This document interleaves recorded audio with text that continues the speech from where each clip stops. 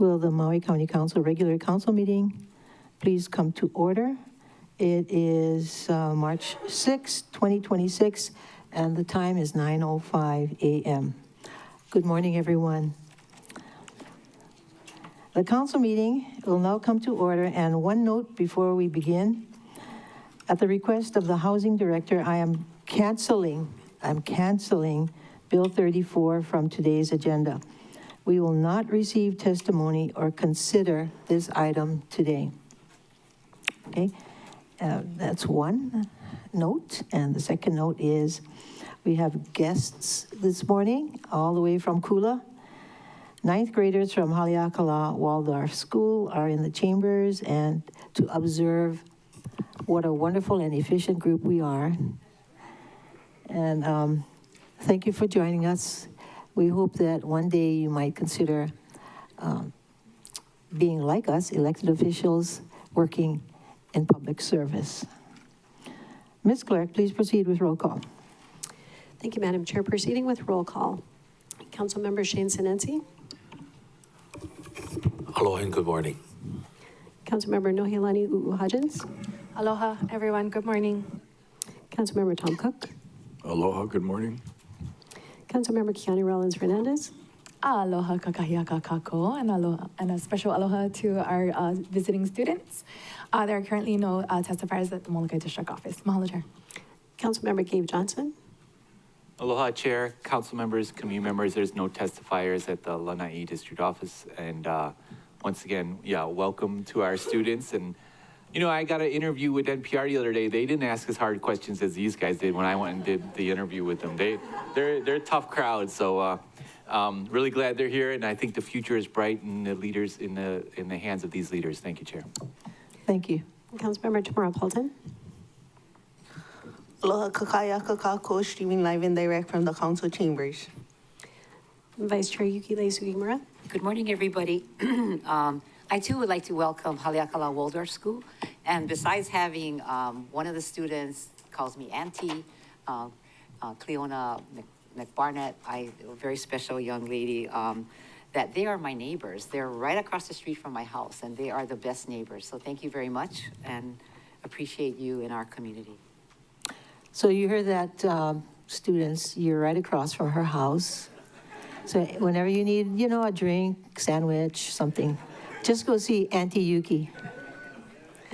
Councilmember Kawanoi Batangan. Aloha kako.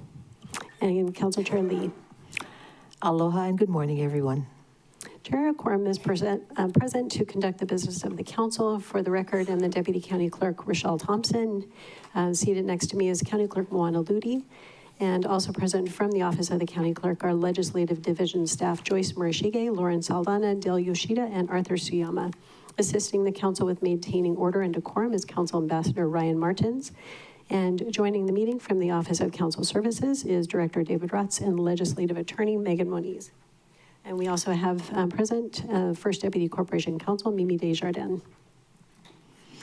All right. Opening remarks will be provided by Councilmember Kiani Rollins Fernandez. Mahalo, Chair. This past Monday, I had the opportunity to participate as a mentor in William S. Richardson School of Law's first online class, the Environmental Law Program Enviromentors. Chief Justice Richardson certainly would be proud to see his vision of making law school accessible to Napo'e Hawaii by expanding in this way, reaching Kama'aina who are living as far away as Denmark, pulling them back in and helping them on their path, on their return path home. The eager energy of the environmental law students was invigorating. The question, why did you go to law school, is one I haven't been asked in a while. Without hesitation, I shared, because the laws were hurting my people. Reflecting on our history, the laws that expanded or restricted access have always been a battle. Access to education, like C.J. Richardson's vision of a law school in Hawaii, access to language, which we almost lost because it was against the law to olelo Hawaii, or have a Hawaiian first name. Access to our culture, combating efforts of erasure, laws that made hula illegal, access to land, martial law that reduced kaho'olawe to target practice. Laws have the power to hurt, but laws also have the power to heal. Like the healing we experienced last Friday. For the first time ever, our county celebrated makahiki with all ages on the front lawn of the county building. Our Department of OEV Resources, led by Director Molitao and Deputy Director Robinson, partnered with Kekula o Pi'ilani, led by Po'olani, hosted to honor our season of Lono, a time of peace, fertility, and agriculture. If you recall, I've fondly shared growing up celebrating makahiki, one of my most treasured times of the year. You may also recall that my favorite competition is that of hakamoa, but no worries, we did not play hakamoa. It was too much of a liability. We avoided breaking any bones. Employees from the different departments came and competed. Councilmember Paulton and I represented the council, you're welcome, enjoying some rounds of ulumaika, moapahe'e, and konane. And to my surprise, the main event was the ku'iai competition. Uncle Byron from Department of Water Supply won the poi category, and Chair Lee, you may not believe this, but guess who won the pa'iai contest? You did. People told me about that. If you guessed this, Councilmember, you'd be right. Mahalo, and here's the winnings. I grew up celebrating makahiki for 40 years, and this year I learned more about the genius of our kupuna. As you know, war was forbidden during makahiki. It signified a time of rest and rejuvenation for both the land and the people, giving folks time to fortify existing bonds and forge new relationships. Games were played to maintain accuracy, skill, speed, strength. This season fostered community and helped us see each other as people and not just faceless beings on the other side of the end of a missile. Makahiki is also a time to celebrate abundance. This year, I joined Ka'ahele i Molokai, led by Ohana Peskaya, walking from Halawa to Kayaka, from east to west, stopping at every ahupua to offer oli and to receive ho'okupu.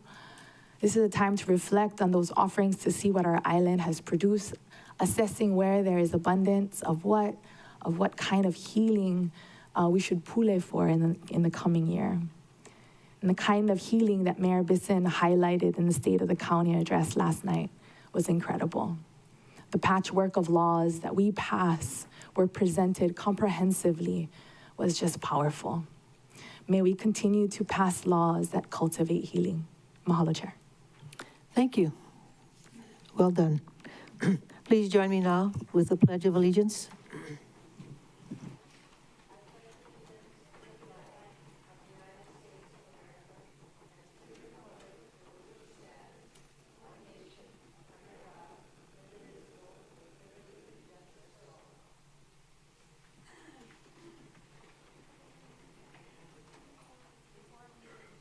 Before we proceed with today's agenda, may I please request that everyone keep their microphones muted unless it's your turn to speak.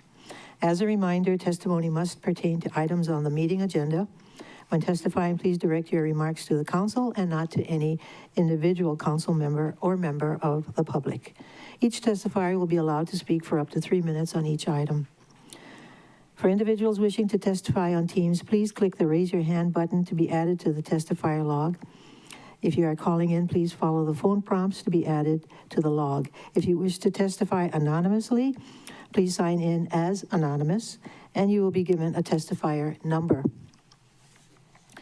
Decorum shall be maintained at all times. Any person who behaves in a manner that disrupts, disturbs, or impedes the orderly conduct of any council meeting can, at the discretion of the presiding officer or a majority of present council members, be ejected or banned from council meetings, or if participating remotely, muted or dropped from the meeting.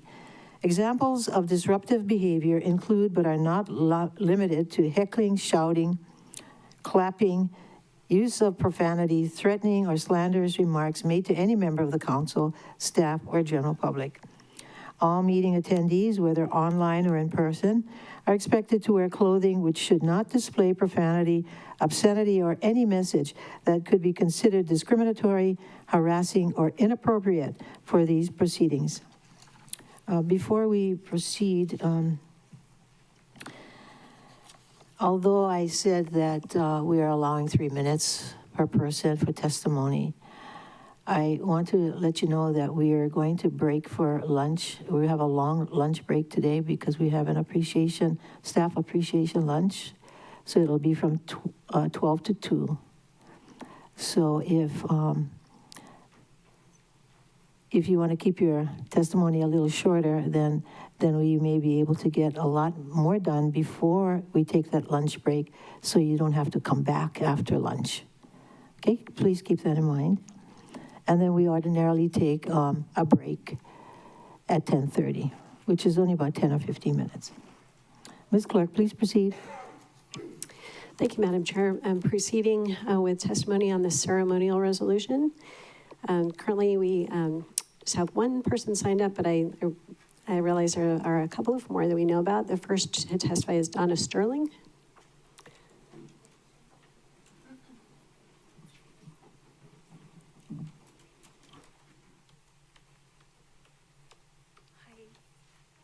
Hi, everybody. Hi, everybody. Can you hear me? Hi, Chair Lee. Friendly faces. I traveled all the way from Kahikinui, which is about an hour and a half, up at 3:30 to address the 2649 resolution, because I'm the chair of the Board of Water Supply. I'm not speaking on behalf of it, because I'm termed out next week. Yay! And I just want to address this resolution. I read it. It's very clear, very concise. Overall, the infrastructure all the way to everybody getting involved, the public, the director, the department. And, this is what we've been aiming for. And as I term out, I'm going to move on to other things. I can't tell you right now, but I'm just happy to have experienced the chairmanship. And I know Kika, we go back to Kahikinui in community efforts, but this is what we needed, more clarity and, manpower, money, and it's so nice to see everybody. I'll make it short so you can eat lunch, and I thank you all. Aloha. Thank you very much. Members, do you have any clarifying questions? If not, thank you. Next testifier. Thank you, Madam Chair. The next person to testify is Kika Bukowski. Aloha, Chair, Vice Chair, Council members. Kika Bukowski. I'm here on behalf of two organizations, actually 3, but the International Association of Plumbing and Mechanical Officials, as well as the Plumbers and Pipe Fitters Local 675. And speaking on behalf of Dave Viola, who is the chairperson of the World Plumbing Council, they were all involved in putting this resolution together. We want to thank this body. We want to thank Vice Chair for introducing this resolution on our behalf. The general intent is to raise awareness and to celebrate the full cycle of water and the importance that water plays in our society and in our communities. I think the opening remarks that were given is fitting. We want to raise awareness and raise respect for this resource in its full life cycle, from the beginning, from its source, to transmission, to distribution, to use, to consumption, to waste, to disposal, but the hope of reuse so that we can complete that full circle and learn how to preserve, conserve, and respect this vital resource that we have that keeps us living.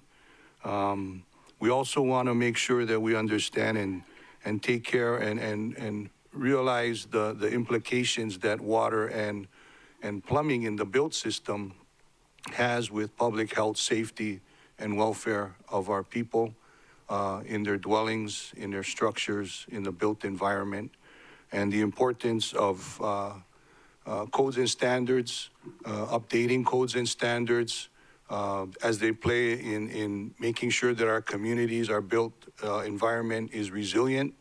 A lot of people, as they think about plumbing, and they don't typically understand the science behind it, but there is a tremendous amount of science behind it, and the protection of public health and safety when it comes to waterborne or airborne pathogens, bacteria, those types of things that are actually transmitted through plumbing systems that can affect the community. And so this resolution really is trying to raise awareness. It's a global movement. We're doing this statewide. It's good to be home, even if it's for a few hours, and good to reconnect with dear friends like Donna Sterling. And it's almost, this is the first county of 4. We're doing this in all 4 counties, and Maui is the first. And I didn't realize that Donna was going to be here, and we go back. And it's good to see that she is stewarding the Board of Water Supply. I'm sorry to see that she's leaving, but I hope that we can continue to raise the awareness and do our part in making sure that this resource is preserved. Thank you. Thank you very much for your testimony. Members, clarifying questions? If not, thank you. Chair, we don't currently have anyone else signed up to testify on this ceremonial resolution, but we see Director Stufflebean is online. So wanted to invite Director Stufflebean if he has any comments on this resolution. At the beginning of the meeting.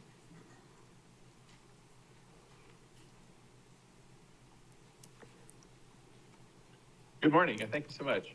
Yeah, this obviously we strongly support this resolution. It's great to raise awareness of all of these issues. I did take a look at the March for Water website, and it's an excellent website. John, could you speak a little louder? Oh, Please? sure.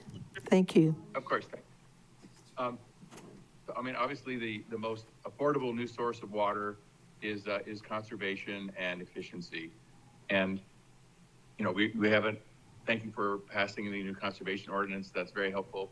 And also we are really focusing on reducing leaks and making our system as efficient as possible.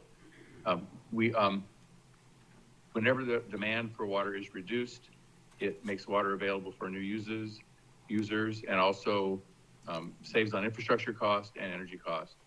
And we do support the concept of rainwater catchment.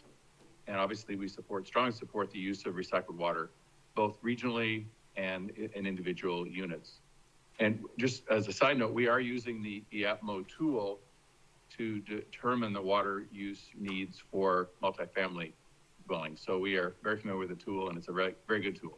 So finally, obviously a competent workforce is essential to achieving the goals of a safe and affordable water supply, which is especially critical here in Maui. Thank you. Thank you. Questions? Member Tamara Paulton. Hey, Director Stufflebean, if you're still there, I just was wondering, the conservation rules that are along with this, does it apply to the state too? When I was driving to the state of the county yesterday, the state was irrigating in Olowalu at 3:00 p.m. Just letting you know. Okay. Well, I think probably the best approach would be to give us that information, and we can contact them and try to encourage them to be more efficient. Okay, thank you. We'd be glad to do. Any more questions? If not, thank you. Next testifier. Chair, currently there are no testifiers signed up to testify on this ceremonial resolution, so we'll give last call. If anyone wishes to testify on this resolution, please make your way to the podium or raise your hand in Teams. Chair, seeing none, will count down 3, 2, 1. There's no one else to testify on the ceremonial resolution. Any objection? Oh, we have one more. Chair J.C. Law. Aloha ka'aha o ke kalana. I'm J.C. Law from Kulauka, speaking on the resolution that was not available from the clerk's office at the front desk. It's got to do with water, that's what I heard. Thank you, Mr. Stufflebean, if you're still listening, for taking care. Malama Kawai. I was reading in the Pukui Albert Dictionary. I looked, and the first word I was looking up underwater, and Kanawai came up. Kanawai. It says, I found the most famous Kanawai, that means law, and that's what we're here for, so that's relevant. Kanawai Kai Okia was promulgated by the god Kane after the flood of Kahinali'i, promising that ever afterwards the sea would be separated from the land. And we know all our water comes from the sea, even though it looks like it comes from up there on the mountains. Akua brings it back up there for us every time, and thank you everybody that's taking care of the water. We have an important meeting on Monday about the East Maui Commission on Water, so anybody wants to participate, you're welcome. And that's about it. I'll save the rest of my time for the Hawaiians. Questions, anyone? If not, thank you. Next testifier. Chair, there is no one else to testify, so we'll go ahead and give last call again, counting down 3, 2, 1. Chair, there's no one else to testify in the ceremonial resolution. Any objections to closing public testimony and accepting written testimony on the ceremonial resolutions? No objections. So ordered. Ms. Clerk. Chair, before you is Resolution 26-49, recognizing March 2026 as March for Water Month. Vice Chair Sugimura. Thank you, Chair. I move to adopt resolutions 26-40. Second. Moved by member Vice Chair Sugimura, seconded by member Cook, to adopt resolution 26-49. Vice Chair Sugimura.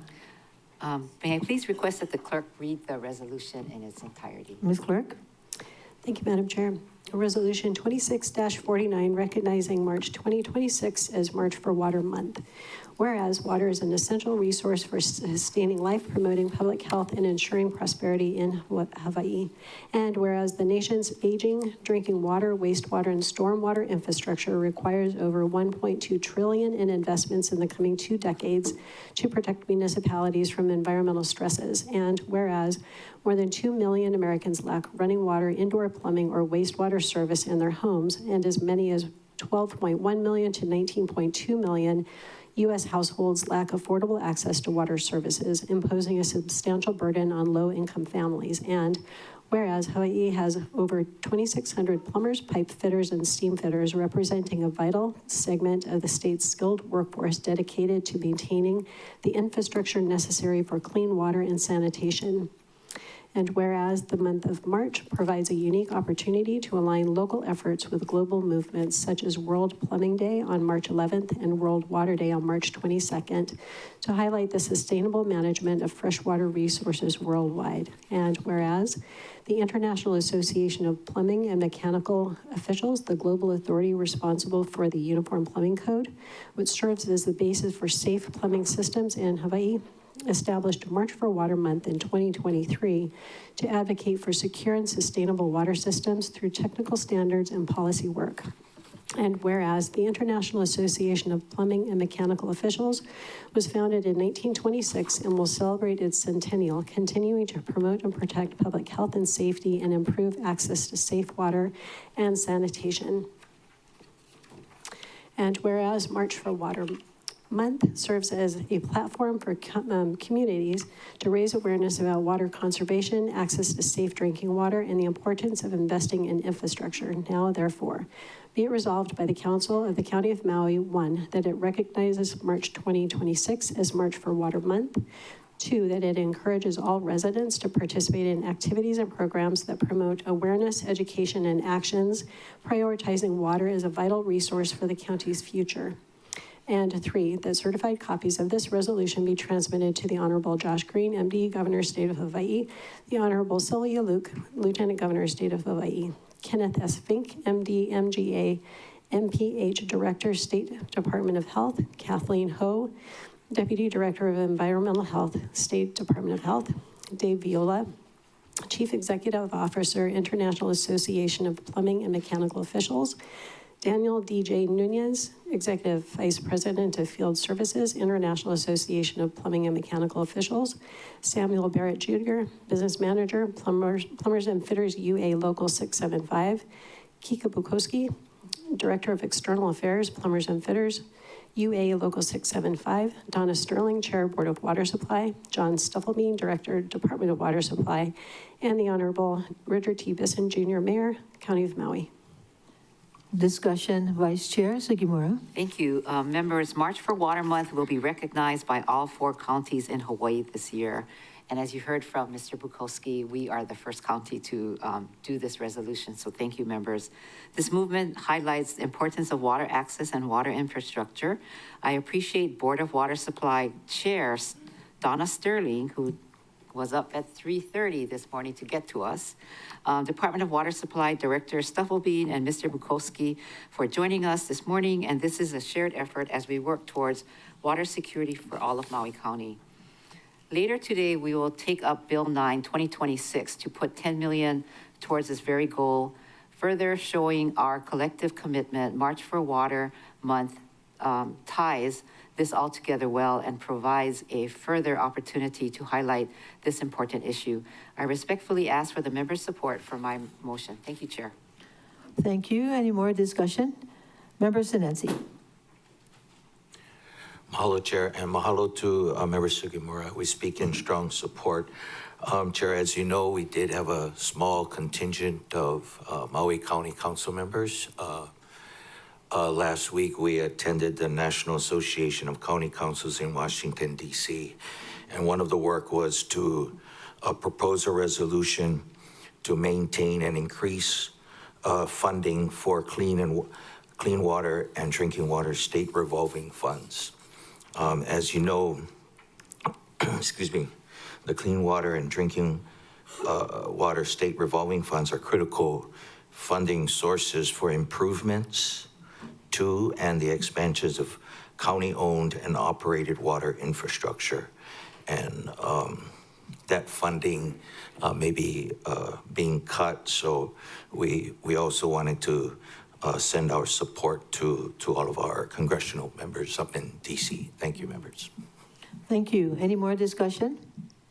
If not, all those in favor of the motion, please raise your hand and say aye. Aye. 9 ayes, 0 noes, motion carries. Thank you very much for that resolution. Ms. Clerk. Thank you, Madam Chair. Moving on to testimony on any of the remaining items on today's agenda. The first to testify is Deputy MPD Chief Wade Maeda, and he will be testifying on Committee Report 26-13 and Resolution 26-56.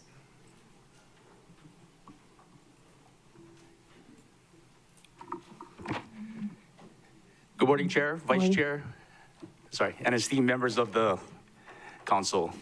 My name is Wade Maeda, and I am the Deputy Chief of Police for the Maui Police Department. I'm not only the Deputy Chief of Police, but I'm also your servant. I'm also your guys' servant. I'm here to represent Chief John Pelletier, who unfortunately is on the mainland, giving a presentation at a conference. I would first request from the Council that we file BFED Bill 92 so that MPD can work with the FBI to make changes to the Joint Terrorism Task Force Intergovernmental Agreement. These changes will include the following: no immigration enforcement whatsoever.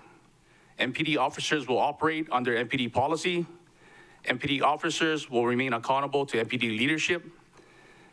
And we will maintain our oath to the Constitution of the United States, State of Hawaii, and the people of Maui. There's fear among our people that the JTTF will overreach and overstep their authority based on the President's demands. I assure you that MPD, regardless of who the President is, shall stay the course. We're to protect life and property of those in need. That will never change. I swore an oath 28 years ago. The oath doesn't change as long as you wear this badge. The men and women of the MPD will protect you guys no matter what. If the President deems certain groups are now domestic terrorists, MPD will not go after these people because of a label. Remember, MPD will only investigate if a crime has occurred. Labeling someone does not justify making them a target. Common sense must prevail. In keeping transparency, the Maui Police Department is making internal changes to our policies. Our bias-based profiling, General Order 101.9, which covers our officers from prohibiting them from investigating based on race, ethnicity, age, religious background, sexual preference, and so on. We're gonna add this paragraph as well, and this will be our general orders in part of our policy. The Maui Police Department understands the sensitivity and cultural significance of immigration in the United States. In order for our sworn personnel to be in alignment with MPD administration, the following shall be adhered to. The Maui Police Department will not enter into a 287G agreement with the U.S. Immigration and Customs Enforcement, ICE. No arrest by the department shall be based solely on a violation of immigration law. Furthermore, any Maui Police Department officer or task force officer assigned to an outside agency is required to adhere to this policy at all times. If an officer or TFO, determines that compliance with this policy necessitates being excused from a particular operation, the officer shall do so, ensuring that all enforcement actions remain consistent with Maui Police Department standards and constitutional protections. In other words, if they're gonna do something that we don't like, the officer shall recuse himself. They will not participate. Violation of this policy will result in disciplinary action, which means we can terminate the officer. The JTTF is not our enemy. The JTTF does not give the FBI unilateral control over MPD operations. Participation in the JTTF does not compel MPD to engage in actions inconsistent with local law or policy. Officers assigned to the JTTF are ordered to decline participation in activities that conflict with local guidance.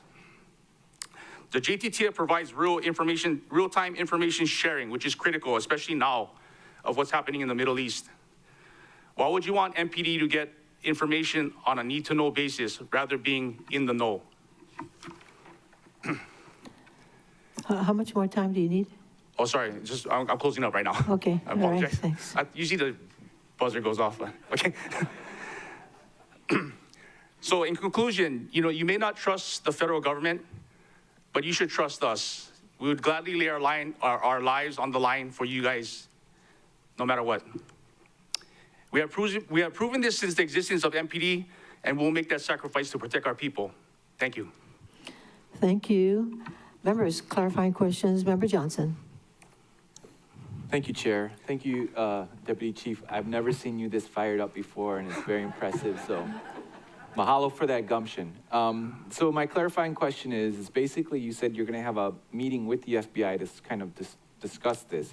Yes. What's the timeline? Are you going to come back before the council and explain what the meeting was, or are you just going to come with a new deal, or? Yes, so we'll come back and to be transparent with the council and to the people of Maui, that we'll come and explain the process and how it's going and exactly what will the agreement entail and the changes, and so that the people are informed. That's exactly what I was looking for. Thank you so much, Deputy Thank you. Chief. Yeah. Thank you, Chair. Deputy Chief, I just wanted to ask you if you knew that more than likely, I can't say for sure, but because we haven't taken the vote, but more than likely, we are just going to cancel, or in other words, vote against the agreement. Yes. You knew that, right? I understand that, and whatever decision you guys make, I still love you guys. We're still gonna do our job. We're still gonna continue to protect the people. So, you guys are the lawmakers. It's in you guys' hands. Nothing changes with MPD. And that's exactly the answer I was hoping for, because we have that same mutual respect. And when we disagree, we want you to know upfront, rather than surprising you, what we're planning to do. And then we know that you understand our position and that you're going back to the drawing table and work something else out. Understood. Okay, thank you. Mr. Cook. Thank you. Thank you, Deputy Chip. I really appreciate your passion and enthusiasm too. A clarifying question. How many officers does MPD have? How big a department? Sworn and civilian, or just sworn? Or both? So we have 325 sworn police officers, men and women, and we have 150 civilian positions. That's a significant part of the community, and just thanks for your service. And your clarification hopefully really did clarify the commitment that your department has for our community and our community first. Yeah, again, you know, regardless of the way you vote, I just wanted to come before everybody and let you guys know how MPD feels and how we're going to continue to service the community. Any more questions? Vice Chair Sugimura. Yeah, thank you for your passion. Truly, I've never seen you this pumped up, but we got your message. One of the things I wanted to clarify with you, just because the community is like kind of nervous, if somebody sees something that looks suspicious, can they call 911? Yes, of course. Okay. Yeah. And then police will come. Yes, we'll investigate and the whole 9 yards. Okay. Thank you. That was one of the suggestions from somebody who came to visit me at the Upcountry Farmers Market and was talking about this. So I'm glad to hear your confirmation. 911 is a solution. Yes. Thank you. Any more questions? If not, thank you very much. Thank you. Chair, the next testifier is Hina Noble. I'm Testifying sorry, on committee we don't report. take questions from the audience.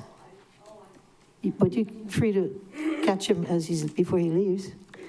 And she'll be testifying on Committee Report 2613 and Reso 2654. Aloha nui mai kako. I'm Hina Nubo, and I ask that the Council please pass Resolution 26-54 to reject the DEIS for the Air Force's Amos Star project. I was raised on Haleakala in a place called Waipoli, not far below the lavender farm. Onto the uka side of our simple country shack, my parents built a bench that faced east so that we could be warmed by the sun when it came over the mountain on the many cold mornings up at 4,000 feet. From that sun bench, I would stare up at the top of the mountain to the Kualono, admiring its beauty every day. Eating fresh strawberries and corn, making footprints in the morning dew, memorizing the velvety black outline of the Kualono in the full moonlight. Those were the experiences that grew in me a profound aloha for Haleakala. So deep that my husband and I buried the iave, the placentas of our 2 children at the Kualono.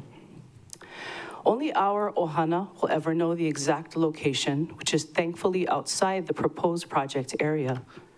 But if we continue to allow further development of this highly sacred space, my girls' iave will eventually come under threat. This cultural practice of kanu iave will come under threat. I could stand here and tell you about this DEIS Section 343 being triggered, arsenic above accepted levels that they want to shove deeper underground, endangered species like ahina and uwa'u being in imminent danger, and the ACHP citing a lack of evidence on consultation with Native Hawaiian organizations under NEPA Section 106, all of which are detailed in my written testimony. But I really just want to talk about kanu iave and how our mountain is running out of space.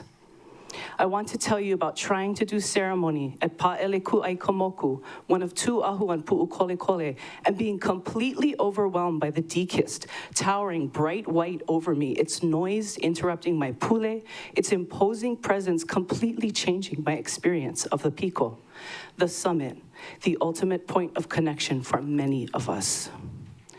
But the DEIS doesn't truly care about any of that. The entire process is unfairly stacked against Hawaiians and what matters to us, and completely geared for the success of federal agencies. It's absolutely devoid of Hawaiian worldview. It's a broken process that generates broken promises and broken trust. Reject the DEIS, reject the process, and let's think about what true protection for the summit looks like. Let's talk about extending the boundaries of the Crater Historic District to include the summit and personhood protection for our beloved Haleakala. Yes, please reject the DEIS and prepare to think bigger and farther into the future for our beloved mountain. I also have testimony for Bill 92. And I'm a little confused about what the testifier said before me, but I'm gonna say this anyway because I reject any kind of involvement with any JTTF. I oppose any agreements that form or strengthen relationships with a joint terrorism task force here on Maui or appropriate any county resources for such partnerships. NSPM 7 and the authority it gives JTTFs to investigate domestic terrorist activity is a direct response to the dissent that Americans have expressed to two things. One, billions of tax dollars being sent to Israel to commit genocide on the Palestinian people while Americans lack adequate health care, housing, and food. Two, the murderous violence that ICE has unleashed on the American public, tactics it's learned by training with the Israeli Defense Forces. Deeming groups or individuals domestic terrorists for expressing anti-Americanism, anti-capitalism, or anti-Christianity, and then harassing, detaining, or otherwise making their life hard is an obliteration of our constitutional rights. I take specific issue with the term anti-American, considering the context of this moment. Kanaka Hawaii and our allies are engaged in various kinds of activism to protect our lands and waters from further desecration by the American military. Just as I've asked that you pass Resolution 2654 to deny the DEIS of the Amos Star project. It's our constitutional right to oppose this project, but our dissent is and will continue to be weaponized against us. For example, there's a far-right pro-ICE malihini on Oahu named Kai Lorink. Ironic she claimed a Hawaiian name as she thinks the language is dead, but I digress. On February 17th, she gave her opinion on community opposition to Amos Star in a Substack post. Quote, Hawaii faces ongoing questions about sovereignty citizens, domestic terrorism activism, federal authority, environmental review, and political obstruction. Some concerns are legitimate and deserve examination, she says. She's using this NSPM 7 language to try and dog whistle federal agents and set them on Hawaiians who stand up to protect our sacred spaces, which we do in the spirit of kapu aloha. Nonviolent, peaceful action. Now, maybe she's just a nuts lady on the fringe, but I assure you she is not alone. So my question for the council is, do you really want to open the door for people like this to attack Hawaiians and our allies right here on Maui? If you allow the MPD to work with the JTTF, what will happen to people who continue to oppose Amos Star? How will you keep us safe? Protect the people, do not file Bill 92. Mahalo. Okay, no clapping, okay? Please. Next testifier. Thank you, Madam Chair. The next testifier is Patricia Pierce. She'll be testifying on Committee Report 2613. She'll be followed by Rita Massey.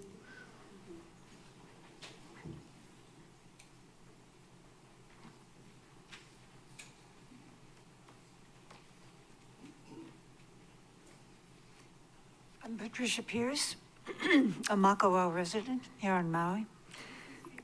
Could you move a little closer to the mic? Yeah. Yep. Okay. I'm Patricia Pierce, live in Makawa.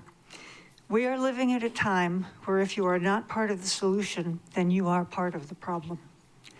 The problem in this case is the partisan-driven heavy-handedness to the point of abuse by federal forces in other municipalities that could very easily come here next. The solution, that is the retention of local control over our own local law enforcement, is going to require not only the definitive defeat of Bill 92, but also a proactive bill to replace it against the next time out when we are again pressed by the Trump administration to surrender ourselves to their law enforcement discretion. A majority of Americans, as well as the majority of members on this council, are in agreement that federal overreach to the point of abuse has been rampant, resulting in fully predictable murders of Alex Pretty, Renee Good, and a number of lesser-known others at the hands of the same federal agencies that now seek to gain our trust. I will speak the obvious part out loud. They have not earned it. It is not clear that by allowing these, is it not clear that by allowing these joint federal task force agencies total control over our local law enforcement, that we are voluntarily submitting ourselves to potential abuse at their hands, similar to what others have already observed? Whereas in retaining our powers of self-determination in law enforcement, we lose nothing in the more positive sphere of mutual cooperation with these same agencies when legitimate cooperation is mutually beneficial down the road. It's my understanding that the process of filing Bill 92 gives it free rein to still be actionable by extra council persons who would predictably support it, essentially as is. Hence the need for a proactive stance by this council in crafting a plain-spoken alternative bill that reflects the majority opinion of both council members and constituents in declining to hand over discretionary power and control of our local law enforcement to federal forces. Please recognize that you have the power to be a part of the solution on this, not an extension of the problem. Do whatever is necessary to render Bill 92 unactionable by anyone. Then proactively get some plain-spoken safeguards in place to assure the retention of full control over our own local law enforcement for the time when another request is going to predictably be made again by this administration who does not give up easily and does not willingly negotiate. You are our representatives in government. Please live up to it and pass an alternative bill which resoundingly retains full discretionary control of our local law enforcement forces right here in Maui. Thank you. Any questions? If not, please, please, no clapping. We're trying to move this along as quickly as possible. Chair, the next testifier is Rita Massey, testifying on Committee Report 2613 and Reso 2656. If you would please let us know when you're finished on our first item, we can reset the clock. She'll be followed by Ralph Thomas. Okay, I was kind of thinking of doing them all together, but anyway, I'm just kind of speaking from my heart and from my concerns. I do not trust this federal administration. I've just seen too many breaches of contracts, of paying no attention to the Constitution, and getting involved in, like what previous testifier said, Ms. Pierce said, the language has to be very clear and plain and really protect our people because they're overstepping everybody and just doing horrible things. And I don't want that coming to our community. I don't want to see our law enforcement get entangled with it. And I kudos to the good job our law enforcement does do these days. They be very professional. I've been exercising my First Amendment rights and feel very safe with them, and I want that to continue, that those First Amendment rights are protected, that we don't have surveillance, we don't have whatever, just because of our opinions. We have a right to our opinions, and that needs to be protected, so I feel I can be out there and visible and speak my mind. And that's really what it comes down to, so I really encourage that we shelve this bill as it is, 92, and that we also scrap the 2007 contract and start with something that really protects our rights as citizens. And at the same time, do the legitimate law enforcement stuff. You know, surveilling and harassing people who are exercising First Amendment rights or are just trying to live here freely and lawfully, trying to get the proper immigration citizenship status, whatever. Everybody's entitled to due process, every human being in the United States. It's in our Constitution. I just see that being trashed, disregarded, and I'm here to speak up for that, to protect our Constitution and the people that it's supposed to protect. Thank you. Any questions, members? If not, thank you very much. Please call the next testifier. Chair, the next testifier is Ralph Thomas, testifying on Bill 43. He'll be followed by Raul Pais.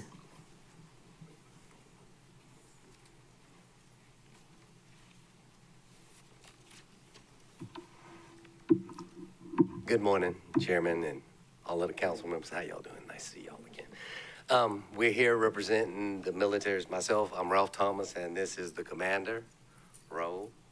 Nice to see you. And what we represent is the VFW, Veterans of Foreign Wars. There are approximately 8,000 veterans in the county of Maui, right? But not everybody can join the VFW. You have to have participated in a foreign war, which right about now is not really a popular thing. But when we were coming through, things were a little different. and we want y'all to know everything is safe over there at the VFW. So what we actually have are members of about 200 and something teen, like 15, 14, something like that, take a give a few. However, 100 and something are off island. They've moved or either come and go. So that leaves us with about 100 people. Of those 100 people. Excuse me, Ralph, which item are you speaking on? I'm sorry, I'm speaking on Bill 43, which first I should have said, thank you for stopping. 43, I thank Chairman Councilmember Cook for bringing Bill 43 forward, because it's allowing us to have funds so where we don't have to worry about trying to raise those funds. So now we can concentrate our efforts on supporting our veteran community. Thank you.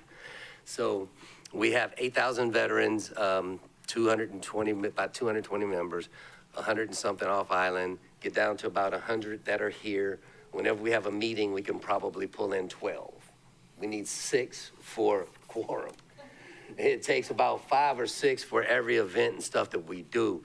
So by allowing Bill 43 to go through, that can free us up to then be able to concentrate our efforts on supporting our military members who have some of the same concerns that everybody else has. We're within your community and we are here.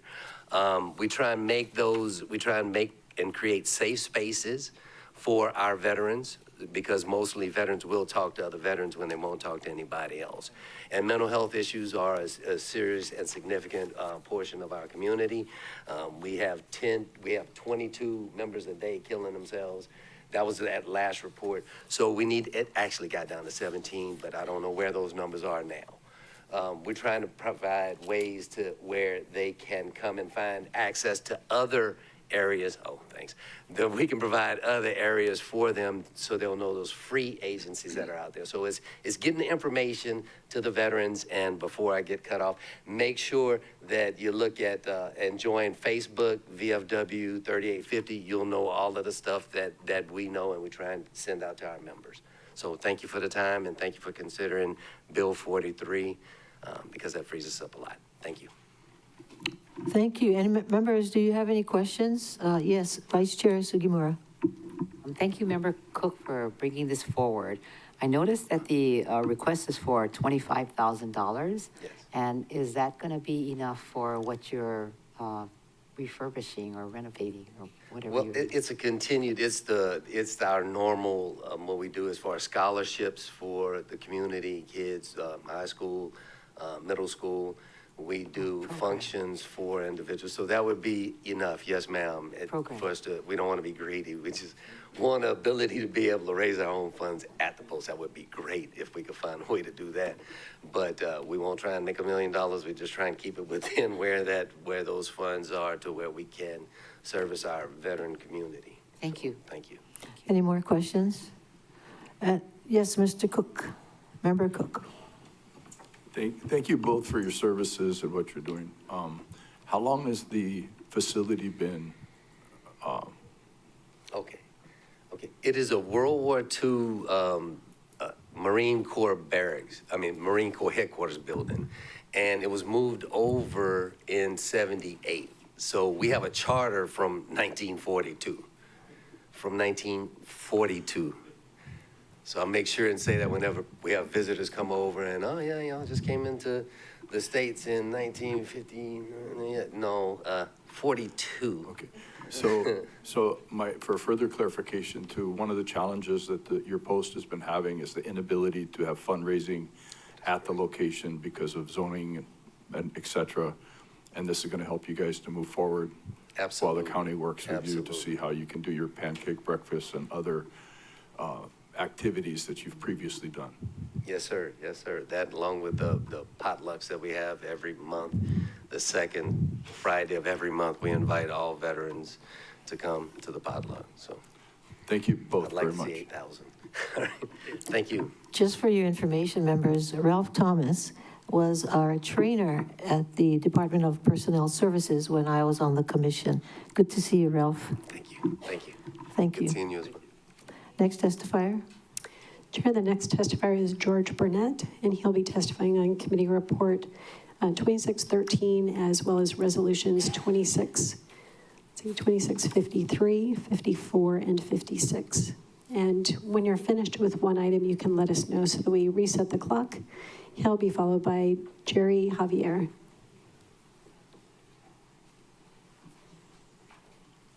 Morning, Chair Lee. Morning. Council members. It's good to see you. My name's George Burnett. I'm testifying as an individual on 2613, 2653, 2654, and 2656. Chair, the first three will be less than a minute, and the last one is less than 3 minutes. Okay, this is 2613. I'm in favor of 2613, the filing of Bill 92.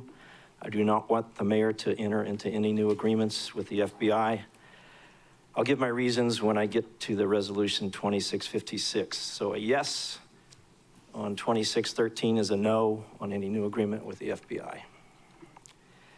This is resolution 2653.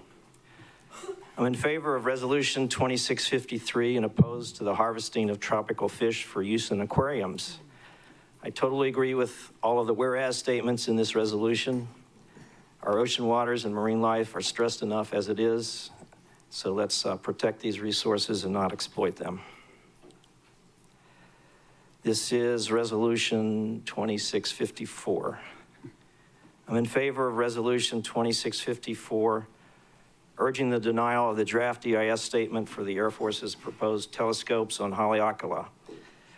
Where I grew up in West Virginia, we had hilltops and not mountaintops, and hilltops were not considered to be sacred. They were just places to visit and enjoy the view. However, in traveling the world, I found great meaning and joy in respecting peoples and cultures different from my own. So I have great respect for the sacredness of mountaintops in Hawaiian culture. And perhaps someday I'll find myself sitting on the road with others hoping to block any attempt to build these telescopes. Okay, this is resolution 2656. Boy, I was conflicted after hearing the vice chief, and he was kind enough to have a word with me in the hall, so I'll go ahead and read this. I'm in favor of resolution 2656, urging the mayor to terminate the 2007 agreement between the Maui Police and the FBI, JTTF.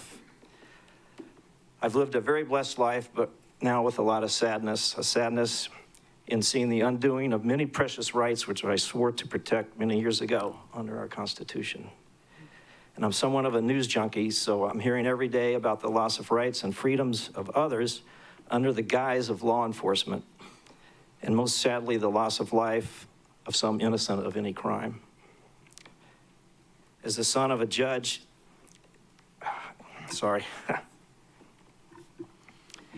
As a son of a judge in a small town, I grew up around a police department, and I have nothing but respect for law enforcement when they're conducting themselves properly and respecting all rights and protections provided by our Constitution. But we find ourselves in uncharted territory. Under normal circumstances, cooperating among law enforcement agencies would be highly desired. And I have no reason to believe that most FBI agents are anything but dedicated public servants. However, it seems, and this is the gist of it, the current head of the FBI, the director of the FBI, is a stooge for our corrupt and lawless president and has little interest in the rights of all of us under our Constitution. Therefore, we should avoid any semblance of cooperation with this madness. I will do everything I can do peacefully to oppose this authoritarian government now in place, wreaking havoc with the precious rights that so many have fought to protect. And I hope this council will do the same. Thank you. Thank you. Any questions, members? If not, thank you very much. May we have the next testifier?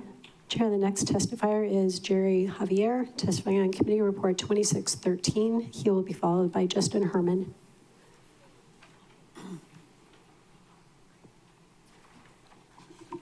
Good morning.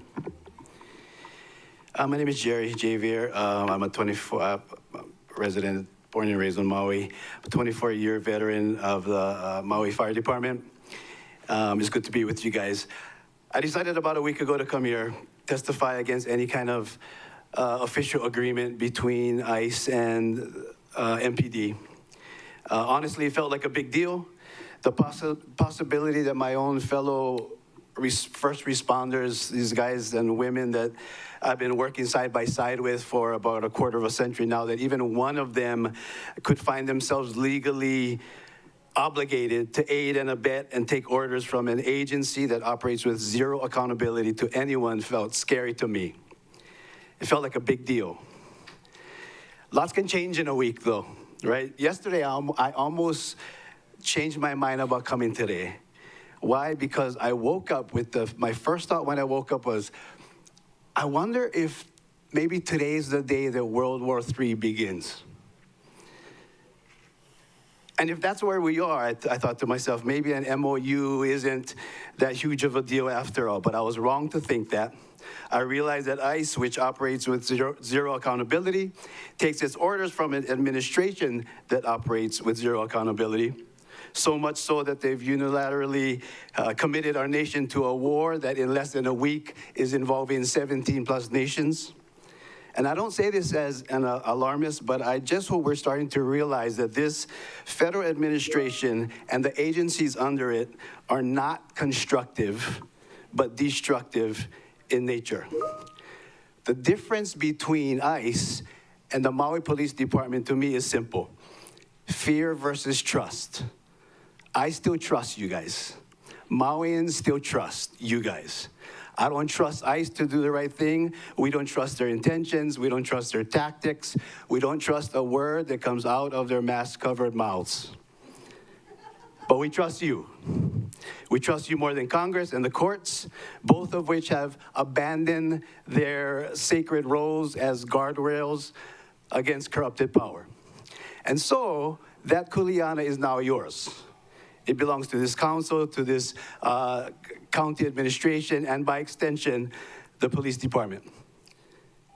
Yesterday, I was fortunate enough to go sing the national anthem before the mayor's speech, and I looked out, as I normally do, and I thought to myself, as I looked at you guys, these are my neighbors, these are my fellow Mauians in my community. These are the people I'm sworn to serve and protect. I'm confident you have that same heart. So please understand, when I say the kuleana is now yours, I mean it's ours. As you fight to protect this community, I promise we will absolutely have your back. Thank you. Thank you. Members, questions? Thank you very much. Next testifier.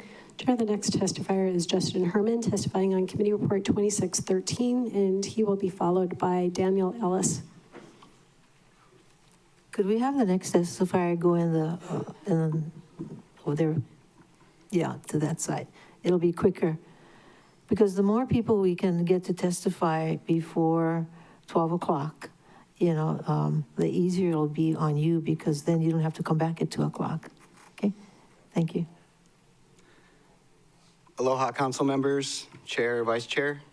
Justin Herman from Lahaina, testifying on 2613, Bill 92. Mahalo for the time that you take reviewing agreements and that affect Maui Council and resources and partnerships. Since Maui County would still pay the salaries and benefits of officers assigned to this program, could the council clarify the total annual cost for taxpayers?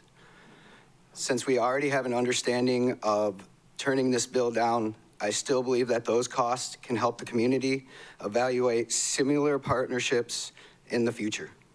If possible, could the information be made available publicly so the residents can better understand how county resources are being used? Mahalo for your work that all of you do, and thank you for doing that work for this island. Aloha. Thank you. Members, do you have any questions? If not, next testifier, please. Chair, the next testifier is Daniel Ellis, testifying on Resolution 2652, to be followed by Lori J. Good morning.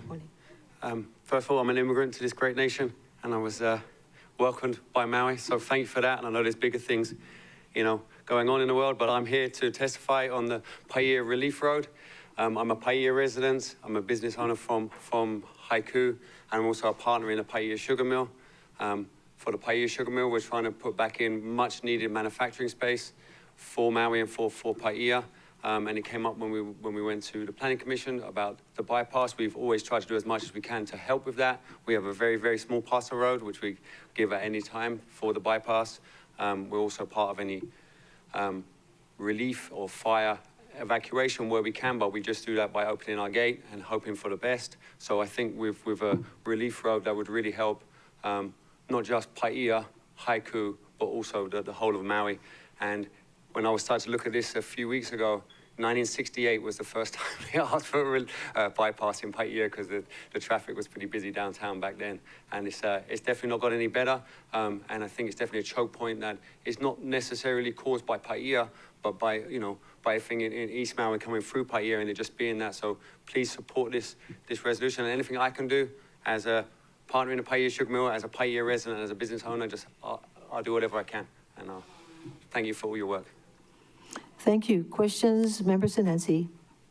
Mahalo for your testimony this morning. I was just curious, which route, did you have a choice of some of the routes that was being proposed? I don't have a great opinion on the route, but it seems to me that it doesn't make any sense to go right through Paia, and some of the routes took out people's homes. And the road, the Sunnyside Road does go, right from Hana Highway, goes right past the mill. There's the Mill Road, and then I think it goes off onto H. Poco Road, and then back down by Maliko. That makes a lot of sense. I know over the years there's been lots of different talk about it. I know there was a big push to make a greenway along there as well, which it all makes sense to have, to have not just the traffic, but also somewhere that, as Paia residents, we can enjoy. And, I was in Skillville for 12 years now. I'm lucky I live in Kuau. But still, it's just getting through town is hard, and sometimes we walk up to Hukipa and, it's like, do we take the side of the road or do we take the other side? It's so busy now, the traffic through there. And, again, we're lucky to live in Maui, and there's bigger issues in the world, but this really would help, to relieve that and just help make our island even better than it already is. Okay, thank you. No problem. Any more questions? Vice Chair Sugimura? I just want to state as an MPO member, and some of us are, that there is a study being done for the Paia, this route that we're talking about, and maybe Member Batangan can say more at the right time, but just wanted you to know you're not forgotten. Okay, no more questions. Thank you very much. Hey, thank you for your work. Thank you. Chair, the next testifier is Lori J., testifying on Committee Report 2613, and she will be followed by Jolie Jenkins. Online? In person. Okay, we're asking all the testifiers to please go over to the wall. Aloha, everyone here that I know and that I don't know. I'm here to testify as a citizen of Wailuku for 25 years with a cane and a walker and a wheelchair. There's lots of us. Not everybody has this. And I trust the police department explicitly. They are wonderful. I've been evacuated numerous times because of where I live, because of fires, and there's lots of fire engines. And lots of police, and we trust them. I love them. We need to just vote no on the bill, which it sounds like everybody wants to do. But you got to hold people accountable by a piece of paper, because that's all they understand and know. To understand, to say, even if they don't go by it, which we know that that's what's happening, but we got to put that paper out there. And I agree with everybody that's spoken and everybody that's about to speak. And I want to stand up for the elderly population, because we're all getting old. And, follow me. That's all I got to say. Thank you. Any more questions? Any questions? Thank you. Thank you. Chair, the next testifier is Jolie Jenkins, testifying on Bill 46, and she will be followed by Lily Troy.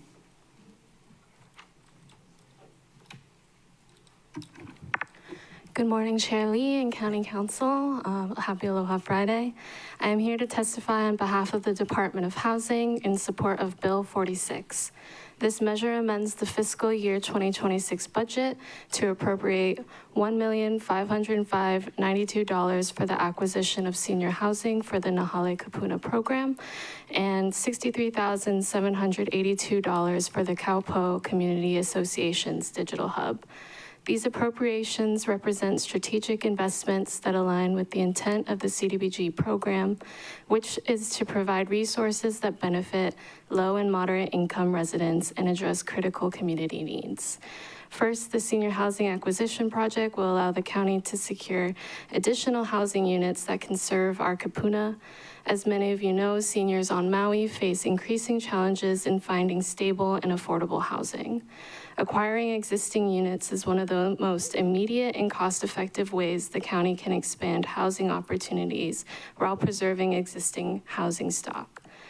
This funding will help the county move forward with the acquisition of additional units that can be dedicated to these kapuna, ensuring that they can remain in our communities that they helped build. Second, the Kaupo Digital Hub Initiative represents an important investment in one of Maui County's most rural and underserved communities. Reliable access to digital resources is increasingly essential for education, telehealth, employment, and civic participation. This project will help improve connectivity and access to technology for residents in Kaupo and the greater East Maui community, helping to bridge the digital divide and expand opportunities for that community. Together, these appropriations reflect a thoughtful use of federal CDBG funds to address both housing needs and community infrastructure in ways that directly benefit residents. Mahalo for the council for its continued support of these programs that expand housing opportunities across Maui County. Should the council decide to take floor action on this bill, I would be both supportive and appreciative of the council's consideration and advancement of this measure. Thank you. Member Paulton? Thank you. I just wanted to clarify one part of your testimony where you said that seniors could stay in the housing in the communities that they helped build. Will it be limited to Maui County residents, or is this one of those where anyone from the United States could move into? So they will be added to the Nahale Kapuna program, which is specifically for those kapuna that were displaced by the wildfire. Okay, thank you. Thank you for that clarification, and just clarifying too that you're in support of Bill 116 and the county communication as well? Yes. Thank you. I have a question. Did you say this is time sensitive? Did you request floor action in advance? I had not. It was communicated to me that the council was wanting to take floor action, so I'm just stating that I'm in support of that motion if you decide. All right, thank you. No further, oh, we have one more. Member Senensi. Thank you, Chair. Just for clarification, for a second there, I thought you were acquiring senior housing in Kaupo, two different ones, but we still need it. You mentioned a fire victim, so it would be in West Maui? We are looking at all general locations in Maui County, more specifically in Lahaina, Upcountry, Central Maui, and Kihei. As part of the first year of the program, we reached back out to all current tenants as well as those that are waiting on the list for housing on where they specifically would like to live if a unit were to become available, and that was taken in consideration for our search for additional units. Overwhelmingly, they would like to stay in Lahaina, makes sense. But some feedback that we did receive from current tenants was that they actually liked living, at least for those that live centrally, they liked that spot more because there's better access to resources. Okay, thank you. Thank you. Any more questions? Vice Chair Sugimura. So to answer that question, I do have it on request for first reading. Okay, thank you. Okay, thank you. Thank you very much. Next testifier. Chair, the next testifier is Lily Troy, testifying on CR 2613, and she will be followed by Cheryl Matsui. Lily Troy.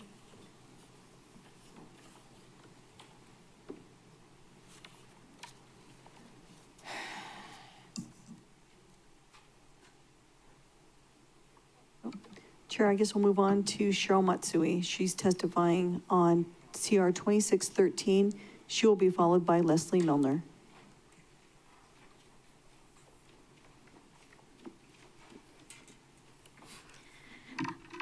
Hi, I'm Cheryl Matsui. I'm super duper nervous. I've never done this before. So please be patient with me.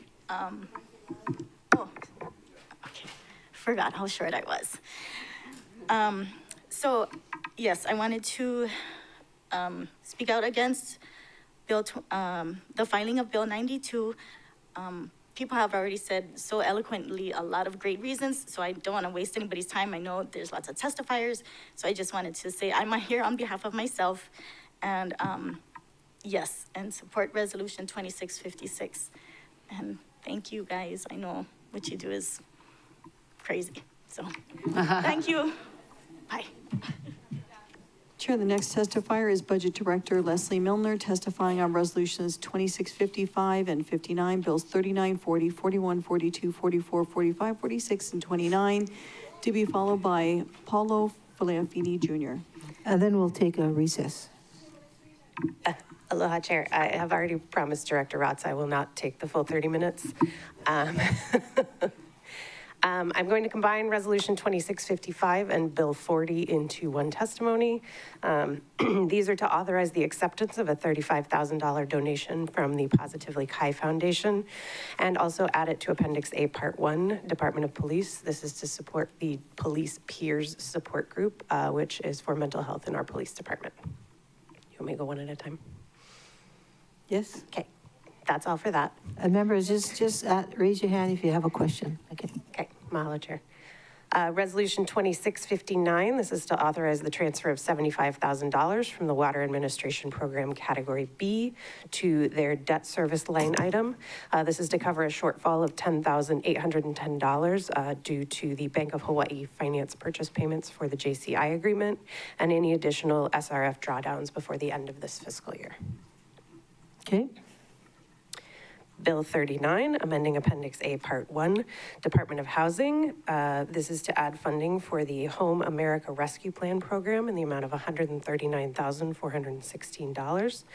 These funds will be used for professional architecture and related design services for the Kahale Akeola project. Good. Okay, Bill 41. This is that the West Maui rebuild? Yes, I believe so. Okay. Yeah, it's to get it closer to construction. Thank you, Chair.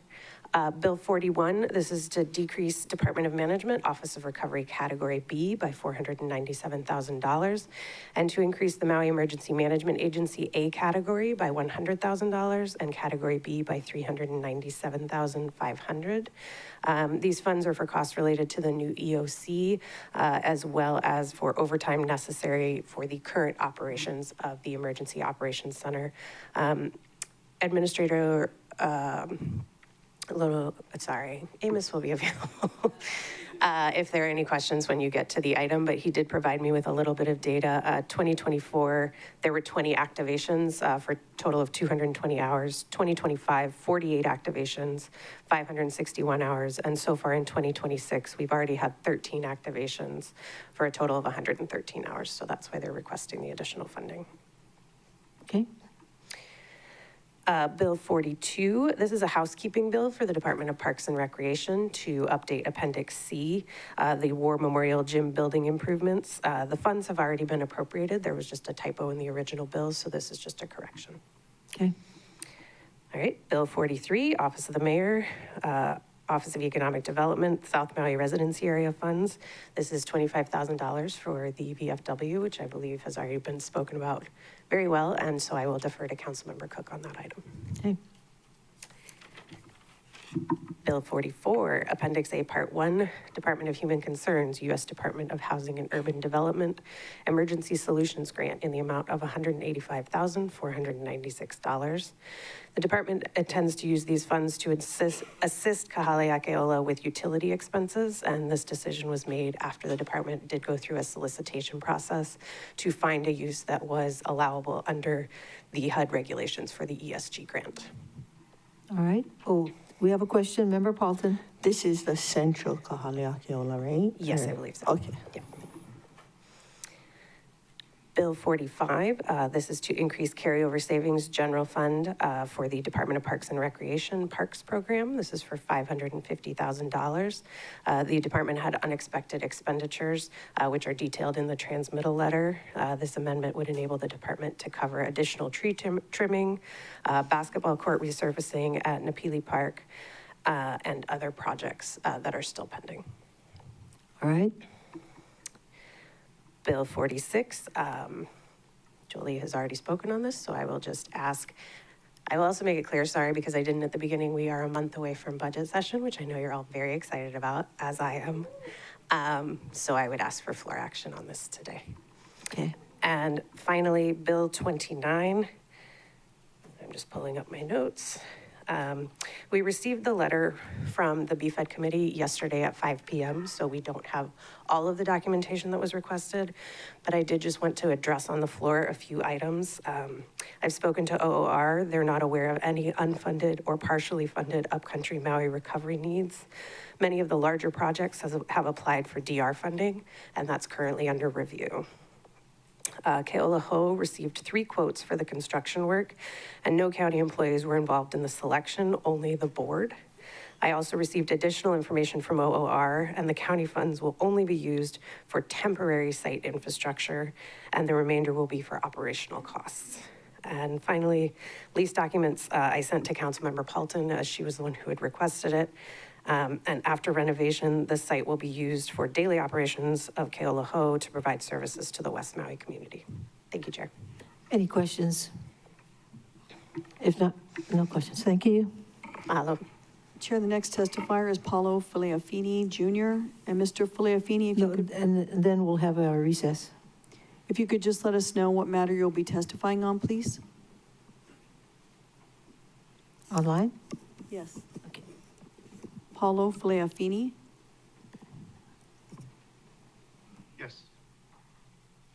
It's your turn to testify. Did you sign up to testify? I'm online.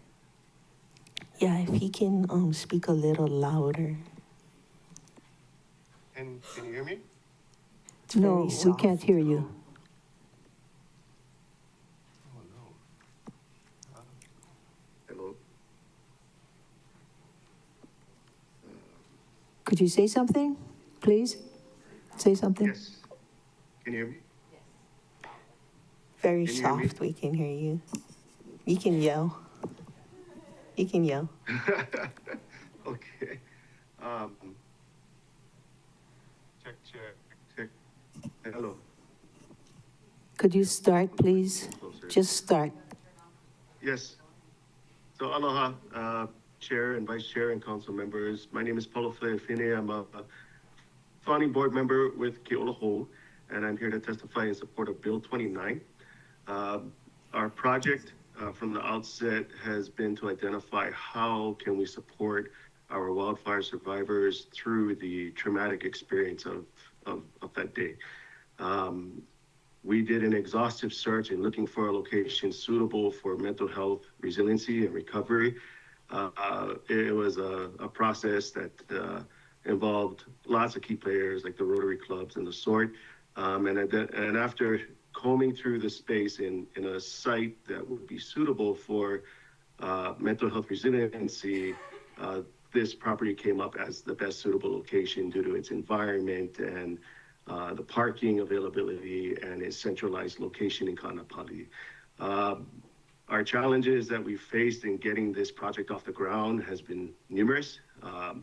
It started as the all-volunteer process in community and whatnot, coming together to what we thought was going to be a simple renovation of a space so we can get the doors open quickly. But as we got moving forward, and also the space was utilized to bring in Sacred Hearts into that same space. And with Sacred Hearts being under the emergency proclamation and everything, we thought the space would be viewed as much in the same way for our section. However, it wasn't, which caused permitting delays and the sort, and then having to bring on a general contractor and go through that whole process. And, we've done our best efforts that we could to really be as diligent with getting quotes and moving that forward. And so this unforeseen cost of bringing in a contractor to get through our permitting issues has caused the amount that we've requested in support to open the site. And at this point, according to the contractor, we're 100% done with construction and renovation work. We're just now waiting for inspections to occur. And we are just so close to opening our doors so we can do our service to support our mental health professionals and our community. And urge you to please pass Bill 29 in support of that. Thank you. Thank you. Are there any questions? If not, thank you very much. At this time, we'll take a, how much time do you need? 10, 15 minutes? 10 minutes. Okay, 10:40 until 10:40 in recess.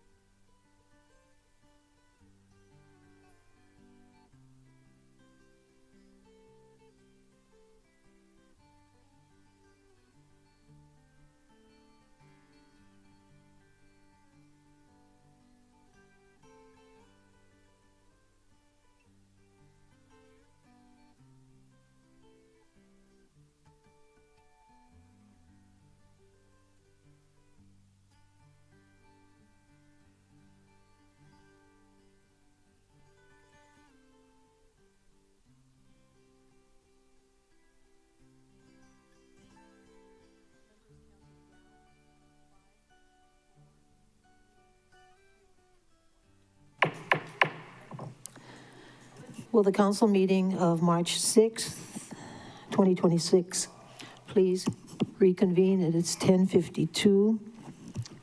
Some sad news, members. Former Congresswoman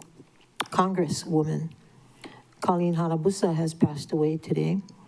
We are grateful for her service to Hawaii residents and offer our condolences to her friends and family. May we take a moment of silence for her, please?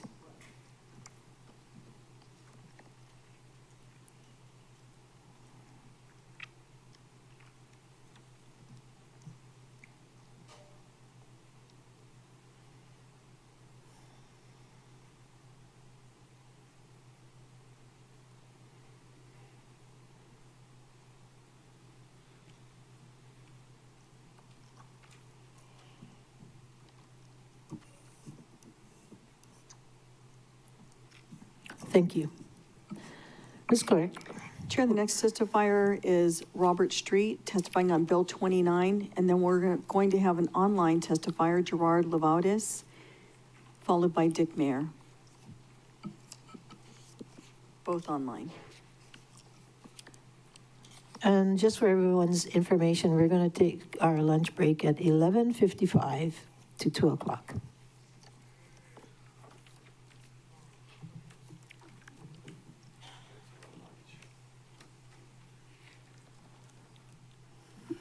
Good morning, Chair, council members. I'm going to be referring to Bill number 25, specifically the Imua Family Services Discovery Garden. This was sent to the planning department, and this is the result, feedback that I got from the planning department. The owner submitted plans to Discovery Gardens and preschool parking expansion in 2021, attached is sheet C1, which mentions the demolition of the tennis court and greenhouse. It also shows 10 toilets, urinals to be added this building for 20 preschoolers and 4 staff. Quote, I could not find any demolition permits for the property since it was purchased by Imua Family Services. Please refer to Maui County, Hawaii Code of Ordinances 19.52.02B, application for an appropriate permit to construct, alter, demolish, modify, move, or alter any building structure in the historic district has to go to Public Works first. The Cultural Resource Commission was in the habit of approving activities using after the fact to approve what had been going on without review. This is a historic district. Anything after the fact should come with stiff consequences, and it should be the exception, not the rule. Corporation Counsel should have stated from the outset on the hearings conducted in the Cultural Resource Commission that one of their employees sits on the board of directors of Imua Family Services.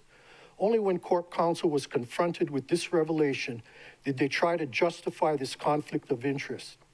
Whoever was representing Corporation Counsel on August 2025 at the Cultural Resource Commission should have been terminated, not only for growth ethical violations, but for openly doing the bidding of Caleb Rowe, who works in Corporation Counsel.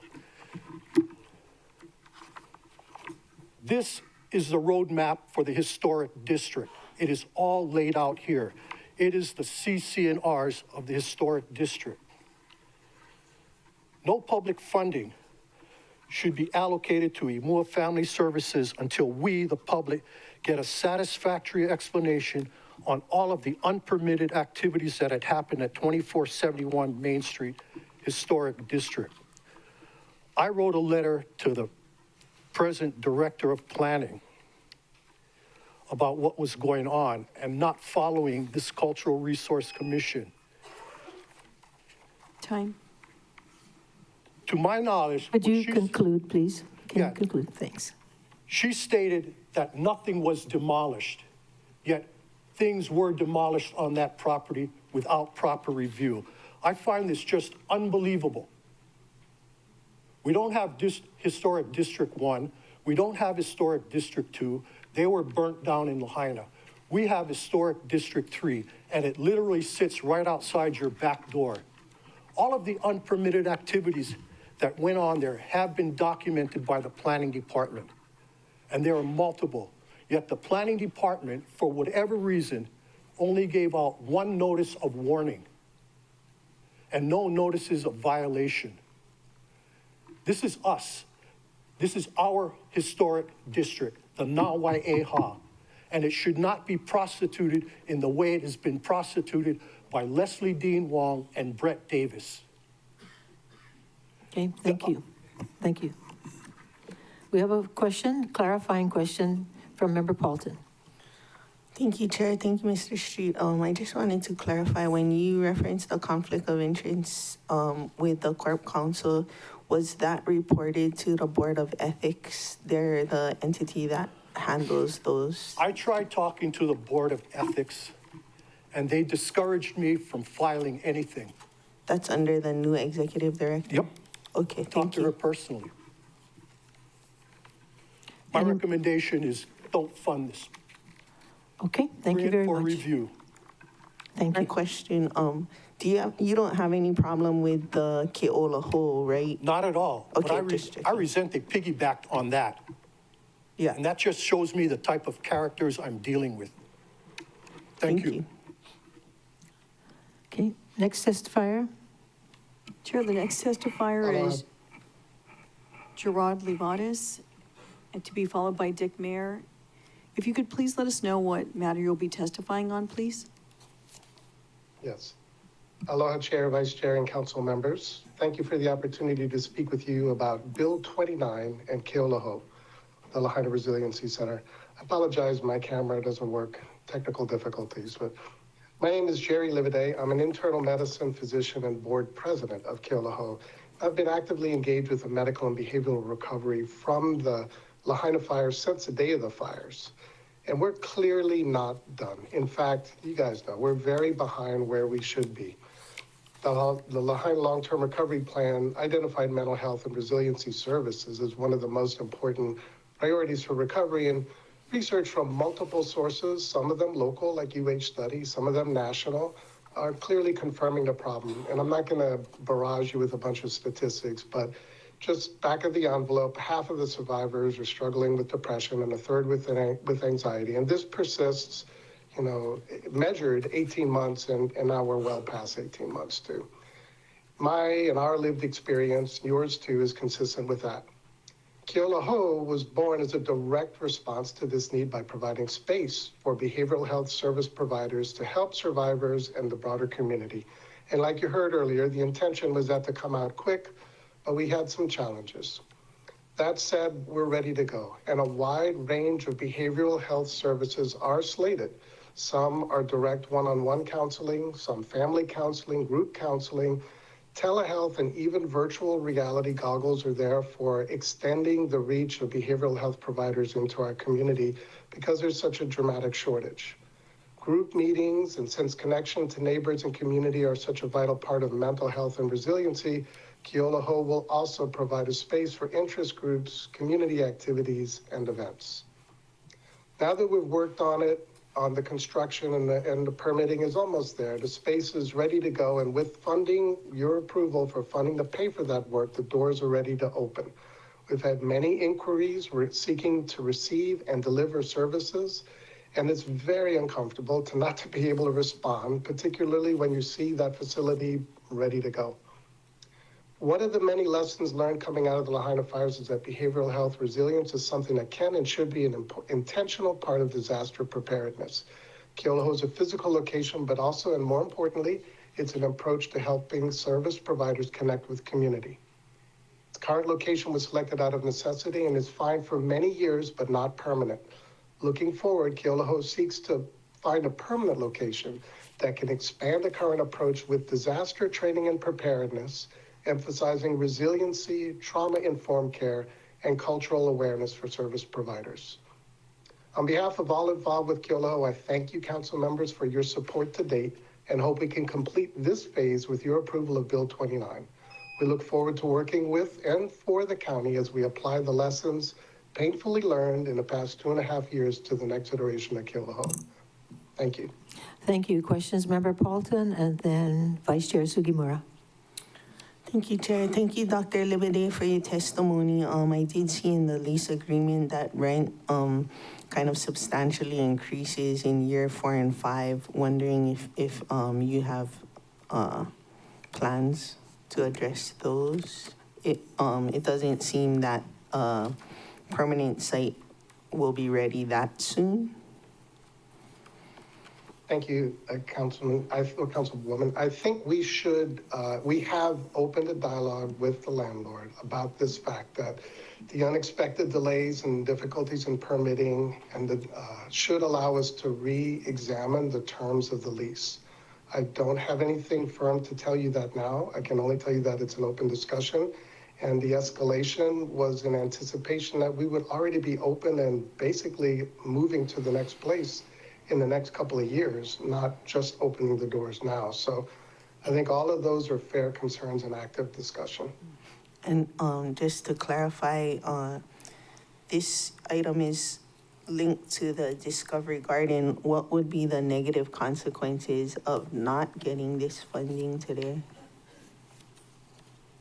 Well, and frankly, I would put it as an unacceptable delay in providing overdue services to a community that's been underserved in the recovery. In my estimation, I would be unfairly critical, but we're overdue. And it's there and it's ready to go. The providers are ready to go.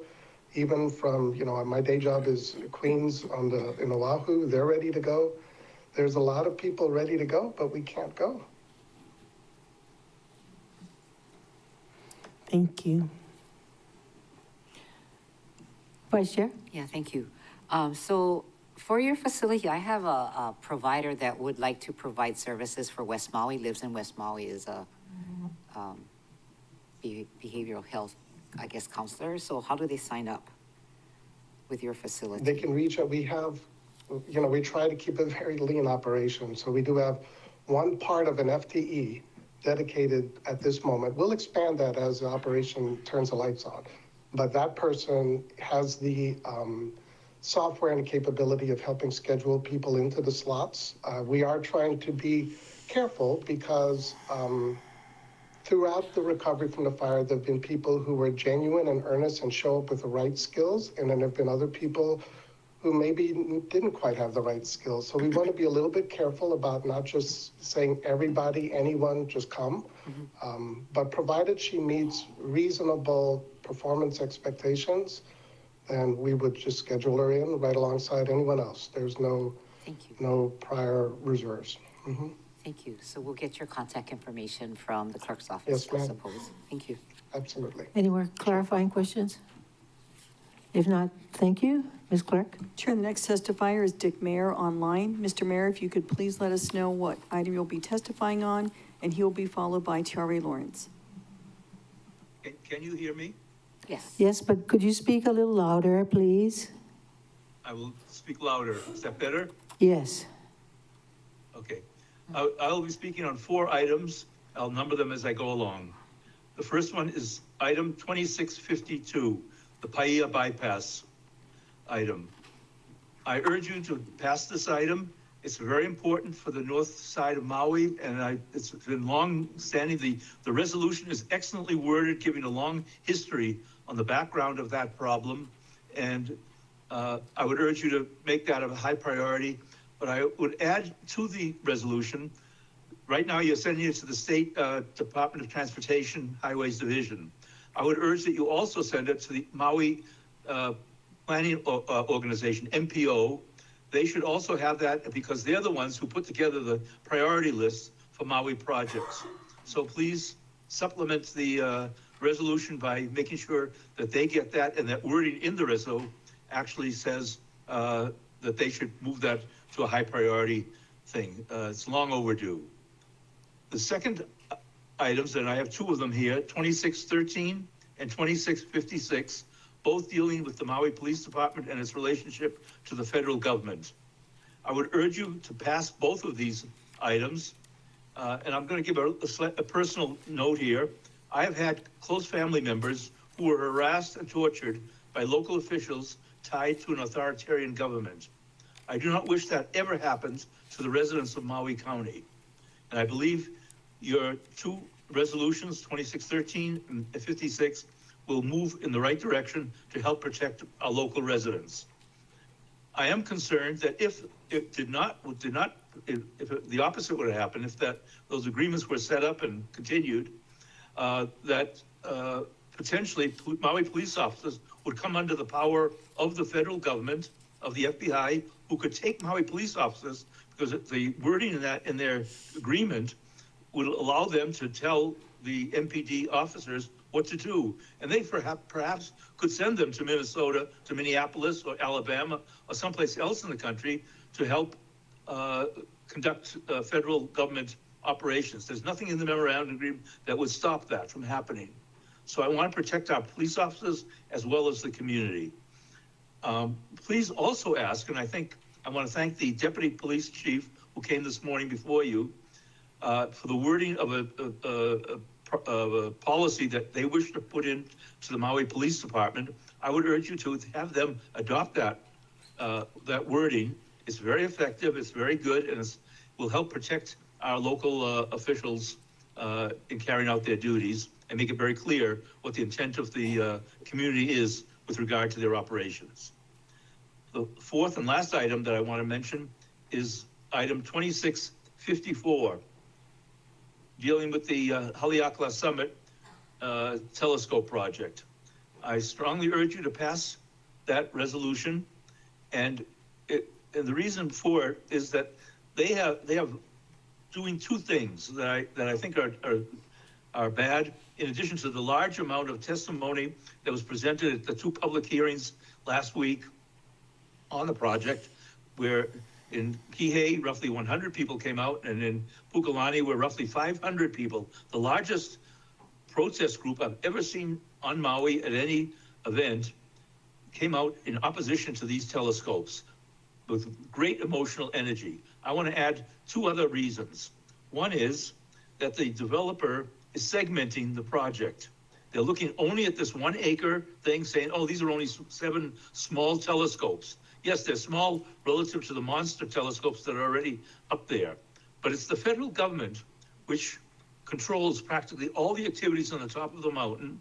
They control the military telescopes, the FAA towers, the solar telescope, and of course, the large Haleakala National Park. And what they're doing is they're segmenting. This is one developer, the federal government, putting up another project. And what they need to do is have an environmental document that would look at the cumulative impacts of all of their federal activities on top of the mountain. That would go along with my other objection, and that is with regard to the upcountry community plan, the Makua Pukalani Kula upcountry community plan, which states that on page 28, that there should be a master plan prepared for the summit of Haleakala. It should be done, and I would urge that you consult with the federal government and have them prepare that master plan for review by the council for adoption, because it's an absolutely necessary thing. Otherwise, they will keep segmenting, keep adding more and more items, each time saying, oh, this is only a small addition. This is a small addition. That's not the case. We need to know the cumulative impacts. And I'd like to give one example. Right now, there are lasers on top of Haleakala that are shooting up into the sky towards various satellites, et cetera. And the new 7 telescopes will also have that laser capability. I think that what we need to do is make sure that we get the cumulative impact of all of these lasers on birds that are at the summit and airplanes that fly over Maui. So those are just some of the reasons, and I could go on, but I want to finish quickly and give you the time to discuss all of these items. And I'm so happy to be able to reinforce the 4 resolutions that you have already on your agenda. Thank you very much. Thank you. Members, any questions? If not, thank you very much. Next testifier. Chair, the next testifier is Tiari Lawrence, testifying on Resolution 2654, and she will be followed by Bobby Kanuha. Aloha Council, it's been a while. I haven't been here since Ko'onoi took his position, so congratulations. Aloha. Aloha, my name is Tiare Lawrence. I'm here today to strongly support Resolution 26-54. For generations, our kupuna have revered this summit as a place where the heavens and earth meet. It is also one of the most fragile and unique ecosystems in Hawaii, home to species found nowhere else on earth. Despite this sacred and ecological significance, Haleakala has already borne the burden of extensive development. The summit already hosts numerous observatories and military infrastructure. The military claims this project is necessary for national security and that Haleakala is special because of its strategic value. But I want to be very clear about something. Haleakala is far more special to us, the people who live here. It is sacred to our culture. It is part of our identity. It is the mountain that captures the rain and clouds that replenish the aquifers that provide us our drinking water. And it is special to the thousands of visitors who we rely on, who travel from around the world to stand at its summit at dawn and at sunset to welcome the rising sun and the setting sun, to experience the silence, the beauty, and the sacredness of that place. That sacredness is what makes Haleakala extraordinary. So when the military says Haleakala is special for national security, we must ask, security for who? For people living thousands of miles away on the continent? Because for those of us who live here on Maui, expanding military infrastructure on our sacred mountain only increases the possibility that Maui becomes a part of military warfare. We become a target. The military's environmental record in Hawaii also gives our community little reason. We can talk about Koho'olawe, we can talk about Red Hill, Makua Valley, Pohakuloa, the list goes on, and the recent fuel spill in Haleakala. Years later, the cleanup remains incomplete. In a fragile alpine ecosystem and sacred cultural landscape, even one contamination event is unacceptable. Beyond the environmental and cultural concerns, the draft environmental impact statement itself contains significant flaws and legal vulnerabilities. And many in our community believe the analysis fails to adequately address cumulative impacts. Dick Mayer talked about segmenting, right? Endangered species protections, cultural resources. Equally important, this proposal does not comply with the Maui Community Plan, which reflects the vision and priorities of the people who live here. We must also address the issue of land and trust responsibility. The lands at the summit are part of Hawaii's ceded lands, held in trust for the people of Hawaii and for Native Hawaiian beneficiaries. Yet, portions of these lands have been leased to the military for how much? Anybody know? $1 a year. That's how much we are worth to the military. Just yesterday, Congresswoman Jill Takuda publicly challenged, she actually grilled the Department of Sorry. You want to take another few seconds to conclude? Yes. Okay. Department of War over its long history of environmental harm in Hawaii. She also questioned why the military continues to occupy lands for essentially $1 a year. Allowing the continued use of our most sacred landscapes for essentially $1 a year raises serious questions about whether that trust responsibility is being honored. In closing, if the price of using our sacred mountain is $1 a year, while the people who live here are asked to accept the risk, the contamination, and the loss of sacred space, then the people of Maui have every right to say one thing: no more. Okay, very good. A question, Member Paulton. Thank you, Chair. I just wanted to clarify, do you know the status of the fuel spill cleanup? It's been 3 years. It has not been completed. The military says they expect to need 7 years. Why? It's already it's like fuel, it's gravity, right? It's percolating. So are we expecting the military to dig 700 feet into the summit to clean up at this point, it's too late.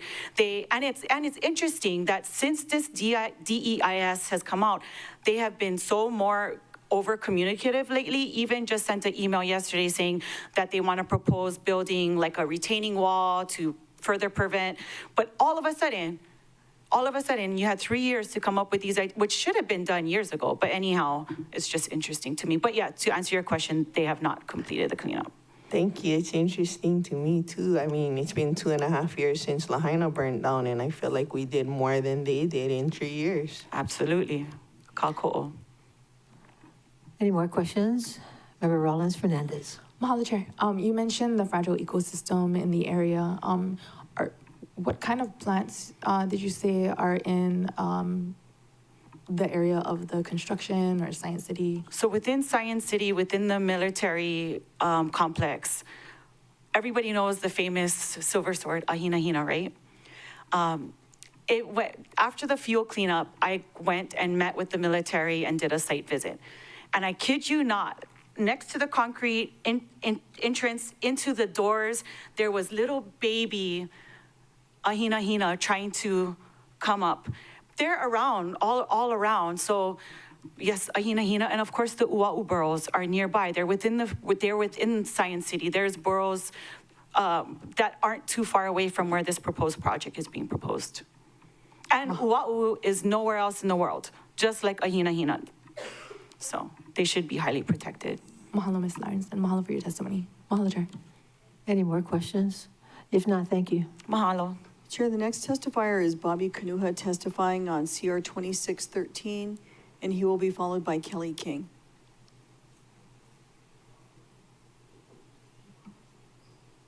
Bobby Kanuha? Here you go. Online? Oh.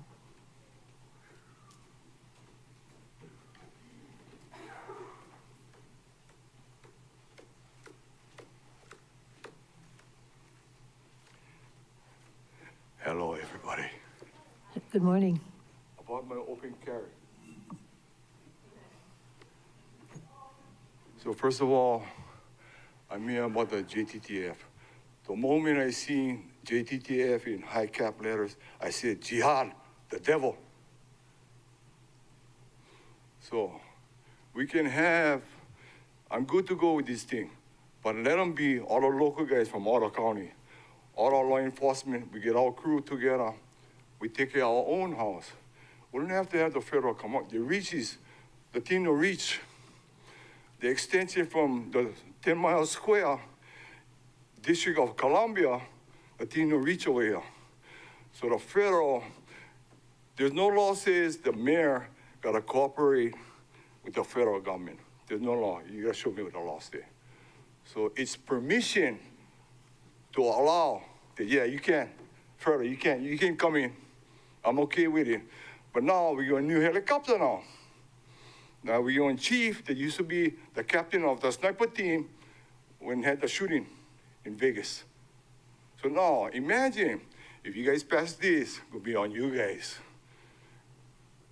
These regret, you guys no can change them. Once you make them, so I'm gonna tell my neighbor, I get one terrorist next door. Boom. They can just come. Holy faith, no mass. God, I told God, don't let them come to my house. Because you already know what they're gonna get. Open carry. You gotta loot. Okay? So I seen, no past this. A lot of counties in the mainland, they regret it. That's why you see them.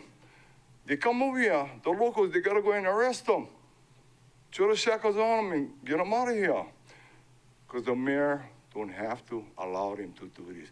And you guys don't have to allow them to do this. Because once it's just, they're gonna be out of control. A lot of the guys, they're all ex-military. America, we get the most unbelievable Department of Energy all over the continent. Underground, above ground, in there, all over the place. You know what I'm saying? Because we're the United States of America. You know what I'm saying? One thing you forget, in God we trust, we the people. That's all I got to say. I tell you guys, JTTF, don't effing do it. Any questions, members? If not, thank you very much. Next testifier. Chair, the next testifier is Kelly King testifying on CR 2613, Resos 2654 and 56, and she will be followed by Josiah Nishita. Aloha, Chair. Aloha, Council members. I'm not going to take the full 12 minutes for the 4 items, but thank you so much for letting us know about Colleen Hanabusa. She'll be missed, and I had some very good I didn't agree with everything, but I had some good interactions with her, and I was sad to see that here she was passed away. So my first item is number 20, committee report number 2613, recommending the filing of Bill 92. And of course, I wholeheartedly support this. I sat through the meeting of trying to figure out how to address this issue at the budget committee. And I do have a couple of concerns just sitting through that and looking through the documents. Why is this authority in this proposal sitting with the mayor, recommending that the mayor enter into this agreement when the current agreement that exists was signed by the police chief? So there's some confusion there. And meanwhile, we have this state statute 46-7, agreements with federal governments, use of funds. It says the governing body or the planning commission or department of various counties, with the consent of the council, may enter into agreements with the federal government or any other public body or bodies respecting action to be taken pursuant to any of the powers granted to it by law and furnish, expend, and receive any funds or other assistance. So this is other assistance, I think, in connection with projects being or to be undertaken with pursuant to the powers. So I'm not an attorney, and I can read the fact that this means that the council needed to take action and that there were financial implications or assistance implications. So I don't know how we got to the point where it actually almost passed all the way through the council. But I think that needs to be clarified. And I would advise you, since Corp Council got it wrong twice already, to go to our Office of Council Services legal minds there. So that's my concern about that, and I'll bring it up again later in the third issue. But the second issue is I want to support Resolution 26-54, urging the denial of the draft environmental impact statement for the Air Force Maui Optical and Supercomputing Site Small Telescope. They call it an advanced research facility. And I've got a question, research implies science. And I'm thinking about this current federal administration and going, science, really? Climate change, he calls climate change a hoax. He's sabotaging the EPA and trying to lower the greenhouse gas requirements. He appointed a non-doctor, RFK Jr., as a health department, a guy who readily admits that a worm ate his brain. This is the guy who says we need science and research here. So I question whether they even know what that means. But certainly it's not national security. I mean, when you look at what this administration is doing in the name of national security, attacking fishermen off of Venezuela, now bringing us into a war, creating a war with Iran, attacking our own people in our own cities. This is not an administration that has any claim to be doing anything for national security or science or research. So I think this should be an easy one to support, turn this down. The next one is Resolution 2656, urging the mayor to terminate the 2007 intergovernmental agreement between the Maui Police Department and Federal Bureau of Investigation. Again, I don't know why we're punting this to the mayor, because if this is something that should have been approved by the council in the first place and wasn't approved, to me, I think it's just a matter of the council saying this agreement is not valid because it was never approved by the council. So look at the existing agreement, which was 2007. I looked at the document. It was signed by the police chief. Why are we even considering that this is a valid document? It wasn't approved by the council as required in our state statute. So rather than punting this to the mayor, maybe just come out with a statement that agreement, and by the way, probably the same thing with the DHS agreement. The DHS agreement, which was just 2 years ago, was also signed by the police chief, is that these documents, these agreements need to be made with the county council. So to me, there are not even valid agreements that exist right now. But, appreciating the sentiment behind that resolution. The last one is Bill number 38, a bill for an ordinance amending Chapter 2.80B, Maui County Code on the general plan and community plans. And I don't want to go into all the details, but I want to thank the council for bringing this forward, because this gives the power back to our community plans that we have.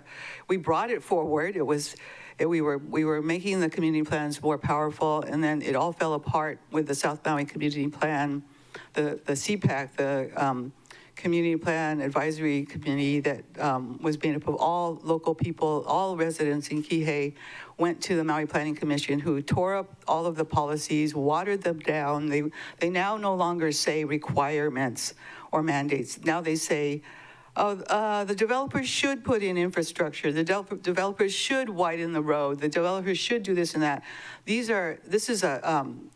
I sat through the Planning Commission meeting where 95% of the testifiers came out against what the Planning Commission was doing, which was was allowing these watered-down policies to go forward. And yet they looked us right in the eye and they voted for it anyway. You know, we've seen that happen through the whole process of this community plan, and I really want to thank the members of the CPAC because they're good people. They didn't always agree with each other, that I didn't always agree with them, but they came out with a plan that protected Kihei, protected South Maui. This current plan, this current version of the plan, and thank you for whoever has sent it back to the planning department. But I could not believe I had a 10-minute discussion with the planning director during one of the mayor's meetings during a break where she said, this is a policy. And I tried to point out to her that a policy says shall and will, and she disagreed with me wholeheartedly. She said, no, you have to have suggestions in a policy. Suggestions are not policy, they are dreams.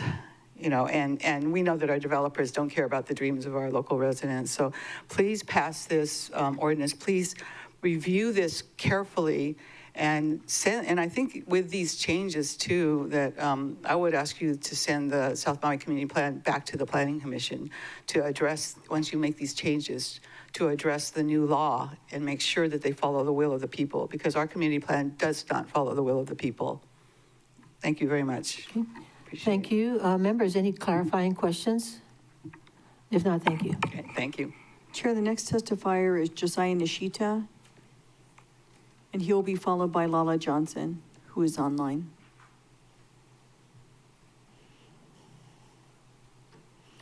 Should we move on to Lala Johnson, Yes. Chair?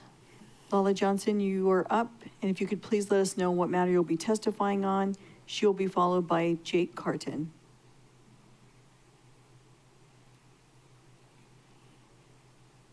Ms. Johnson? Chair, do you want to move on to Mr. Carton? Yes. Oh, the next testifier is Jake Carton, testifying on CR 2613 and resolutions 2654 and 56. Well, we'll take you right after this one. Okay. Jake, can you come back? Jake, you can go. Jake, go ahead. I will yield to Lala. Since you're there, could you? Sorry, Lala. Aloha, honorable council members and our community. My name is Jake Carton on behalf of Maui Indivisible. I'm a voting resident of Wailuku. Today, the council agenda includes a bill, that's 92, for an ordinance authorizing the mayor to enter into an intergovernmental agreement, IGA, with the FBI JTTF, you know, Trump's domestic terrorism force. While we oppose this IGA and the neutral filing of it, and we support a no vote, we recognize that to get to the no, a council member has to motion to approve Bill 92 and get a second to enable the entire council to vote no. We thank Chair Lee and Council Member Palton for being those leaders to make that motion. It seems convoluted, but we can be flexible for the right outcome. In the last half year, this will be the first time the council gets to vote no on 92 once again. Yet this is only the first step to ending the contractual collaboration between Trump's police state and Maui Police Department in Maui County. It is important to note that Bill 92, if it were to pass, which we are against, would withdraw council consent from and terminate the existing IGA with Trump's domestic terrorism force. Also today on the agenda is a resolution to start terminating this existing IGA. So when we testify today to the council's sweeping power to terminate MPD's intergovernmental agreements, it is on point with today's agenda. To address Bill 92 on the agenda, Maui Indivisible will address these two issues. Number one, whether the Maui County Council may withdraw Maui County consent to an IGA and communicate that withdrawn consent to all IGA parties. And number two, whether the Maui County Council may require all Maui County departments, including the police department, MPD, to disclose any and all IGAs with the United States federal government and details about their implementation, including the FBI JTTF IGA. As you will hear later from us, nothing in the law restricts or prohibits the council from terminating existing IGAs, so long as it is done honoring the clauses within the IGA itself. We have heard county attorneys oppose our position. We have requested and have yet to receive from county attorneys citations of law to support their position for several weeks, despite a commitment to work on it 3 weeks earlier. To terminate an IGA is an act of political will by the council, not just as not to terminate an IGA. We respectfully ask that council members, when deliberating, consider our analysis and request county attorneys to cite legal authority to support their opposition. Mahalo. Thank you, Jake. Members, any clarifying questions? If not, thank you. Chair, we're going back to Lala Johnson, and if you could please let us know what matters you'll be testifying on, and she will be followed by Dennis Barger. And how many more after that? Let's see. About 10. Okay.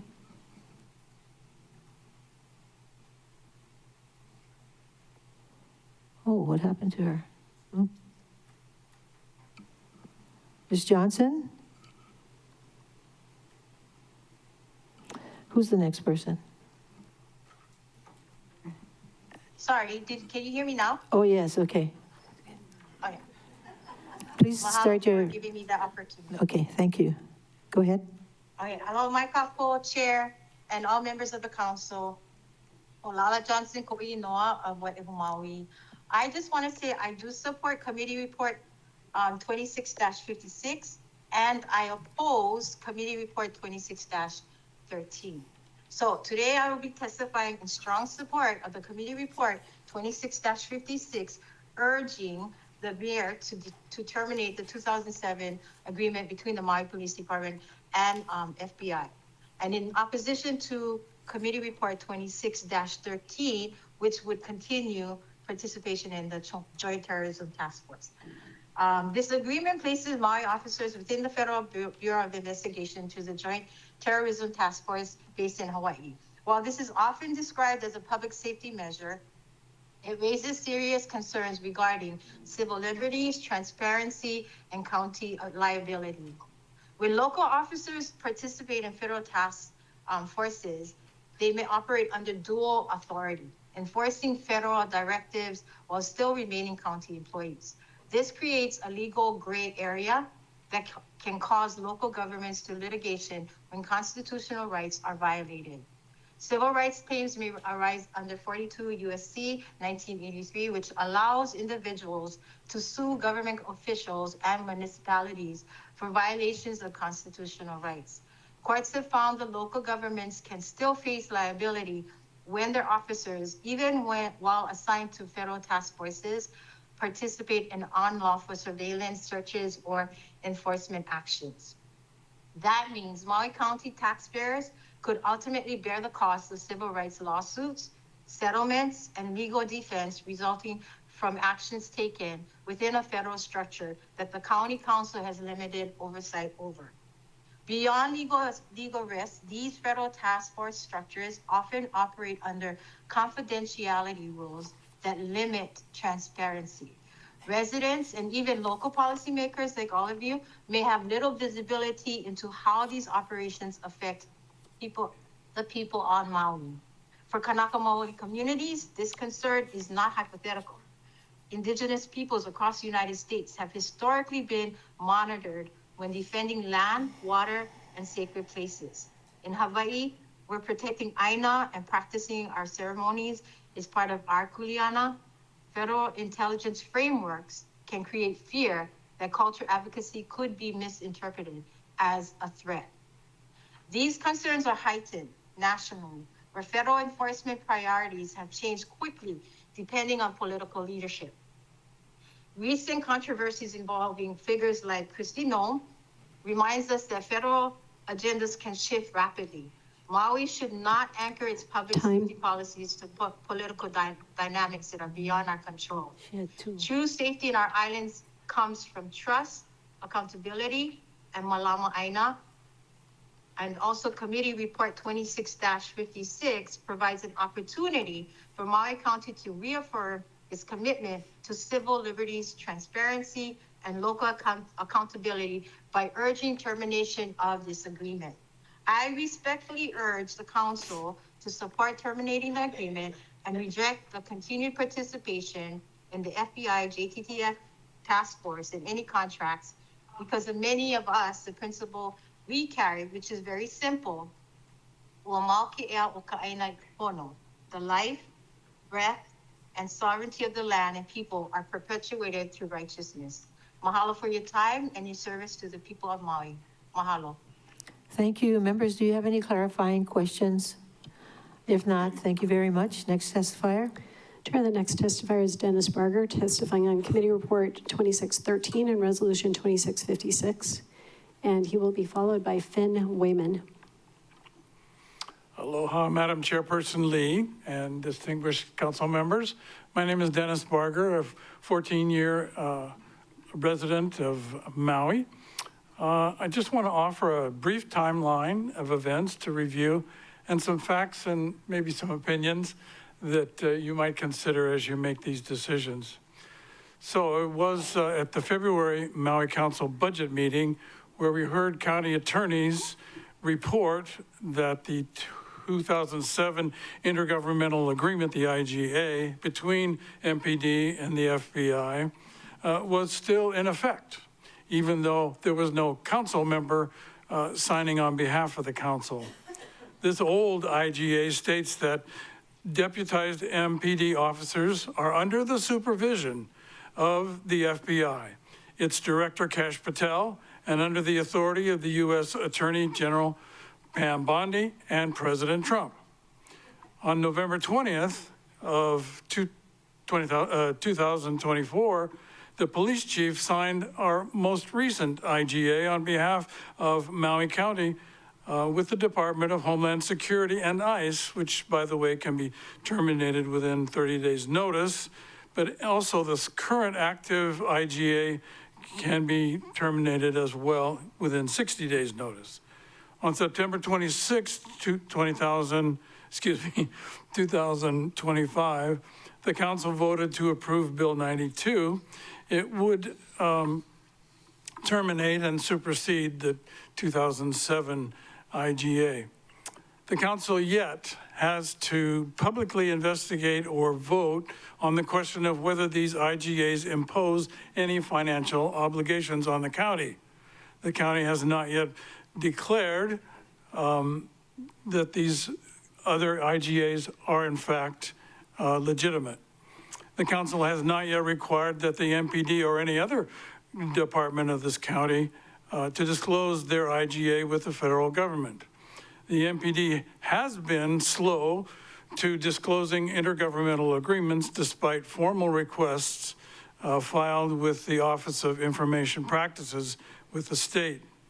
The MPD's recent practice of record keeping and transparency to the public and to the county leadership has been very poor concerning these IGAs. For example, when the question was asked of Mayor Bisson whether he was aware of the MPD's recent IGA with ICE, he said no, he was unaware of that.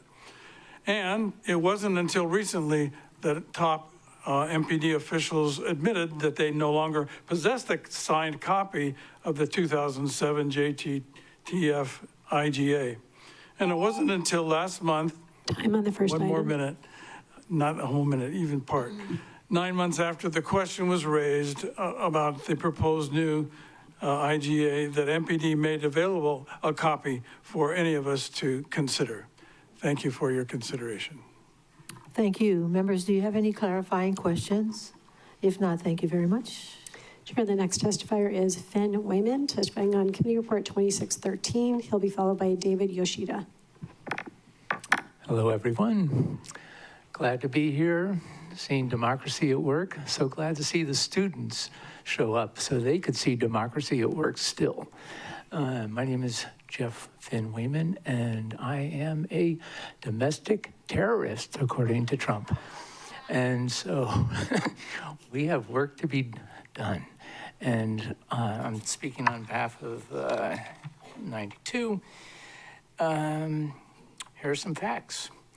As documented by Maui Indivisible activists on the council record and referenced in today's BFED report, MPD leaders continue to provide conflicting and untrue testimony at council hearings regarding the MPD's contractual participation in the JTTF.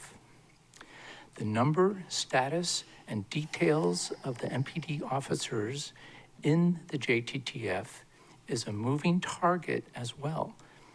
For example, the MPD chief, the number and status of details of the MPD officers in the JTTF is a moving target as well. For example, the MPD chief claims on the record there's one part-time officer in the JTTF, but at other times he admits he participates in GTTF quarterly conferences.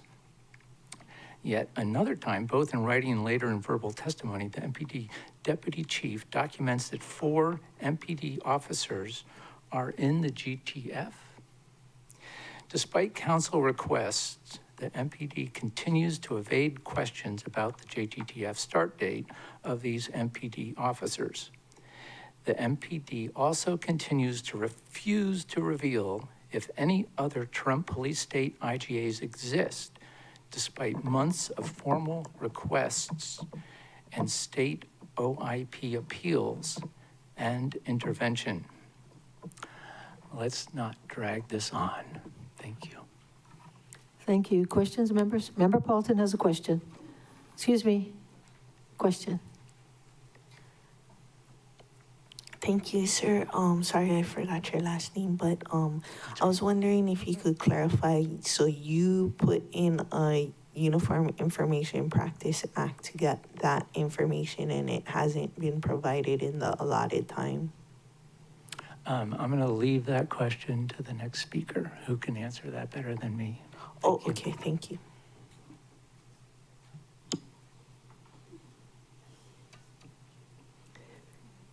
Chair, the next testifier is David Yoshida, testifying on Committee Report 2613. He'll be followed by Lori Tanner. Yeah, he said that he has put that request in and it's not. Okay, good morning. I'm going to give a quick reading on behalf of Maui Indivisible, followed with some of my own thoughts. The question over whether an IGA imposes a financial obligation to the county is best illustrated by the one with ICE, which provides rent-free Maui police station space so that agents may embed inside. The MPD is obligated to maintain these spaces with staff and special services. Under this IGA, for example, the MPD must provide evidence storage that comports to HSI policy and guidelines governing evidence storage. This abnormal obligation puts MPD staff under the exclusive supervision of the Trump administration direction. Also, this space could be used for other purposes for which the county is currently compensating. In fact, the space's financial value was recognized in 2016 version of the ICE IGA, stating that in exchange for the presence of HSI Honolulu special agents within the county of Maui, MPD will provide a secured space with their facilities at no cost to HSI. In addition, the county is granting access to ICE to the MPD's secured internal radio frequency. Another financial obligation on the county is contractually obligated 15-minute MPD response to intruder alarms and the National Guard IGA. This 15-minute special treatment has not yet been discussed or investigated publicly by council. It is also a liability for an obligation that will grow significantly when Trump likely federalizes and deploys Maui-based Guard force. The MPD will have to guard the National Guard base and its dangerous weapons stored there. This will compel MPD to increase staffing and overtime. Such likelihood is so great that the National Guard Brigadier General Walter R. Ross, Jr. opposed Senate Bill 2054 on February 9, 2026, as stated. It is crucial to consider the President's role as Commander-in-Chief, who is vested with the authority to deploy Title X forces to enforce federal law under the auspices of the Federal Insurrection Act. Ross is anticipating Trump's Insurrection Act deployment of the Hawaii National Guard when he openly objects to the Hawaii governor and state legislature preparing to challenge it. Thank you. So some of my thoughts. I'm a 28-year MFD captain, Maui Fire Department, and I've worked with MPD officers in the field for over half my life. I trust and respect them. I'm going to cut to the chase, what all of this is about, and ask the difficult and uncomfortable question. I'm sorry that Deputy Chief had to leave. But with all due respect, if outside agents come here and conduct operations in an illegal or improper manner, or if they're given illegal orders, what will MPD do? That's the big question. Nobody knows that, but everyone wonders it. Will they protect us, or will they protect them? Local law enforcement is our last firewall, simply put. So I want to thank Deputy Chief Maeda for his words, and in a perfect word, we'd be good with that. But his words and sentiments are not official policies and actions. We need legal policies and actions, and that's what we're here for today. Thank you. Thank you. Are there any clarifying questions? If not, thank you. I'm sorry, I just had one, Mr. Yoshida. What was the senator that you were saying? Is it a Hawaii state senator or Congress? That was the Hawaii National Guard Brigadier General Walter R. Ross, Jr. Oh, okay. Thank you.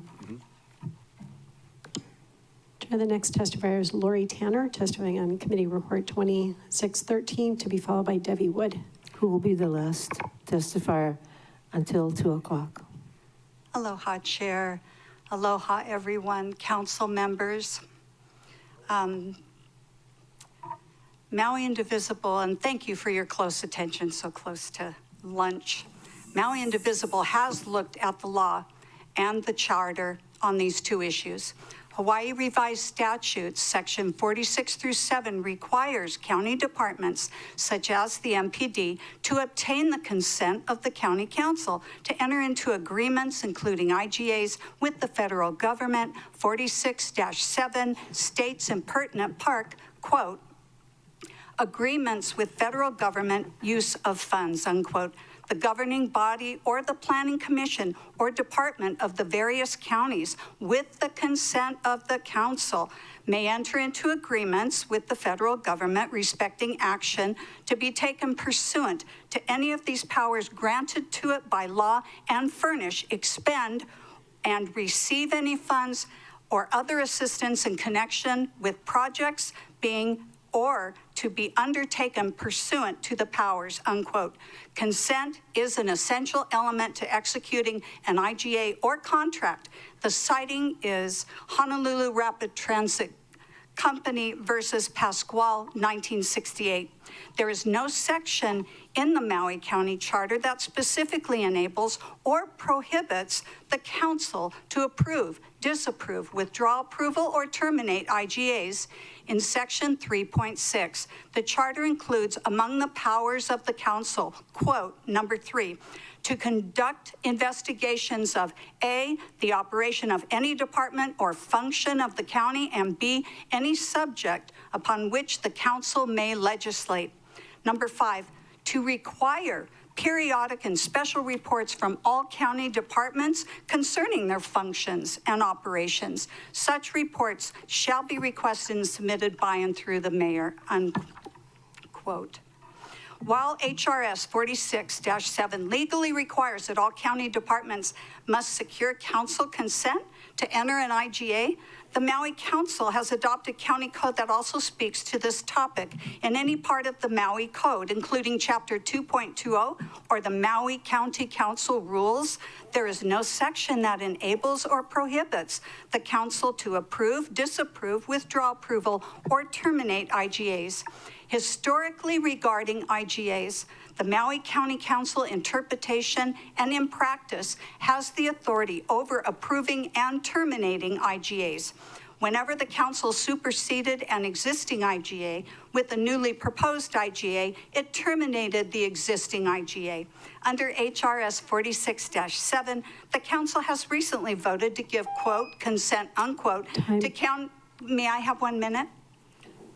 I'll give you 30 seconds. To council departments to enter new IGAs while withdrawing consent from the existing IGA. Consent is an essential element to executing an IGA or contract. Any interpretation of the council's authority under the Maui County Charter must be consistent with state statute 46-7, which requires consent of the Maui Council to IGAs. Mahalo. Thank you. Any questions, members? If not, thank you very much. Chair, the next testifier is Debbie Wood, testifying on Committee Report 2613.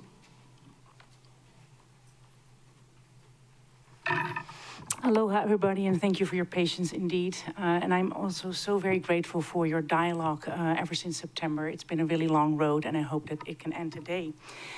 So as of right now, as we know, the county has yet to establish that the 2007 JTTF, the 224 ICE, and the 225 National Guard IGAs are legally executed contracts. None of these IGAs, as we have established here, have been approved by the council or the mayor, and that National Guard contract from 2025 is not even dated or signed by all the essential parties. And that means that the council can end them all today. Moreover, it's unclear how many of these other IGAs may currently be in effect between Maui County and the federal law enforcement or military. We just don't know. Under the Maui County Charter, Section 3.6, the council has broad power to investigate and require county departments to comply with disclosing this information. We need this information. And with this information, the council may then only need to communicate with the parties to some or all of these IGAs that these IGAs are not legally executed and therefore are not in effect. Given the MPD's poor practice of record keeping and transparency so far, nothing short of a full investigation under Charter Section 3.6, 3, and 5 by the Council of the MPD's collaboration with the Trump Police State is deserving, according to us. The county has long interpreted County Code Chapter 2.2 to include authority to cancel, effectively to withdraw consent when adopting superseding IGAs. To infer otherwise, without any legal authority, that the council is prohibited somehow from approving or disapproving these IGAs, and only in very specific scenarios, is just a faulty leap of logic. For these 3 known IGAs, the council has yet to engage in that process to invoke that MCC Section 2.2, a limited authority to the MPD to enter these IGAs. To trigger that section waiver of the state law consent requirement, the council would need to do fact-finding and legal analysis that a particular IGA places no financial obligation on the county. This means the full county needs to still engage in public fact-finding and must still vote that no financial obligation exists in these proposed IGAs. Upon reviewing the council record, the council has made no motion yet to that effect regarding the 2000 JTTF, the 2024 ICE, and the 2025 National Guard IGAs. The council has conducted no fact-finding, made no factual conclusions, and provided no legal analysis of these IGAs. Only relying on a corporate council opinion, which is bereft of legal analysis of these IGAs, is not a substitute for public fact-finding, unfortunately. Also not for a sunshine note or a vote on the record to waive HRS 46.7's mandate to council consent. I want to add to this also that other cities and governments have already preceded us in withdrawing from these very dangerous contracts. Portland, San Francisco, and Oakland have withdrawn in the previous years. Could you and please currently conclude? Seattle and Washington, D.C. are doing this as well. We are not alone, and we can do it today. Thank you, and have a great lunch. Thank you. Any clarifying questions? Okay, I do want to say, we're not just breaking for any lunch. Yeah, today's lunch has been postponed since the holidays because one of our members passed away. So this is not just any lunch. Okay, I don't want to give you the impression that we do this on a regular basis, okay? So for now, this meeting is in recess until 2 o'clock. Thank you.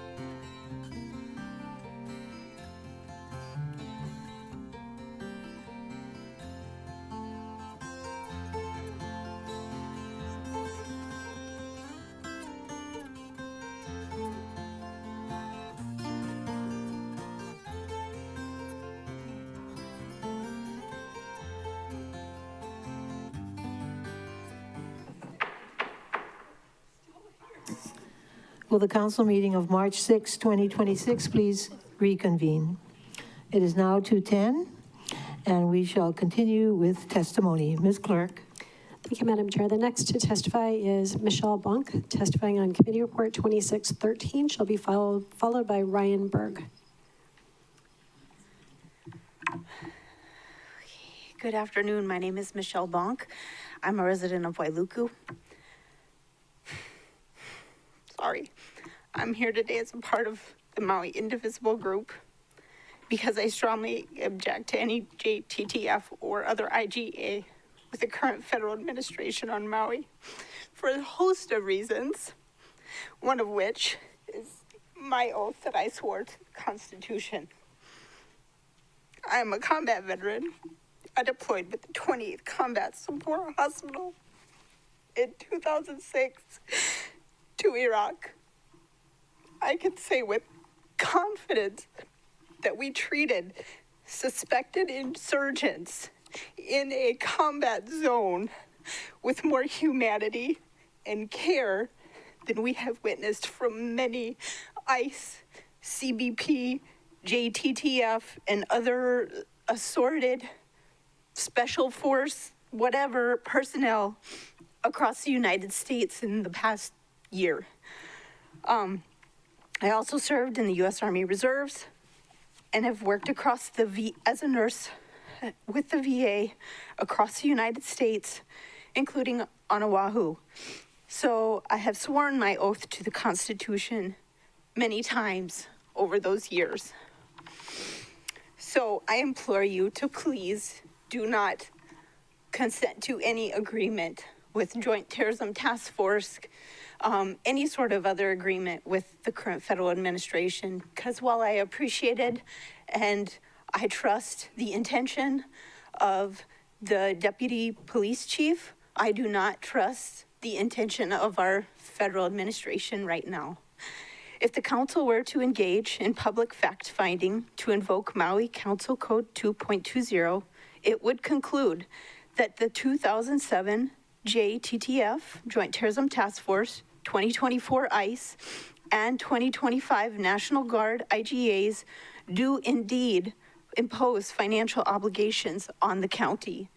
In the January 2026 Maui County Corporation Council's opinion, the county concluded that the 2007 Joint Terrorism Task Force IGA imposes financial obligations on the county. Maui Indivisible activists also have placed on the BFED and DRIP committee's records ample evidence of the financial obligations imposed on the county. The 2024 ICE and 2025 National Guard contracts create an abnormal and unique financial obligations imposed on the county. And the 2025 National Guard contract is special and unique MPD treatment for a single recipient of county services. It will require increased MPD staff to comply as Trump escalates his militarization of civilian spaces. Can you please conclude? Yes. The gist is we're on the hook for anything that goes wrong. And as we've seen across the continent, things go wrong. Thank you. Thank you. Members, are there, Vice Chair Sugimura has a question for you. I just want to thank you for your service. Thank you very much for your service. Thank you. Member Paulton. Thank you, Chair. Thank you for your service. I just was wondering, with the escalating hostilities, this administration still wouldn't know what they're doing to help us, is what you're saying? As they escalate, for example, if the administration tried to activate the Hawaii National Guard within the state. I mean the escalation with all the countries in the Middle East, Bahrain and Iran. Pardon, yeah. I don't even know what to say about that. Like, I feel like when I was there, it was under so many false pretenses. And I don't know that I trust anybody now. So while some people may support, even in Iran, for example, support the fall of their supreme leader, Was that our president's place to enact that? I don't know. I don't know. But I guess my feeling is that given what we've seen in our own country, in the action of this federal administration, even if they were to say that they would agree with the demands that MPD made about autonomy and being able to say, no, we're not going to do that, I would never trust that they would follow that. Even if they said, okay, we'll give you that, I don't think that we could trust them to follow that contract. That's my feeling. Thank you, and I think, you know, because of your experiences in the military, that's why I wanted to ask you. Yeah, thank you. Thank you. Thank you. Next testifier? Chair, the next testifier is Ryan Berg, testifying on Committee Report 2613, to be followed by Ann Pacathley.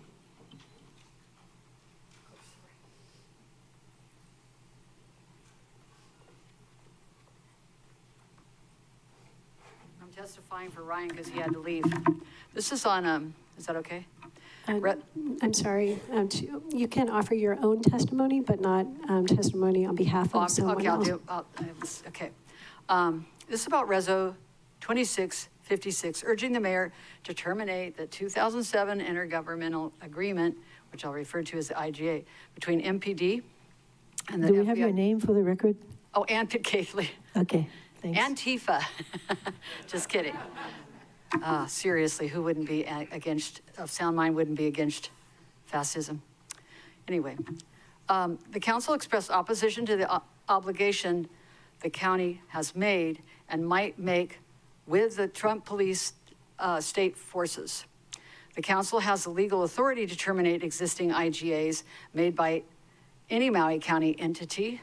Nothing in the law restricts or prohibits the council from terminating an existing IGA. So as long as it's done, honoring the clauses within the IGA itself, to terminate an IGA is an act of political will by the council, just as not to terminate the IGA, as it is not to terminate it.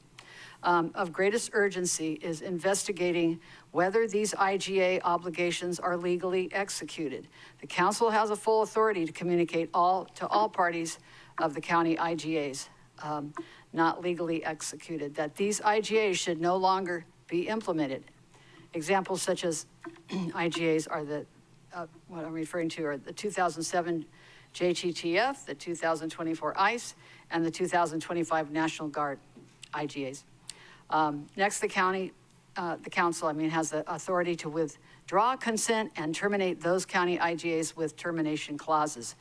The county may investigate and require all county departments to report on such IGAs and other collaborations with Trump police state entities, and then hold hearings to evaluate what threat they may pose to the Maui County residents.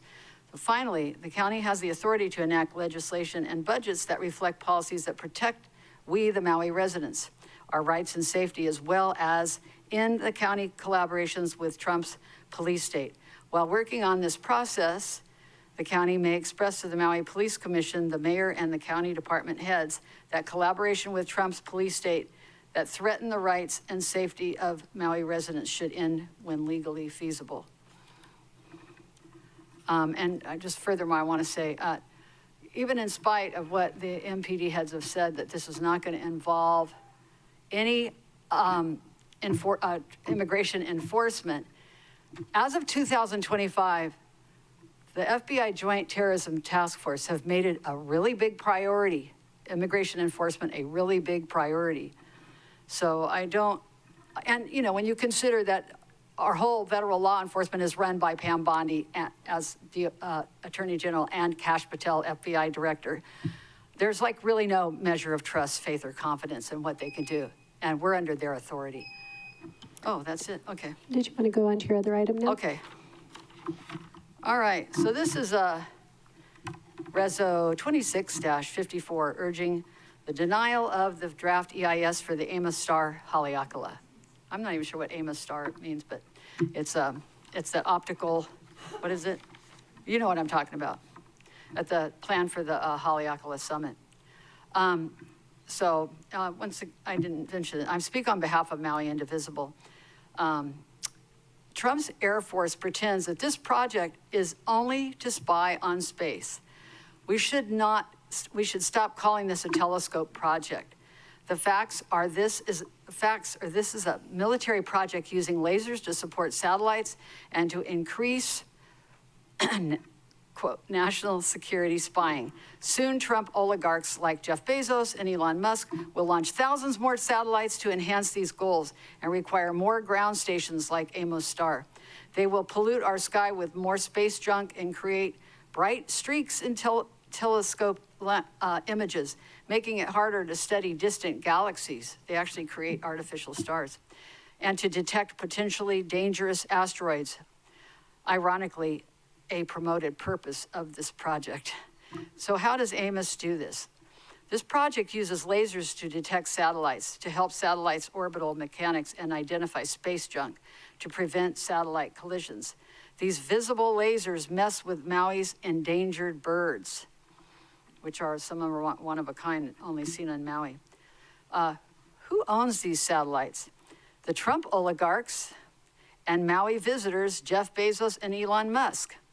They contract with the military for the purpose of spying on us, conducting mass surveillance on citizens, and making obscene profits with military contracts.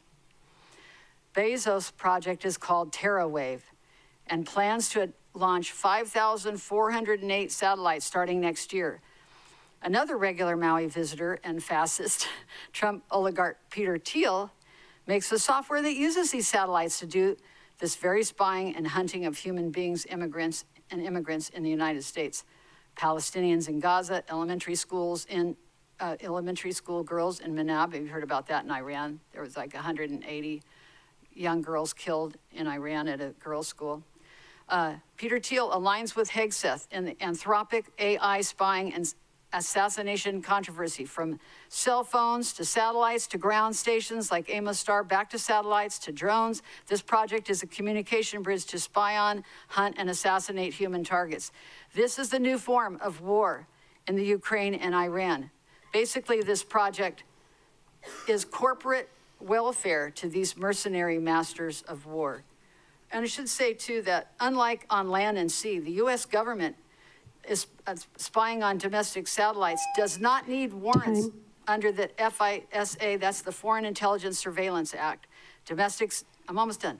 Domestic intelligence surveillance of satellite data is generally permissible. They can intercept personal, corporate, or government data.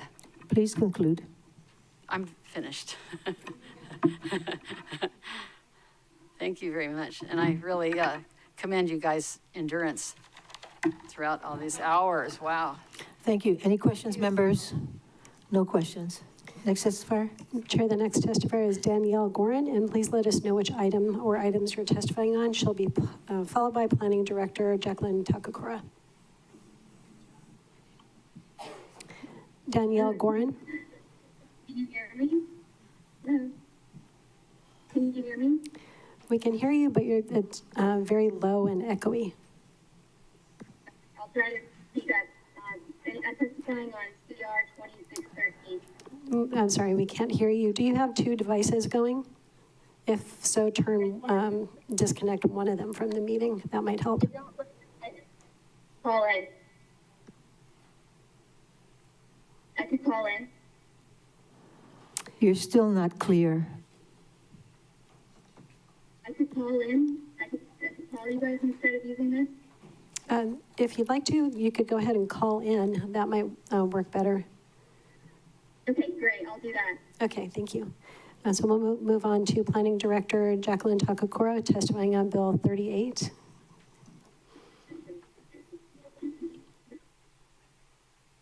Hello, this is Jackie. Can you hear me okay? Yes.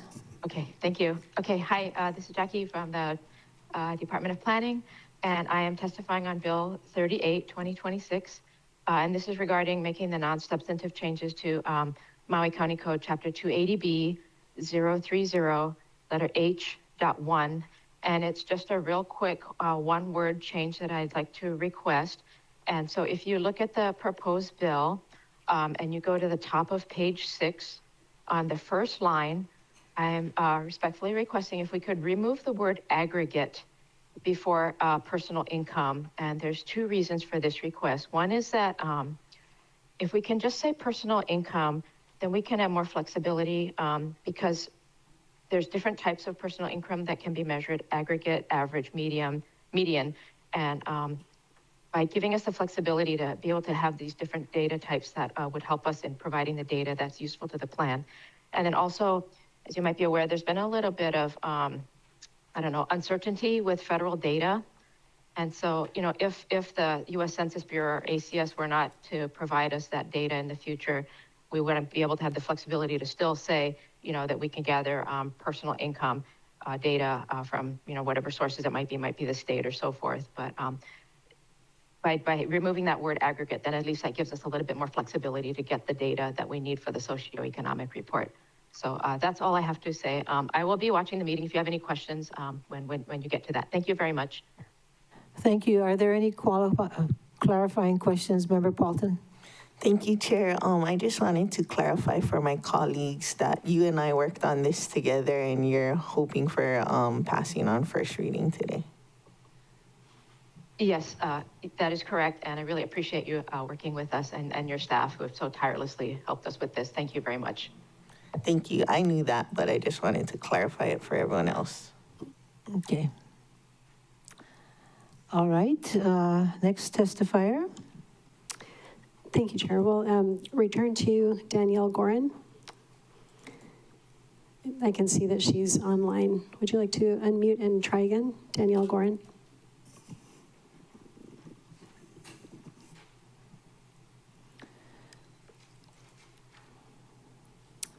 Next. Okay. Chair, I'm going to Kauiki Lind, and please let us know which item you're testifying on.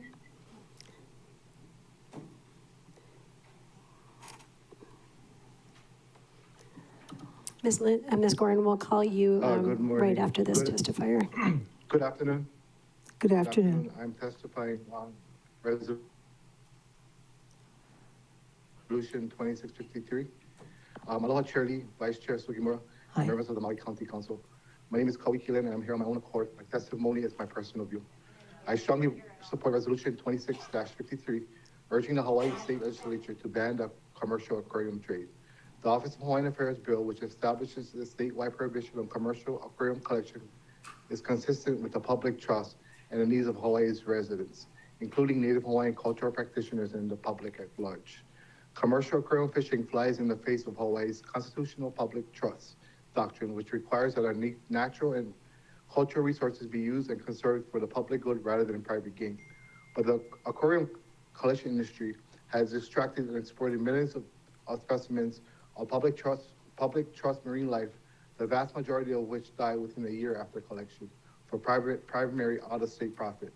At the same time, the commercial industry has diminished the ecological and cultural integrity of our reef systems, undermined the state's food security and climate resilience, and degraded a cornerstone of our tourism-based economy. Not surprisingly, the majority of Hawaii residents, like Hawaii County Council, the Hawaii Reef and Ocean Coalition, the Kihei Community Association, and many more Maui County residents, including Native Hawaiian subsistence communities in particular, support a ban on commercial aquarium collection. While commercial aquarium collection has not been allowed for the better part of a decade, the Division of Aquatic Resources has recently proposed that would reopen West Hawaii waters to commercial aquarium collection, claiming that they are mandated to do under state law. Yet, as DAR has recognized, agency rulemaking regulates how an activity operates, not whether the activity should be allowed.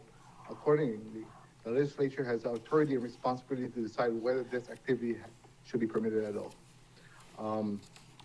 Therefore, a statutory ban is critical to protect what is not only a major economic engine for the state, but a cornerstone of resilience and self-sufficiency for our present and future generations, from every increasing extractive stressors placed on our marine environment. And to finish it up, per chapter 6-04, I believe, of the Maui County Code, for example, explicitly states that causing injury, including piercing or deflating a fish swim bladder, fin, or spin trimming, exposing to air, exposing to temperature fluctuations, or more than a 2-degree difference from the water they were collected, carrying or causing to be carried, or upon any vehicle or other conveyances. Yep, Thank you. Aloha. Thank you. Questions? No questions. Thank you. Chair will return to Danielle Gorin. She's calling in from phone ending in 9745.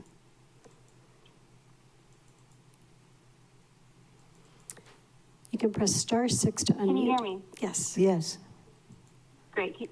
Great. Sorry for the confusion.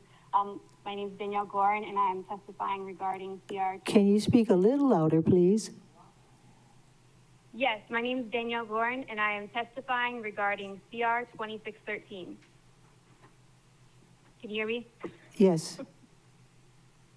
Okay, great. I just want to take a second to honor the legacy of former Congresswoman Colleen Hanabusa, and we'll go on from there. So, council members, I thank you for the important and difficult work you do, and I want to preface this with my many thanks to Maui Police Department. I appreciate them. I appreciate their service to the community. This is not an indictment of them in any way. As detailed in my written testimony, there are numerous significant financial obligations imposed on Maui County by the proposed JTTF MPD contract. And these unsanctioned, unreviewed taxpayer burdens are also reasons to terminate the existing contract. These financial obligations render the contract inappropriate for this or any amended or clarified version of it to be filed via Bill 92 or submitted directly to the mayor for signature. It needs a vote of no. Likewise, the existing contract was entered into in violation of Maui County procedure, thus it is defective. And importantly, it fails to reflect the will of the people of Maui County. It needs to be terminated. Here's just a few examples of the financial obligations that are imposed on Maui County. First, Maui County is required to pay for regular MPD hours, which are dedicated to the JTTF MPD. Officers will be devoted at federal discretion to JTTF issues, not Maui police issues. This is in the salary, overtime, compensation, funding provisions. Every single regular work minute that the MPD spends in the service of the feds gets charged to Maui County taxpayers. Second, Maui County faces responsibility for overtime and costs incurred under the contract. There's a provision that provides that the feds may, not shall, provide overtime reimbursement, but that is only so long as there is a cost reimbursement agreement executed, a CRA. I've not seen any evidence of a CRA. Regardless, even if there was one, this creates another issue potentially impacting collective bargaining agreements and pay, including working conditions such as hours, safety practices, grievance procedures, all these things that are muddied under the proposed contract and that implicate SHOPO and could expose Maui County to liability and defense costs that the Maui taxpayer bears.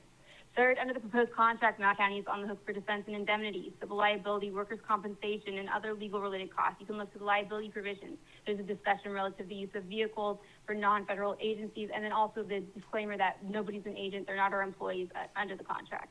There's a myriad of other concerns as well. There's the determination by the feds that information and underlying evidence and data are classified such to impact the ability of the police commissioner to perform the duties imposed under the Maui County Charter.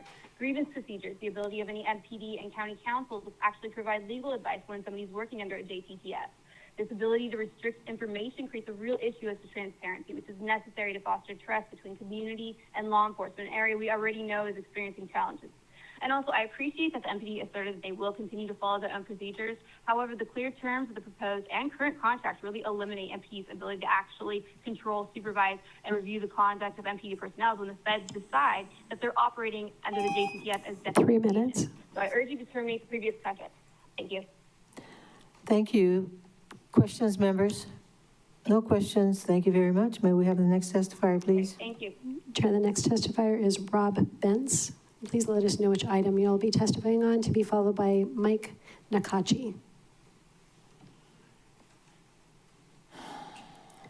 Rob Bentz. Aloha, can you hear me? Yes. I just wanted to echo the positions and testimony of Mr. Mayor and Mrs. King, if that's possible.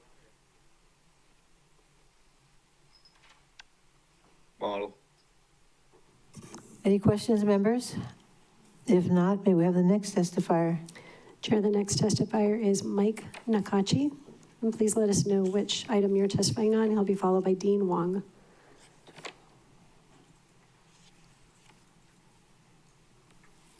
Aloha mai kākou, Maui County Council. Good to see many of you. My name's Mike Nakachi. I come to you all from Kekahawaiole on Mokuo Keawe. I'm very grateful here to provide some testimony on your folks' resolution 26-53. How do I put it? It's something that we're all connected through Mo'okuauhau, through Mo'olelo, through our ancestral pathways of the Kai, from our island here to you folks there in Maui, and on to Lanai, Kaho'olawe, and Lanai. I applaud all of you there at Maui County and for taking the lead and being the tip of the ihe from protecting your forms of kinolau and akua there in Maui County, especially from the extractive aquarium fish trade that primarily provides to the pet industry and pet hobbyists on the continent. This is something that we need the support of Maui County. Our council chair, Holeka Inaba, also introduced a resolution, but Maui has always been a little bit ahead of things. We're in a position here as all of us, as Kama'aina, as lineal descendants of place, to do our best to protect our fish. And this has gone on since the territorial legislature of 1953. They basically said all of the fish in that territorial legislature time were basically rubbish fish, that they weren't something that provides food security and sustenance to many of us Kama'aina. So I urge you folks to support this resolution, because we're dealing with some very interesting times where the Konuiki, that is supposed to protect, preserve, and enhance our resources, then wants to allow commercial extraction off of our moku of 100,000 lauipala and other fish. So we need the support of everyone across the Pai'aina to do the kako thing and try and keep our fish here for future generations. And I'm very grateful for this opportunity and humbly ask you folks to support this resolution, and we kindly answer any questions if needed. Mahalo for your time. Thank you. Member Rollins Fernandez, please. Mahalo, Chair. Aloha, Mr. Nakaichi. Mahalo to you and Mr. Lin for your testimony in support of Reso 26-53, which I fully support. I see that there are two bills making its way through the legislature, SB 2078 and HB 2101. My clarifying question is, which bill do you, is the advocacy groups standing behind? I can also ask the introducer of the resolution, Member Sanensi, later as well. I believe the main bill right now is HB 2101. House Draft 1, that has cleared the financial committees and that particular area. So we're always in an uphill battle where we're waiting to see where it's going to cross over into the Senate. And Kalamai, I'm sorry about the other bill, but it was a Senate bill that had also fines that was introduced by Drew Mamo Kanuha here. That had penalties and fines and some amendments done to that has also cleared the Senate, that should cross over to the House as well. Mahalo. So I'm sorry on that particular bill number. Mahalo, Mr. Nakaichi, for that. That's a SB 2078 introduced by Senator Kanuha. Correct. Sorry about that. Thank you. Yeah, no worries. Sorry. Mahalo for your testimony and your work in protecting our i'a. Mahalo, Chair. Thank you. Any more questions? Appreciate you folks. If not, thank you very much. Next testifier. Thank you, Chair. The next testifier is Dean Mahalo. Wong. He'll be testifying on Bill 29, to be followed by Marnie Masuda. Aloha and good afternoon, council members. My name is Dean Wong. I'm the CEO at Imua Family Services, and I spoke just the other day, so you know where I am in supporting Bill 29, which would provide back the funds to Imua Family Services that had to pay out to do the off-site roadwork improvements in the Wailuka area surrounding the Imua Discovery Garden. The money that we used, about $1.5 million to do the off-site improvements, came from our donor funds for our capital campaign to build the preschool. And so these funds would go back to apply to the preschool building here at Imua Discovery Gardens, which, just to clarify any confusion that might have happened earlier in any kind of testimony, as part of our application process, as you know, we submitted our application to the Cultural Resource Commission because we are in the historic district. And that review went on for several years, ending last year in August of 2019 after some modifications and revisions and mutual understanding about the project, and then was completely passed in August 19th of last year.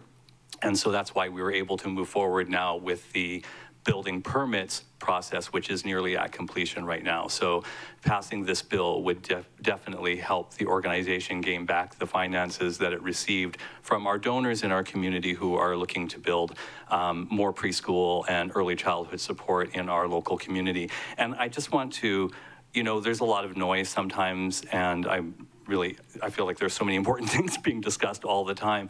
But keep in mind that what we are doing here is for Maui's keiki. And, you know, I was at the mayor's address last night and I heard all of the wonderful housing development that's happening in our community and how much progress we're making. What I didn't hear was the ability to expand infrastructure for preschools and childcare along the way, even though we are trying to make more housing available for Maui's working families. And I just want to reiterate, when families who are working families don't have places to put their children where they can get access to early education and childcare, they cannot go back into the workforce, and it needs to be supported. Last year, Maui County hosted a data walk on early childhood, and that organization put forward all of the information pertaining to what's available and what is missing for early childhood here in Maui County. Less than 43% of children in our state have access to early childhood care and education in the most critical years of their childhood development, which is the first 5 years. All I'm trying to do is get one preschool off the ground here. It has taken me nearly 5 years to do that, but we need preschools opening up across our island every year if we're going to accommodate children and working families so that they can stay here, live here, and go back to work here. We need to support our children in this capacity as well. And I just want to keep that in mind because that is at the central heart of all of these discussions. Thank you for your time today. Thank you. Are there any questions? Vice Chair Sugimura and then Member Rollins-Fernandez. Thank you very much for being here, Mr. Wong.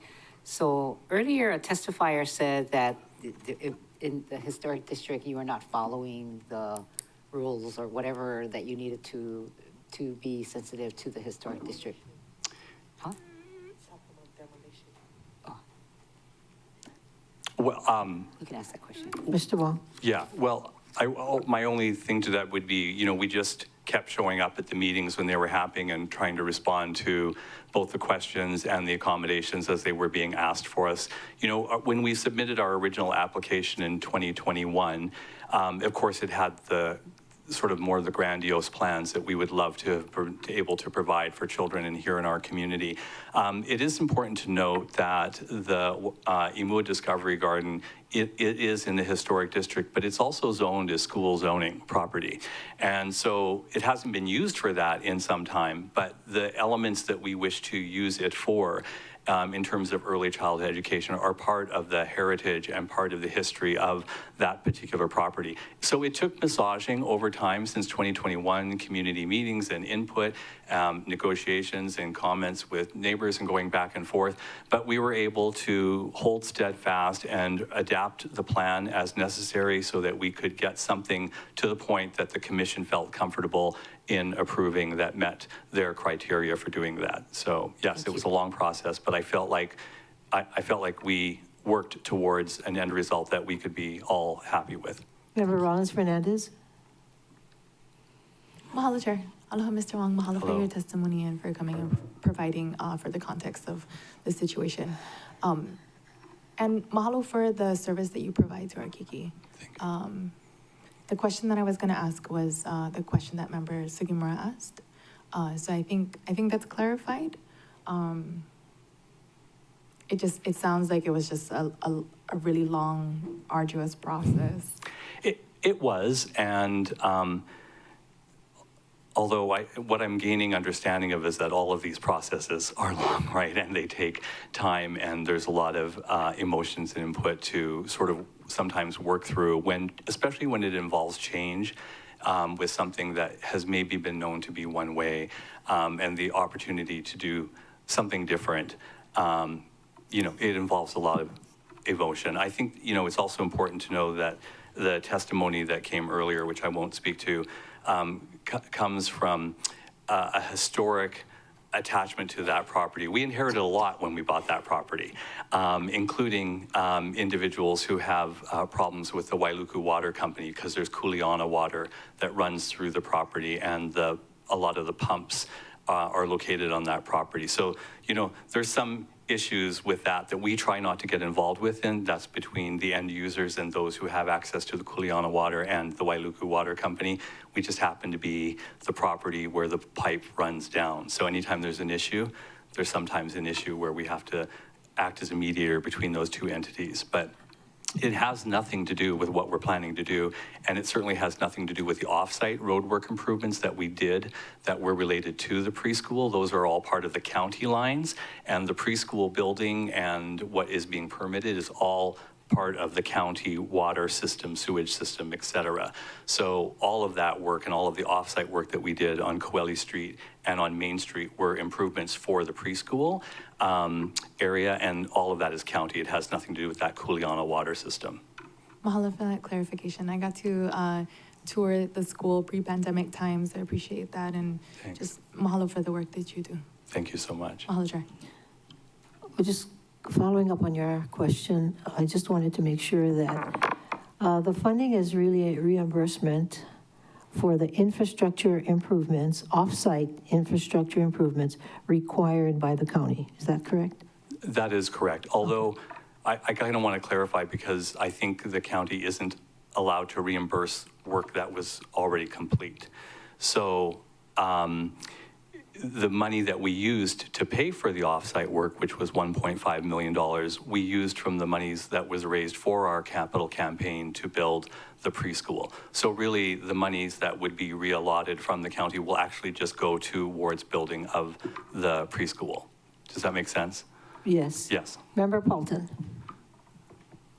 Thank you, Chair. Thank you, Mr. Wong, for your service to the community. I just wanted to clarify, based on what was said earlier, there was there wasn't any demolition on that property? No, we have not been able to do any demolition yet until obviously the permits are released to do the building. I mean, there are things that are just falling apart on their own, but we haven't incurred any demolition at this time. The only work that we've done was the off-site road work improvements on Main Street and Cole. And then the CRC, they're about to issue the permits, or they did? No, CRC issued their final approval August 19th of last year.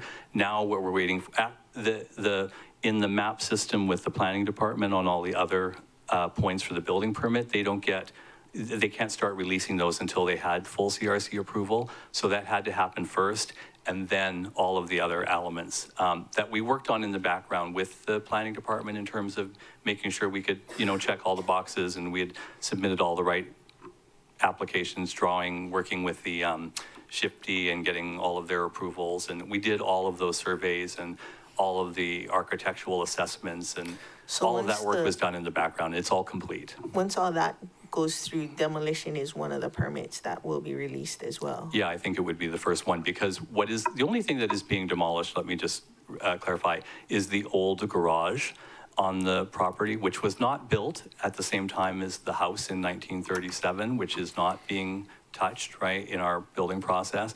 So that house, which is also full of asbestos and what's that other thing? Lead. Anyway, yes, thank you. So that will go down anyway. And like I said, it's practically falling down anyway because the mango tree has pulverized it. So that will be the first thing that goes away. That is the plot where the new preschool will be built. And that's why we're not having to do any digging on the property, because we're building over top of a footprint that already exists. And that was a huge consideration that we knew going into the project, that we were only building on the current footprint. Thank you. I'll be supporting the motion. Thank you. I appreciate that. More questions? If not, thank you. Thank you so much, everyone. Thank you for your time. Chair, the next testifier is Marty Masuda, testifying on Committee Report 2613 and Resolution 26-54, to be followed by Kelly Keith-Agaran.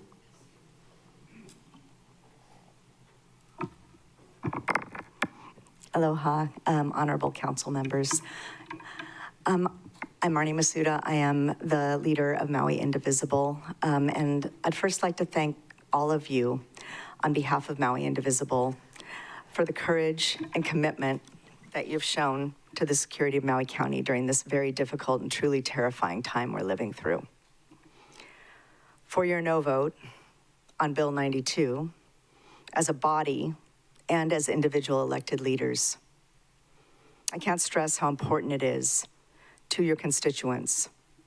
It's very different than a filing to us and to many people for you to go on record individually voting no. And we really, really appreciate it. For the same reason, I'd also like to ask that the council move to terminate the current 2007 Joint Terrorism Task Force agreement between Maui Police Department and the FBI. It is within your purview and your power to do so, and it matters a lot. You matter a lot. And your initiative, exercising your full power as the elected body representing the people of Maui County to do the right thing at all times.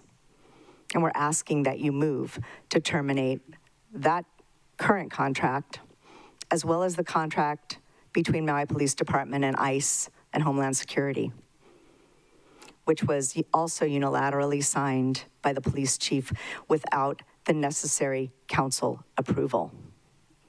We look to you, council members, to stand shoulder to shoulder with us to protect Maui from the clear and present danger this collaboration with this lawless, authoritarian regime poses to all of us, our loved ones, every single person in Maui County. The collaboration does not make us safer. It makes us much, much less safe.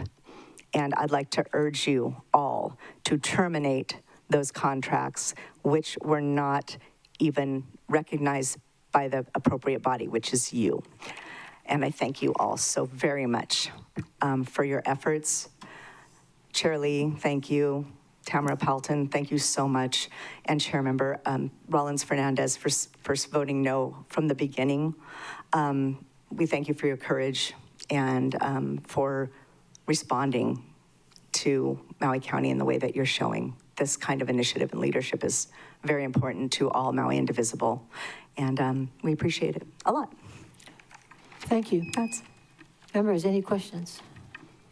If not, thank you very much. Okay, now I'd like to talk about, I got 3 more minutes, right? Yes. The denial of the environmental impact statement for the project, the Amos project on Haleakala. I want to thank you all for your continued efforts to block that project. These are not a few more little telescopes. Well, that wouldn't be okay either. This is a U.S. Air Force base. Its purpose is to facilitate and support long-distance, depersonalized mass murder, like we're seeing now in Iran. The purpose is to facilitate the spying on so-called domestic dissidents and anyone else this regime deems a threat. We already know the U.S. military poses an inherent danger to our beloved and fragile environment, our water, our flora, native birds, and sacred spaces. We must send a clear and unified message. Not only do we reject this U.S. military colonial outpost here on Maui, we will work together to demilitarize Hawaiʻi. The presence of the U.S. military in Hawaii puts us squarely in the line of fire, and it has for many generations, and it's time to rethink that relationship as well. So thank you for starting us in that direction. That's it. Thank you. Members, questions? If not, thank you very much. Next testifier. Chair, the next testifier is Callie Keith Agaran, to be followed by Tom Crowley. Good morning, Council, or good afternoon, sorry, Friday afternoon. Sure. Last time I was here, I think Representative Batangan was not, so he will not be familiar. But I'm going to step out here and show you my shirt, because I think most of you will remember. Last time I was here, we were voting on a resolution for the County of Maui for Peace Day, right?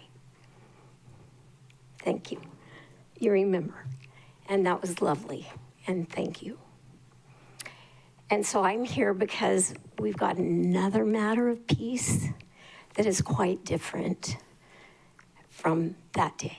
This is hard, because you've got some big kahunas breathing down your necks about this.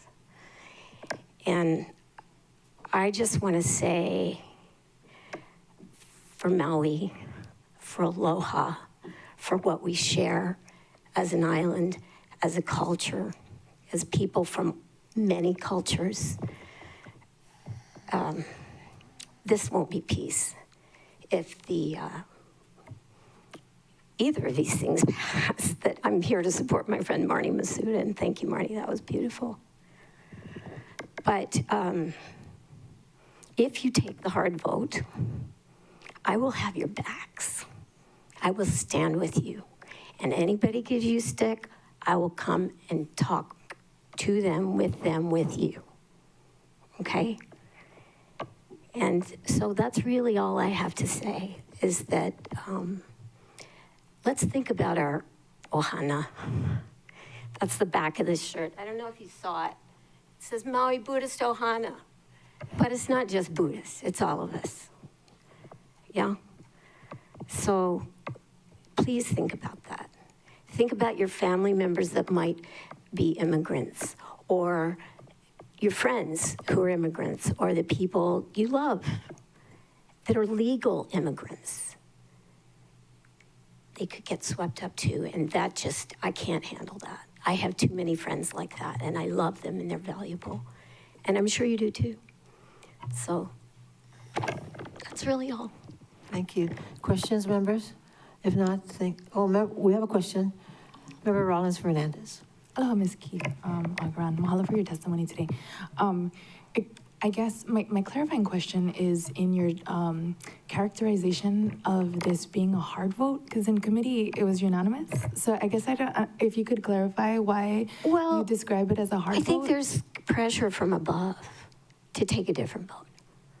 And maybe you guys have decided otherwise. I haven't been watching, really. I just know that I don't want to see anybody caving to whatever's coming down from above. Yeah, that's all. Okay, mahalo. Mahalo, Chair. Thank you, and thank you. Next testifier. Chair, the next testifier is Tom Crowley. And please let us know which item you'll be testifying on, to be followed by Mary Jane Eusebio. And then how many more? 2 more after that. Okay. Thank you, Chair. Tom Crowley. I'm testifying on 3 issues. One, HLU 2616, second, Reso 2656, and also Bill 9. First, I hope that you had a great lunch. I think all the people in council deserve to be recognized, particularly the folks in council services who support you in a great way that makes your meetings transparent and so forth.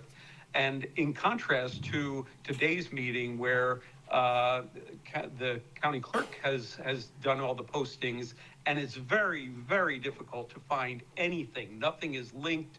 This meeting is not being held the way that they were when it was under Legistar. So I hope that we can fix that. I don't know exactly why we don't have the council meetings on Legistar anymore, but Anyway, it's definitely a problem. In case you don't know, we have 206 pages or 215 pages to go through to try to figure out what each of these items are. So that's problematic. Moving to my true testimony on HLU 2616, Bill 14. I support the changes that are made in this to Chapter 296 to favor resident ownership of affordable units for purchase and giving the county the next option to purchase those units prior to offering them to any non-residents. But as I thought about this issue, it brings up the issue of rental units.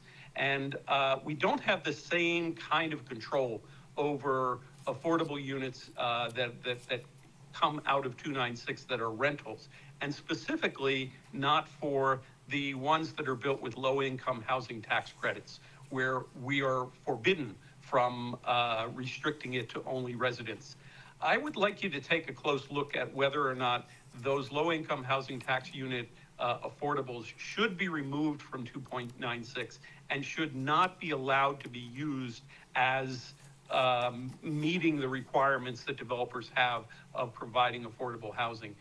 The low-income housing tax credits provide enough incentive for the developers to make a lot of money on them without also getting the benefit of low-income credits that they would need to meet the requirements of 2.96. So again, I think what you're doing here today, and I support what you're doing here today, but with HLU 2616, but I want you to think about extending the same kind of protection to residents to the units that are made for rental. I hope that's clear. I'd move on to Reso 2656 and just real briefly say, I do support this Reso to urge the mayor to terminate any agreements with the FBI and the Joint Terrorism Task Force. It goes without saying that we are not being managed. Our federal government is not being managed in a responsible way, and it is a threat to all citizens the way the FBI and the Joint Terrorism Task Force are being managed at this moment. Maybe someday in the future we can revisit that, but Maui County should not be in any way, shape, or form in cahoots with these organizations. No way. Finally, Bill 9 goes on to make $30 million of additional revenues available in the budget, and this is a routine thing that we do all the time. But in light of what we were talking about in the Raptor Committee with respect to changing classifications with respect to real property tax in the middle of the year, our real property tax department doesn't seem willing to make the kind of changes throughout the year that would facilitate. We might have a change of $5 million or $10 million during a fiscal year in order to get the correct usage applied to every property within the year. And maybe the real property tax department would have to ask for that budget amendment twice a year. But that can be done. And as I look at what's happening with this, where we're recognizing $30 million of additional estimated revenue, there's no question in my mind that we could recognize less revenue from our real property tax receipts during the course of the year. So when we get back to Raptor Committee, I really think we need to make a change to the way we handle the classifications of properties. Thank you, Chair, for the opportunity to speak today and for everything that the council does. Thank you, Tom. We have a question for you from Member Paulton.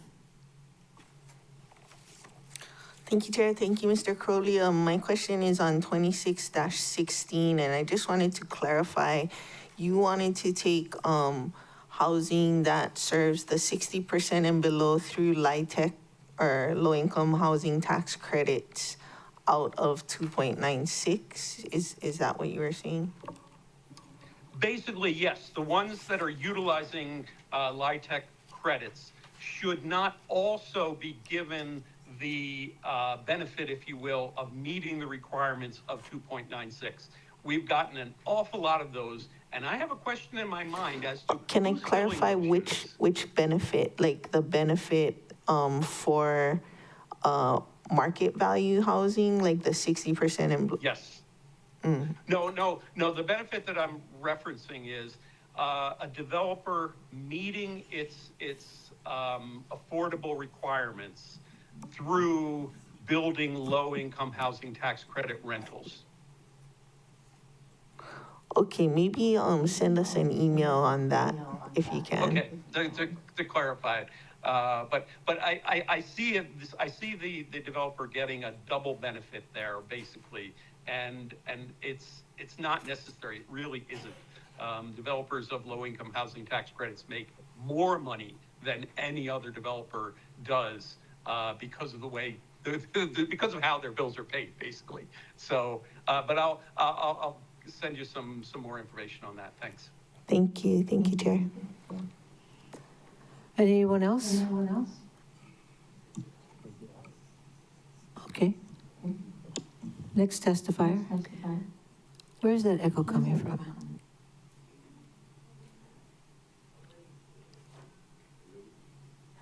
Let the record show that we have Member Cook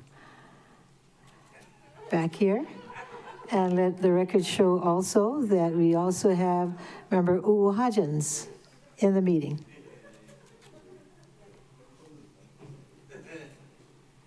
All right. Chair, the next testifier is Uilani Naipo, testifying on Resolution 2653. And she'll be followed by Kaimi Kaupiko. Ano ai me ke aloha ia kākoa pau. I'm Uilani Naipo. I'm a marine advocate for place-based governance of nearshore and marine stewardship. I stand in my written testimony in firm support for the adoption of Resolution 26-53, urging the Hawaii State Legislature to prohibit the harvest of aquatic life from state marine waters for commercial aquarium purposes. Mahalo nui to Councilman Sinensi for initiating this resolution, and I'm very grateful and admire Maui County's reaffirmation of your commitment to Hawaii's reefs and marine ecosystems. If exploitation of our culture and natural public trust resources needed a prime example, commercial aquarium collection is it. A permittee pays $100, takes our fish off of our reefs, sometimes damaging coral reef, and sends it off into the pet trade industry around the world, not just to the continent, but around the world. While our state pays no less than $300,000 to $500,000 to serve this fishery, the allowable take of fish includes food fish and endemic species. A low Ipala yellow tang goes for approximately $185, and the Hawaii's Potter's angelfish, the endemic species, goes for as much as $900. Each species provides a particular function on our reefs for recovery and healthy habitat within the entire marine ecosystems. All of this is unnecessary while aquaculture is the alternative. Both the low Ipala and Potter's angelfish are successfully aquacultured via Oceanic Institute and Biota Hawaii. Mahalo nui to Maui Nui Akama for taking an alliance stance with Mokuo Keawe and sending a strong message to DLNR as well as our legislature. Mahalo for allowing me to provide this testimony. Aloha. Thank you. Any questions, members? If not, thank you. May we have the next testifier? Chair, the next testifier is Kaimi Kaupiko. And if you could please let us know what you'll be testifying on, to be followed by Kaniali E. Williams. Aloha, Nui Maui County Council. My name is Kaimi Kaupiko, and I am also supporting Resolution 2653, requesting the state for a ban on aquatic fish for commercial use. I'm a big supporter of the work that you have done here in Maui. I support the Maui County General Plan to protect and restore nearshore reef environment and water quality, and support and protect the marine resources and valued wildlife. As you know, commercial aquatic collection has fueled decades of conflict by extracting culturally and ecological significant species, including reef herbivores, from our nearshore waters for private profit, primarily for off-island consumers and this has impaired reef integrity and disrupted subsistence fishing practices while treating public trust marine resources as ornaments rather than living resources central to food security, culture, and community resiliency. So I really am thankful that you guys are urging the state to, if you pass this resolution, to urge the state to pass a ban. This would prevent Department of Aquatic Resources from asserting that state laws compels reopening commercial aquarium collection and would eliminate the need to spend scarce public resources on a costly permitting system designed to support an industry with neglect benefits to the state and its residents. Instead, DAR's limited capacity can be directed towards what communities across the Pai'aina are calling for: co-management support, reef stewardship, and addressing urgent escalating threats to nearshore ecosystems. Healthy coral reefs have generated more than $1.2 billion annually in tourism revenue and provide critical ecosystem services, including shoreline protection and food security. A statutory ban on commercial aquarium collection protects the economic engine and foundation of resiliency and preserving Hawaii's marine resources for future generations. Mahalo, and again, I thank you for, I support Resolution 2653. Thank you. Any questions? If not, may we have the next testifier, please? Chair, the next testifier is Kaniele E. Williams. And if Mr. Williams, if you could let us know what matter you'll be testifying on, to be followed by who our current last testifier is Malia Kipapa. Aloha, can you folks hear me? Yes. Aloha. I'm going to testify on the Bill 92, and then also the Resolution 2656, and then the Resolution 2654. So as far as the first two, regarding the FBI task force with Maui Police Department, unlike a lot of folks I've heard who have trust with MPD, I'm somebody that has very little faith in MPD. I share that because for myself, I share this with members of the council. I think members Tom Cook and Uhu Hodgins were not on the council before, and as well as Kawanoi. But I was raised by a federal investigative officer my entire childhood, my mother. And she worked for a gang task force. And so my entire life, pretty much, I was interrogated by a federal agent. And that was the relationship with my mother. That is a very complicated relationship, but it taught me a lot of things. But it also created a lot of distrust with law enforcement.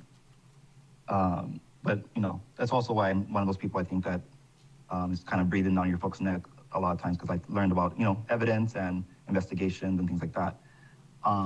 As far as MPD, I have lost faith in MPD's ability to even follow its own policies. And this has been an increase since Pelletier has been the chief of police, specifically with policies such as simple things like MPD is not supposed to get involved in civil matters and land disputes. That's not their jurisdiction. However, there's been, over the years, continuous efforts of them trying to circumvent that policy. So now when it's engaging FBI, what policies would they be following? They wouldn't follow their own policies. They wouldn't follow federal policies. I don't have trust in MPD to sustain any relationship and follow the laws that are in place. And so creating that relationship or continuing that relationship between MPD and the FBI, to me doesn't present anything positive for this island. So that's where I stand on that. I also want to echo Kelly King's testimony earlier, because I believe she mentioned that the current contract agreement is invalid because it wasn't created through the right mechanism. And so regardless of how you folks vote on the two items, it should be to essentially terminate that relationship. And if not, it's invalid anyways. So those are things to consider. And that's all I have to share about that item. As far as Haleakala, if I can get my time for that one. So I live in Hamakualoa here on Maui. I'm a lineage descendant of this moku through my great-great-great-grandmother, Nohoanu Kapalehua. Nohoanu, which is her name, is also the name of an endemic germanium plant that grows at the high elevations on Haleakala. Through her genealogy, our family is very deeply connected to Haleakala. I don't know where the military's genealogy comes from that connects them to Haleakala, but I'm pretty sure they don't have one. So they don't have Kuleana up there. I'd also like to share a little bit more cultural perspective as well to consider. Our genealogy, we can track it and link it to Kamohoali'i, Kane Kamohoali'i, who is the elder brother of Pele. And so for folks that are unaware, you know, in our culture, when we talk about these gods, ancient gods, they were actually living people, and they have living descendants today, and they were deified into Akua, and then, you know, associated with whatever they've been associated with. Kamohoali'i resided on top of Haleakala. There's a pu'u named Pu'u o Kamohoali'i. His descendants and the class of kahuna that worship to him are called kuhikui pu'one. The kuleana of that class of kahuna is to direct, and through, you know, partially through seership and partially more so through common sense, direct where you can build a fish pond, where you can build a house, where you can build a heiau, where you can build any kind of structure because of the landscape of the place and what the place tells you where you can and cannot build. In that tradition, it's not appropriate to build telescopes on top of a mountain where there's an aquifer. That's common sense. And so we've seen the effect of that already, where the Air Force has polluted our mountain already, hasn't cleaned it up, it's on top of an aquifer, and continuing wanting to build even further. It's just not common sense. And so I just want to share that sort of cultural knowledge of kuhikui pu'one associated with Kamohoali'i. It is a genealogy attached to this mountain, and there are living descendants today, and there are people that go onto that mountain and go to the highest regions of the mountain that have no business being there, and the military is one of them. And so I just like to end like that. All right. Questions, members? If not, thank you very much. May we have the next testifier? Chair, currently the next testifier is Malia Kipapa, and she is currently the last testifier. Online? Yes.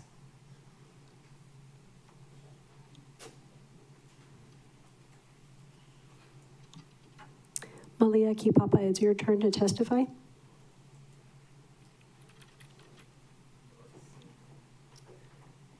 Chair, we don't see her in the meeting any longer, so we'll go ahead and give last call for anyone wishing to testify at the beginning of the meeting. Go ahead. JC Law is making his way to the podium.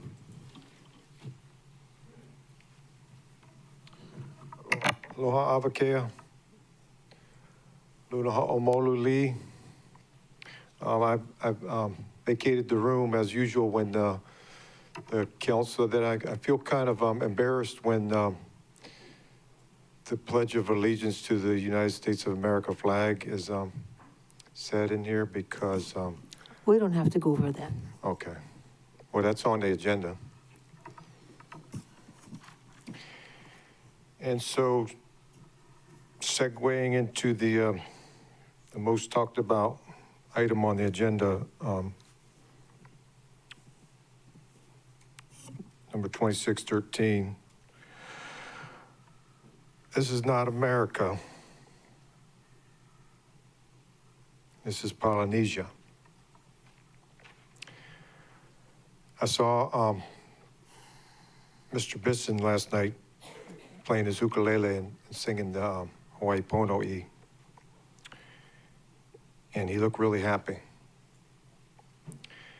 And so if he's going to be involved in this Joint Terrorism Task Force, I go right along with what everybody else was saying, that it's got to be rewritten. The whole thing's got to be started over again. Hopefully something else doesn't happen by the time they get it done. But now that the U.S. military is helping the Israeli military cause the deaths of thousands of people in Iran and across the Middle East, we might want to start keeping an eye out for terrorists flying the United States flag.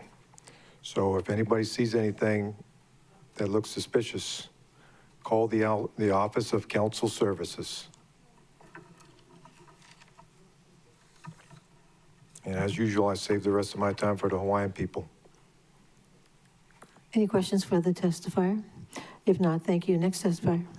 Chair, there's no one else signed up to testify, so we'll go ahead and give last call for any testimony at the beginning of the meeting. Counting down 3, 2, 1. Chair, there's no one else to testify. Any objections to closing public testimony at the beginning of the meeting and accepting written testimony? So ordered, Ms. Clerk.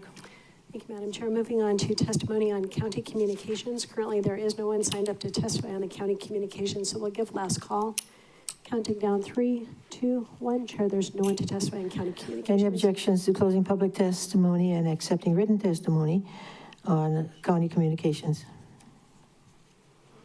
No objections? So ordered, Ms. Clerk. Thank you, Madam Chair. Before you is County Communication 26-5 from Council Vice Chair Sugimura, transmitting a proposed amendment to Bill 116, CD1, 2024, entitled A Bill for an Ordinance Amending Chapter 3.36 Maui County Code to exempt certain below-market leases for affordable housing on residential workforce housing programs, and Chapter 3.40 Maui County Code on bidding requirements, and to require additional reporting for leased properties. Vice Chair Sugimura. Thank you, Chair. There are no objections. I would like to ask to table County Communication 26-5 until Committee Report 26-14 is taken up. Any objections, members? So ordered. Thank you. Ms. Clerk. Thank you, Madam Chair. Moving on to testimony on committee reports. Currently, we have no one signed up to testify on the committee reports, so we'll give last call. Counting down 3, 2, 1. Chair, there's no one to testify on the committee reports. Any objections to closing public testimony and accepting written testimony on committee reports? No objections. So ordered, Ms. Clerk. Thank you, Madam Chair. From the Budget, Finance, and Economic Development Committee is Committee Report 26-13, recommending filing of Bill 92, CD1, 2025, to authorize the mayor to enter into an intergovernmental agreement with the Federal Bureau of Investigation to participate in the Joint Terrorism Task Force Honolulu Division. I move to pass Bill 92, CD1 on second and final reading. Second. I have no real discussion on this. Does anybody have discussion? No. Yes, Roll Chair. call. Oh, sorry. Yes. To clarify, you said to pass Bill 92? Yes. Recommendation is to file? Oh, The recommendation is to pass. She changed And if you, I see. yeah. Oh, okay. We Thank do you. something special. I see. Okay. Thank you. Roll call. Thank you, Madam Chair. Councilmember Senenzi. No. Okay. Councilmember Hodgins.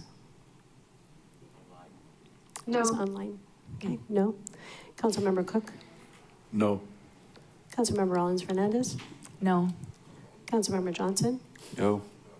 Councilmember Paulton. No. Vice Chair Sugimura. No. Councilmember Patangan. No. Chair Lee. No. Chair, motion fails unanimously. And The item is dead. the item is dead. Yep. Okay. Chair? Yes. Yes. I'm sorry, Chair. Are we not going to file it at all? I thought we were just going to take that vote for the record and then file it. Because we still have to dispose of the item? Well, I knew you would ask that question. So I asked the Deputy Clerk to be able to be ready to answer that question. I know I can also just auto-file at the end of the year, but... So we conferred with Director Rotz and agreed that a committee report is not an item that requires action by council, whether to file or not file. It's part of the legislative record either way. It's optional if you do choose to file a committee report, but it's not required. But we're not filing the committee report, we're filing the bill. The action in the committee report, that's the recommended action, is to file Bill 92, and that's what we would be doing. That's the recommendation in committee report. So the vote to, the unanimous vote not to pass the bill on second and final is a final disposition of the bill. So it doesn't require filing. That is a final disposition unless there's a reconsideration during this meeting. Okay, and David, you can follow that up. A non-action is not an action. Dave. Thank you, Chair Lee, and thank you, Councilmember Rollins Fernandez. So as the body will recall, we're operating this term under Rosenberg's Rules of Order, which is new for us. And thankfully, the author of that document, Judge Dave Rosenberg, in California, retired state court judge, is very accessible, and we consulted with him. And his view was, if an action that takes place has just occurred, we foresaw this action based on Chair Lee's intended actions and the voting committee. He would regard the bill as dead at this point, so no longer pending before the council. So there's no need for further action. Thank you, Chair. I'll share the mic. Member Johnson. Thanks for that explanation. That's the first time I've seen a chair do a motion. Is that part of, that's what I'm kind of surprised at. Yeah, we're So not following Robert's Rules of Order anymore. Rosenberg himself told us. Yeah, I guess Mr. Rosenberg told us the chair can file a motion. That's And you know what? pretty impressive. You know what? I didn't need a second. Okay, Yeah. thank you. The second was window dressing. Member Cook. Thank you, Chair. So we're all obviously going through a little bit of a learning curve, but for the benefit of the community who came out and spoke quite strongly and passionately, the bill, we voted for it, with all of us saying no, didn't approve it, this doesn't pass. And It dies. Died. Okay, so it's good clarification, thank you, because I believe my colleagues' intent for the table was to make sure. So I just wanted to make sure, and it is. It's not breathing anymore. Member Paulton. I just wanted to state my support for following an Alive Guy's rules so we can consult with the Alive Guy. Yeah, it's helpful. Member Rollins Fernandez. Mahalo, Chair. I appreciate the Alive Guy's opinion from California. However, we get our power from the people here, and it's the voices of the people that we represent. And together, as a council, all 9 of us decide what the rules are. And so I'm fine doing this. I don't really like this procedure. For the most part, following Rosenberg versus Roberts has been different. And I probably wouldn't support it next year, honestly. I don't like, it doesn't feel as clean and final, which is what, I think my colleagues may also be expressing as my colleague to the right was expressing and the colleague to my left was expressing. And so if we wanted to file it, we could. It's not like the Alive person in California is gonna say, hey, you didn't follow my rules correctly. So, I don't know. I feel like a final disposition of filing it. I don't see what's wrong with filing it, I guess. I know we don't have to, but yeah, we don't have that's to. normally what we do. The main issue is that the bill is dead, yeah? It's confirmed dead. Rigor mortis is setting in already, as we speak. But is it Makidai dead? Makidai dead, yeah, exactly. Main thing is Makidai dead. Makidai dead. Well, because Chair, in committee, we've done this before, and then we've been told that we also need to file in order for it to be a final disposition. But it's not necessary. Said It's not Rosenberg. necessary. Right. It goes with the record. This record doesn't disappear. Consistency, Chair. I like consistency, I know. as you know. I like to follow our rules. I like to follow precedent. I like there to be, like what we do there to be anticipated and not for it to just be like whatever we feel like doing today. I don't support that. That's the piece that is making me feel uncomfortable. And I just don't understand why we can't just follow what we usually do, I get it. I get like why we voted no, like, and I'm fine with that. I don't like the consistency or the inconsistency of doing something different for this one bill? I think this was a special circumstance, but however, with your bill, your reso, the idea is the same, is that people do not, our community does not want to simply file something that will resurface. You know, they want it over and done and pow. Yeah.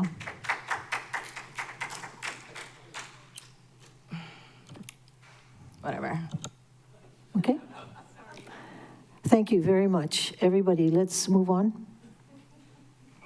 Chair from the Budget, Finance, and Economic Development Committee is CR 2614, recommending first reading of Bill 116, CD1, 2024, to one, exempt certain below-market leases from specified procedural requirements, including council approval, and two, require annual reporting for grants and certain lease-related subsidies. Vice Chair Sugimura? Thank you. I move to adopt the recommendations in Committee Report 26-14. Moved by Vice Chair Sugimura, seconded by Member Cook, to adopt the recommendations in 2614. Discussion. At this time, may I ask the clerk to please recall County Communications 26-5 at this time. Ms. Clerk. Chair recalling County Communication 26-5, Council Vice Chair Sugimura transmitting a proposed amendment to Bill 116 CD1 2024, entitled a bill for an ordinance amending Chapter 3.36 Maui County Code to exempt certain below-market leases for affordable housing or residential workforce housing programs in Chapter 3.40 Maui County Code on bidding requirements and to require additional financial reporting for leased property. Chair. Vice Chair Sugimura. Thanks. I move to replace Bill 116 CD1 2024 with the FD1 version attached to my amendment summary form in County Communications 26-5 and to file County Communications 26-5. Second. Okay. Moved by Vice Chair Sugimura, seconded by Member Paulton, to replace the bill with the ASF as distributed or posted. Discussion on the amendment, Vice Chair Sugimura. Bill 116 exempts certain below-market leases for affordable housing or residential workforce housing programs from certain procedural requirements like council approval and adds annual financial reporting for those programs. Of note, CDBG Nahale Kupuna program will be exempt under this bill. The proposed FD1 version adds privacy safeguards for public reporting on individual tenant leases in affordable housing projects. I ask for the members' support of my motion. Any further discussion? Can I hold my discussion for the main motion? Yes. Oh, that's up to her. Oh, you could, hold it. Oh, okay. I thought you meant your vote. Any further discussion? If not, all those in favor of the motion, raise your hand, say aye. Aye.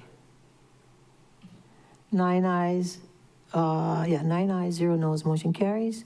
Now the main motion as amended, Vice Chair Sugimura, no more discussion? No more discussion. Member Paulton. I want to speak in strong support of this. As we can see, this bill originated in 2024. And every time our fire survivor kupuna leases came up, I'm having to track down where it is and make sure it gets on the agenda before I don't even think we made it in time, the last one. So this is gonna alleviate from our seniors in the Nakupuna housing, since their houses burnt down, that they're not gonna wait on us to schedule, put it on the council agenda and like that to ensure that they're gonna have another year of housing in county housing from CDBG money. So long overdue. Thank you to everyone involved. And I'm glad I don't need to make 20 calls every time this thing comes up. Thank you. Thank you. All those in favor of the motion, raise your hand, say aye. Aye. 9 ayes, 0 noes, motion carries. Ms. Clerk. Chair from the Disaster Recovery International Affairs and Planning Committee is CR 2615, recommending first reading of Bill 27 CD1 2026 to standardize the allowable size of accessory dwellings and associated decks and similar structures for lots that are smaller than 1/2 acre. Member Paulton. I move to adopt the recommendation in CR 2615. Second. Moved by Member Paulton, seconded by Member Senensi to approve the recommendations in Committee Report 2615. Discussion, Member Paulton. Thank you, Chair. Your committee met on February 11th, 2026 to discuss Bill 27, 2026. The council adopted Resolution 25-142 on July 8th, 2025, which forwarded to the Planning Commission's a proposed bill to amend County Code 19, Chapter 19.35 on the size of accessory dwellings. The Lanai and Molokai Planning Commissions recommended approval of the proposed bill, but the Maui Planning Commission did not approve comments or recommendations within the county charter mandated 120-day deadline. Under the county charter, the council may pass the proposed amendment under Bill 27 without a Planning Commission's report with at least 2/3 of the council's entire membership. And just as an aside, it was on the Maui Planning Commission's agenda about 4 times, but they never got to it. And they had so much things on their agenda, I said, let's just pull it already.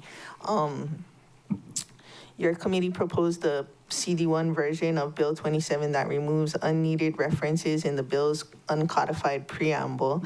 The acting planning director expressed support for the bill because it would provide more housing opportunities. Your committee noted increasing the potential living area in accessory dwellings could result in additional bedrooms and express support for the bill to afford property owners the flexibility to maximize living areas in accessory dwelling units. Your committee voted 8-0 to recommend passage of Bill 27 CD1 on first reading. And as another aside, when I announced this at the Lahaina community meeting on Wednesday night, I did receive a little heat for letting this come before the parking bill, which will be on next Wednesday's agenda, because they still are concerned that on-street parking could prevent evacuation when fire engines are going in if people are parked on both sides of the road. So if, just a precursor of what's coming up next Wednesday, I respectfully ask for the members' support of my motion. I have a question. Yes. So the reason why you were able to pull it back is because their time limit expired. Their time limit expired, and it had been on the agenda 4 times. Like, the whole Onani, when Mr. Hopper advised that it should go back, it never even got onto the agenda, and there was some confusion as to when the planning department actually, not the planning department, the planning commission actually received it. This one, they must have received it because they put it on their agenda 4 times and never got to it. Okay, thank you. Any more discussion? If not, all those in favor of the motion, please raise your hand and say aye. 9 ayes, 0 noes, motion carries. Ms. Clerk. From the Housing and Land Use Committee is CR 2616, recommending first reading of Bill 14, 2026 to amend subsection 2.96.090D Maui County Code by 1, inserting references clarifying the county's selection priority after residents on the wait list and before non-residents on the wait list for consistency throughout the subsection, and 2, reinserting requirements for documents verifying the sale of residential workforce housing units to eligible buyers and accept the county from the requirements. Member Hodgins. Thank you, Chair. I move to adopt the recommendation in CR 26-16. Second. Moved by Member Hodgins, seconded by Member Paulton, to approve the recommendations in CR 2616. Discussion, Member Hodgins. Thank you. Last year, the council approved Ordinance 5875 to make various adjustments to the county's residential workforce housing policy. One change we made was to require housing providers to offer units for sale to the county once the wait list is exhausted of all residents. Bill 14 amends subsection 2.96090D to more clearly indicate the county's selection priority for residential workforce housing units. The bill also reinserts document requirements that are inadvertently omitted from Ordinance 5875. And at this time, I respectfully ask the member's support for my motion. Thank you, Chair. Any further discussion, Member Paulton? Thank you, Chair. I just would like to vote in support of this and dedicate my vote to Member Kama. This was one of her last priorities. Glad you brought that up. Any more discussion? All those in favor of the motion, please raise your hand, say aye. 9 ayes, 0 noes for Member Kama. Motion passes. Ms. Clerk. Chair, we're now into resolutions. We have one person currently signed up to testify, and that person is Jake Carton, testifying on resolutions 2654 and 2656. Good afternoon, honorable council members. Jake Carton with Maui Indivisible. We just wanted to clarify some earlier testimony. We heard Dick Mayer speak. This is regarding 2654, which is the resolution the military wants to build essentially a spy satellite base at the top of Haleakala. And Dick Mayer spoke about lasers that communicate to satellites from that base. And Ann spoke about hunting human beings using satellites. And we just want to break that down a little bit more so it doesn't sound so crazy, because this is the new form of warfare, unfortunately. So a community member has a cell phone number. With that cell phone number, these satellites can figure out where you are. And then they send a message to a military base, like at the top of Haleakala, and someone there makes an assignment to another satellite that tells a drone where to find you. That drone can kill you. That drone can also be an ICE vehicle, and ICE now has these types of vehicles where they can find a human being within a 100-foot radius with their cell phone. Now, we know that what's happening with Department of Homeland Security is they're now crossing silos in the federal government with DSHS, right, or the Department of Human Services. And they are picking up cell phone numbers from county, local government provided documents whenever someone gets a vaccination. And they are cross-referencing that with someone's immigration status. And that's how they're starting to hunt immigrants in our community. They can do that with dissenters. And it's not just when someone gets a vaccination. It could be someone in public housing. It could be someone in many of all the great programs that our county provides. So it is very important that on our end, we are guarding our community members' data, and we are working with our county departments to make sure that that data gets masked when it gets shared with the federal government. And that's why intergovernmental agreements with the federal government need to be explored in all our county departments, not just the MPD. So we have a job ahead of us, and we encourage our council to be partners in that. Thank you. Any questions, members? If not, thank you. Okay. Now I wish to speak to Resolution 2656, which is to urge the mayor to terminate the existing contract that the county currently has with the FBI JTTF. And we really appreciate this sentiment. We're all for making a bigger tent. If we want the mayor to join in on this, please, let's have the mayor join in on this. But we want to make sure, and we want to find out what is the real sentiment here. If it's to substitute for county action, then we consider this undermining the authority of the council, and we are not for that. It is, if it's to substitute, it is essentially looking for somebody else to do the work that the state legislature has mandated that the county council does under HRS 46-7. This is the council's kuleana. And so essentially, we're not for that. And so please ask the mayor to join with the council. Please do not ask the mayor to do the work instead of the council.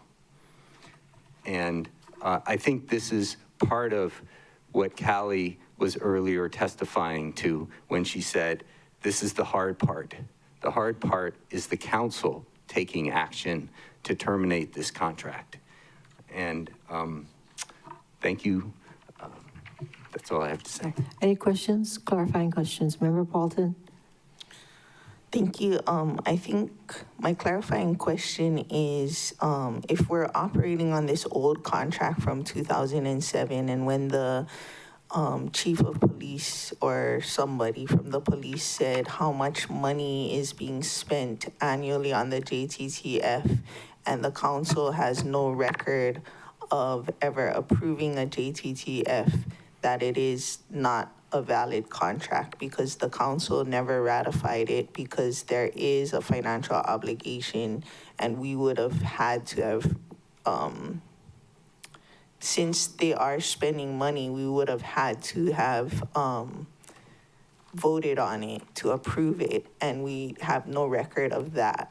And so it's not a valid contract, is what you're saying. So then my clarification is, are you saying file this or amend it to say join us in calling it a not valid contract? Or I wasn't sure, like, are you saying vote yes, vote no, file it, what, amend it, what? And so that's a good question. Thank you for the question. We are trying to understand the sentiment of this resolution. If the sentiment is you are urging the mayor to join with you, we would ask that the resolution be amended to clarify that sentiment, that you're urging the mayor to join with you to terminate the contract. We are asking the council to communicate to the parties of this contract that it is not a valid contract. If that's, I'm going on your Because analysis. if we're operating on the old contract, Yes. then he did say that there's a financial cost when he flies somewhere to meet with some people or something.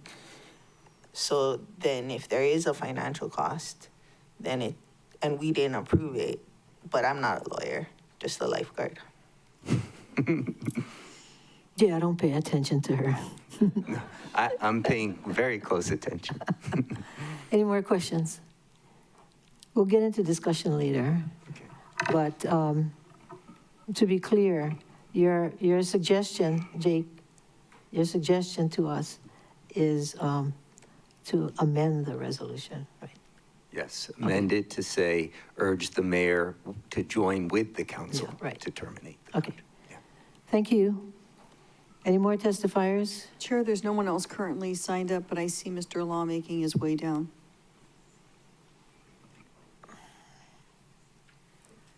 GC Law, Kula that's on Haleakala, the House of the Sun.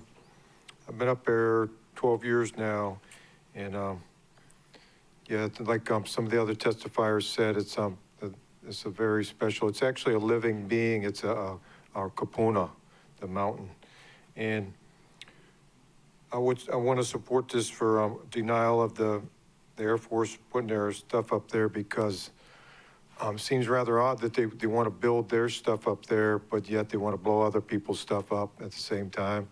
So until they can fix all the stuff that they're messing up in the rest of the world, you know, we don't want them up there messing up Haleakala. Thank you for your time. I save the rest of my time for the Hawaiians. Any questions? If not, Ms. Clerk. Chair, there's no one else currently signed up, so this is last call. If there is anyone who would like to testify on resolutions, this is your opportunity, and the countdown is 3, 2, 1. Chair, there is no one indicating a desire to Any testify. objections to closing public testimony and accepting written testimony and resolutions? On the resolutions. Okay, so ordered. I'm going to ask the clerk to call up the first item. We discuss it and vote on it and take a short break right after that. Okay? Ms. Clerk. Chair, before you is Resolution 2651, approving the Hawaii State Association of Counties Officers and Alternates. Member Paulton. I move to adopt Resolution 26-51. Second. Moved by Member Paulton, seconded by Member Sinanci to adopt Resolution 2651. Discussion, Member Paulton. Thank you, Chair. The HSAC Executive Committee approved the proposed slate of officers and alternates at its meeting of January 21st, 2026. This resolution would ratify the officers and alternates, and once all the counties vote on the slate, feel free to call me Madam President. Congratulations.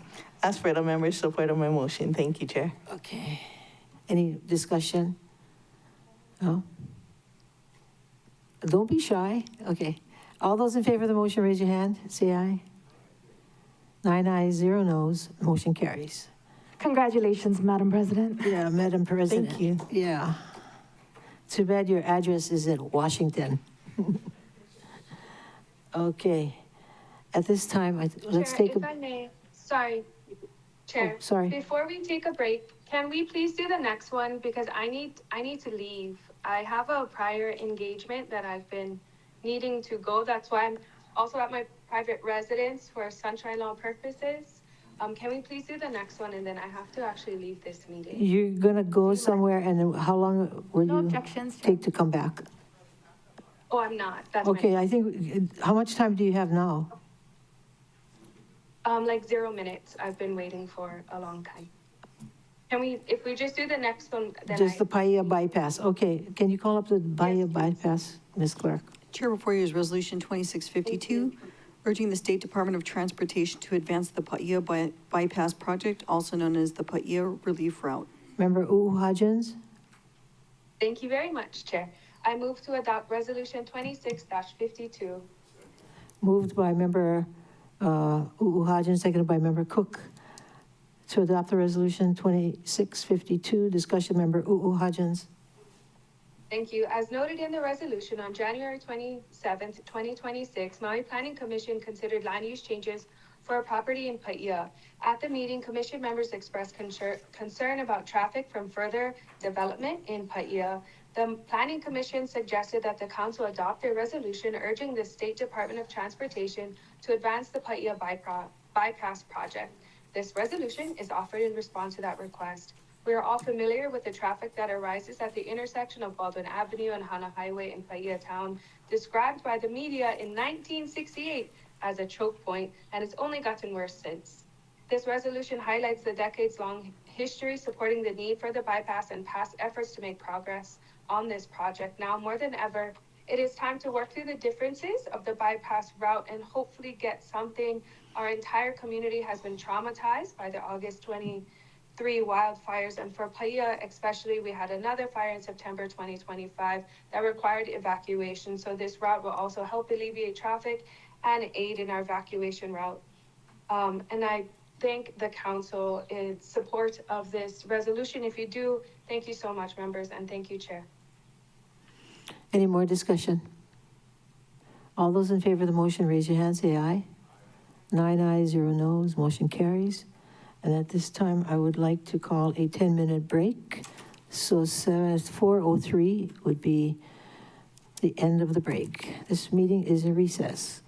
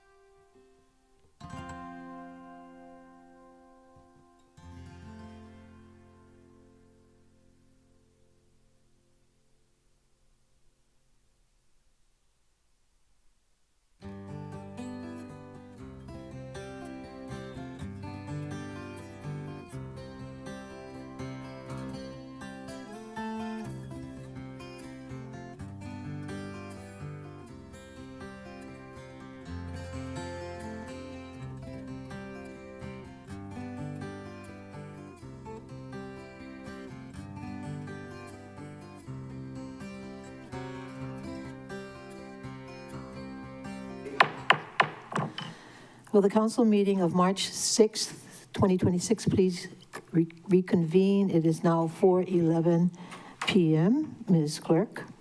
Chair, before you is Resolution 2653, urging the Hawaii State Legislature to prohibit the harvest of aquatic life from state marine waters for commercial aquarium purposes. Member Sinensi. Mahalo, Chair. I move to adopt Resolution 26-53. Second. Moved by Member Sinensi, seconded by Member Johnson. To adopt Resolution 2653, discussion, Member Sinensi. Mahalo, Chair. May I please request that the clerk read the resolution in its entirety as it transcends the Moana Nui? Ms. Clerk. Chair, before you is Resolution number 2653, urging the Hawaii State Legislature to prohibit the harvest of aquatic life from state marine waters for commercial aquarium purposes. Whereas under the Constitution of the State of Hawaii, Article 11, Section 1, for the benefit of present and future generations, the state and its political subdivisions must conserve and protect Hawaii's natural resources, which are held in trust by the state for the benefit of the people.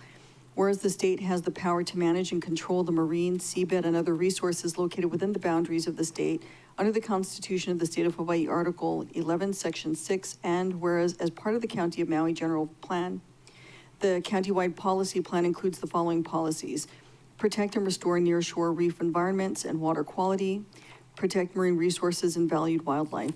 Whereas Hawaii's coral reef ecosystems are of vital importance to the state's people, culture, and economy, and whereas the reef systems are being pushed to their limits by rising ocean temperatures, acidification, repeated bleaching events, and human pressures, and whereas healthy reefs allow for the exercise of subsistence fishing and other traditional and cultural Native Hawaiian practices, and whereas Hawaii's reef ecosystem is sometimes referred to as the rainforest of the sea, supporting biodiversity, including more than 7,000 known species of marine plants and animals, many of which are endemic to Hawaii.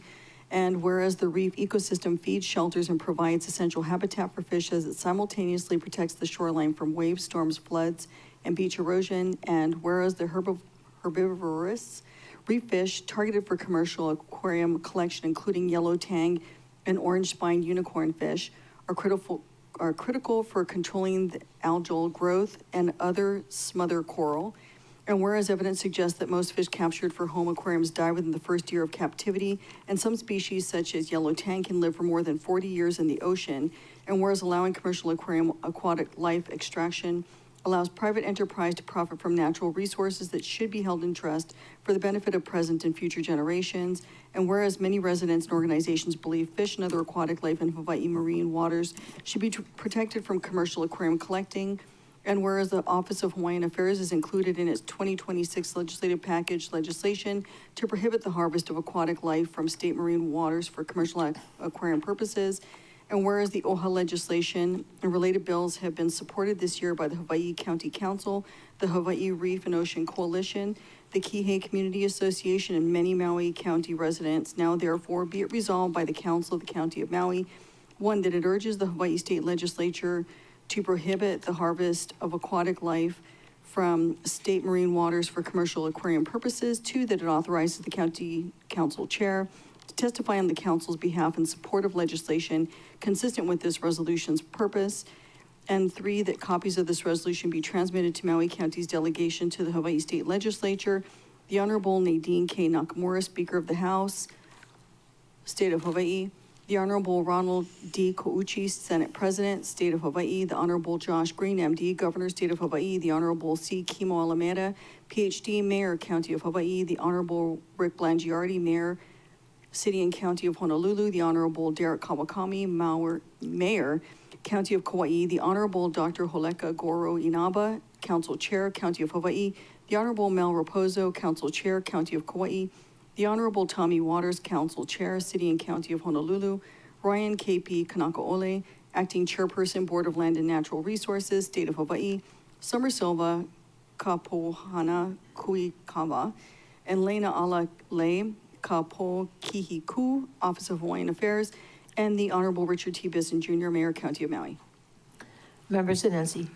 Mahalo, Clerk Moana. Members, harvesting fish and other aquatic life for commercial aquariums benefits only a few. However, the commercial extraction of marine resources and wildlife can affect entire reef systems. House Bill 2101, House Draft 1, relating to commercial aquarium collection passed out of its final House committee on Tuesday.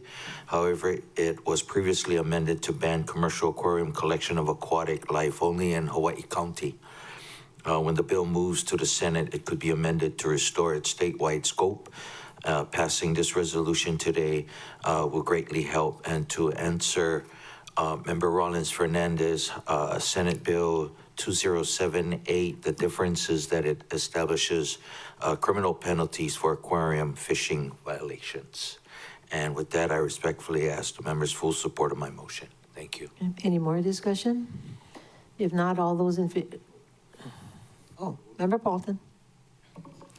I'm speaking in strong support of this resolution, Eo Alupu, and mahalo Member Senensi, me kua ina ulu awamo. Thank you. Member Johnson. Thank you, Chair. I rise in full support, and I thank Councilmember Sinensi for introducing this. I have a commercial fishing license, and I use it to feed folks on Lanai when we have the farmer's market. I've never intended to buy and sell aquarium fish. I don't think that's the proper use of our fishing resources. It's meant to feed people, and I think that's key. So as a fisherman, I don't mind to be well-regulated, which is the importance of why we need to have some state regulations on this fishery. So even as a commercial fisherman, I rise in full support. Thank you, Chair. Did I see another hand? Member Rollins Fernandez. Mahalo, Chair. I speak in full support of the motion on the floor. Mahalo, Member Senensi, for introducing this resolution. And I'm glad that there is legislation moving through the state legislature during this session to try to take action to protect all of our fish. I remember growing up and walking along just like the harbor and seeing all the different colorful fishes, the yellow tang, the manini, the angelfish, and you'd see them everywhere along the wharf. And now, just a short 20 years later, you don't see them anymore.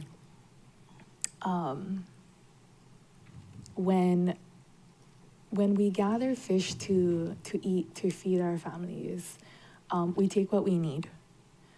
When the aquarium industry takes fish for the purposes of keeping them captive, they'll take as much as they can get, especially after hearing the kind of prices they can get for them on the market. We heard that in testimony. So I rise in full support of protecting all of our aquatic life. Mahalo, Chair. Any more discussion? If not, all those in favor of the motion, please raise your hand. Oh, did you have a? Real quick, I just wanted to mahalo all the testifiers that came. It reflects the work that's been done throughout the Pae'aina. So mahalo for joining us today. Thank you, Chair. All those in favor of the motion, raise your hand, say aye. Aye. 8 ayes, 0 noes, motion carries. Member U'uhajans excused. Ms. Clerk.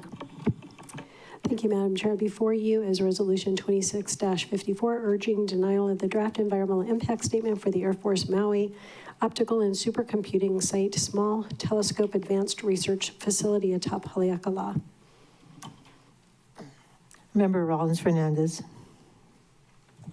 Mahalo, Chair. I move to adopt Resolution 26-54. Second.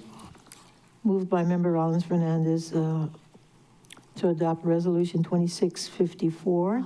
Seconded by Member Johnson. Discussion, Member Rollins Fernandez. Mahalo, Chair. I move to amend Resolution 26-54 by following the ASF that was just distributed.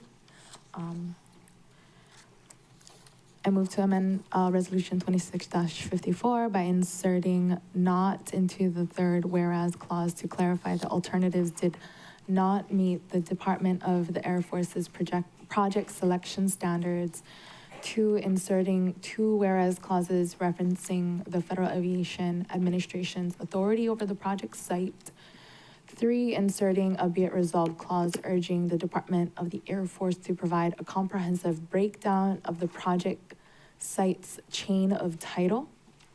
And 4, incorporating non-substantive revisions. And I move to suspend Rule 19 to allow final action at today's meeting, unless Rosenberg said we can do whatever we want. Second. Yeah, I just spoke with old Rosenberg. He said, hey, whatever. How's he doing? Yeah. He's saying we're good. doing a great job? Yeah, he said, be sure to tell you that you could do whatever you want. All right. Yeah. So the seconded was Member Johnson. Okay. Discussion, Member Rollins Fernandez. I'll hold my discussion for the main motion. Can you discuss a little bit longer so I can keep reading your ASF? Sure, okay. Let's ask somebody else. Yeah, Member Paulton. Okay, so the proposed FD1, did you want to speak, Member Polton? Or you want to hold it for the main motion? Because I'm going to also ask the clerks to read it in, yeah, okay. Okay. Okay, so the proposed FD1 version highlights ownership over the proposed project site. The draft environmental impact statement fails to comprehensively detail the historical ownership of the land where Amos Star is being proposed, identified as tax map key 22-2-007:016. The DEIS also fails to acknowledge the inherent conflict in the Federal Aviation Administration transferring the land to the Department of the Air Force, which is also the entity to determine if Amos Star fulfills the purposes established in the Governor's Executive Order 1808 issued in 1957. So just to clarify that the Department of the Air Force is preparing this draft EIS to be submitted to itself, and it will determine the final EIS, unlike what we're, like, I guess, normally what we're, I guess, used to seeing happen, which is the Navy, or I'm sorry, the Army, on behalf of like Pohakuloa, will submit an EIS to the Board of Land and Natural Resources, and it's the Land and Natural Resources that would then make the determination on whether they would approve or deny the EIS, whether it satisfies all the criteria that it calls for. And then this second part is just to highlight how, and we heard this again and again in testimony, how did Department of Air Force end up with this land? And with some research from our staff, we see that it was the Governor's Executive Order 1808 that was issued in 1957. And then, further information is being requested by our community that we heard at both the hearing in Kihei and the hearing in Pukalani. Was that enough time, Member Batangan? Yes, thank you. Okay. Okay, good. Member Paulton. I'll reserve my comments for the main motion. Any more discussion on the amendment? All those in favor of the amendment, raise your hand, say aye. Aye. Oh, let's see. 8 ayes, 0 noes, motion carries. Excused is Member Ugu Hodgins. Now the main motion as amended, discussion. Do you want to have discussion again? Mahalo, Chair. I'd actually like to ask Madam Clerk if she could read the revised resolution into the record in its entirety. Ms. Clerk. Thank you, Madam Chair. Resolution 26-54 FD1, urging denial of the draft environmental impact statement for the Air Force Maui Optical and Supercomputing Small Site Telescope Advanced Research Facility atop Haleakala. Whereas in January 2026, the Department of the Air Force issued a draft environmental impact statement for the Air Force Maui Optical and Supercomputing Small Site Telescope Advanced Research Facility, or AMIS STAR, and whereas the DEIS proposes 3 alternatives. Alternative 1, AMIS STAR facility, full build out near the Maui Space Surveillance Complex on Haleakala, preferred alternative. Alternative 2, AMIS STAR facility, reduced build out near Maui Space Surveillance Complex on Haleakala. And 3, the no action alternative. And whereas the Department of the Air Force initially considered 5 alternatives, but alternatives 3 to 5 were eliminated from further consideration. Alternative 3, Amos Star facility at the remote Maui experiment complex near Kihei. Alternative 4, replacing existing telescopes at the Maui Space Surveillance Complex on Haleakala. Alternative 5, Amos Star facility on Mauna Kea. Constructing telescopes within the astronomy facility complex on Mauna Kea. And whereas the Department of the Air Force also received comments from stakeholders identifying alternatives to be considered in development of the DEIS, but these alternatives did not meet the Air Force's projected project selection standards. And whereas under the National Environmental Policy Act, public input on the DEIS for Amos Star is being accepted through March 16th, 2026 via email at amosstaris@tetratech.com or via a comment form on the project website at www.amosstareis.com. And whereas the Department of the Air Force conducted 2 public hearings this year on February 17th in Kihei and February 18th in Pukalani. And whereas hundreds of community members attended the public hearings to oppose the DEIS and urged representatives from the Department of the Air Force to choose the no action alternative. And whereas in recent years, community members, Native Hawaiian cultural practitioners, and government officials have been opposed to new telescopes near Haleakala's Summit and Amos Star. And whereas the Department of the Air Force first unveiled Amos Star in 2024, hundreds of community members attended their public scoping meetings and submitted testimony overwhelmingly opposing the Amos Star's proposed action or its alternative. And whereas on June 5th, 2024, the Maui County Council adopted the resolution 24-103 entitled Opposing Construction of the Proposed Air Force Maui Optical and Supercomputing Site Small Telescope Advanced Research Facility atop Haleakala. And whereas the mayor and the Office of Hawaiian Affairs also submitted testimony strongly opposing Amos Star. And whereas despite this broad, united opposition, the Department of the Air Force moved forward with the EIS process. And whereas based on preliminary feedback from Native Hawaiian organizations, the Department of Air Force acknowledged that the construction of the facility would result in significant and adverse effects on the Haleakala Summit Traditional Cultural Place as a Native Hawaiian historic property. And whereas Haleakala Summit is considered Vahikapu, or sacred place, which has profound cultural significance to Native Hawaiians, traditionally and actively being used as a place for religious ceremonies, for prayer to the gods, to connect to ancestors, and for burials. And whereas, as stated in the DEIS, some Native Hawaiians have advocated for Malama Mau Ke La'a, preserve the sacredness and maintain that mitigating the degradation of a sacred site, such as Haleakala, is impossible. Maxwell, 2006. And whereas Haleakala Summit is not only culturally significant, but also the State Conservation District, a classification that recognizes the area as a fragile ecosystem with unique cultural, archaeological, and natural resources.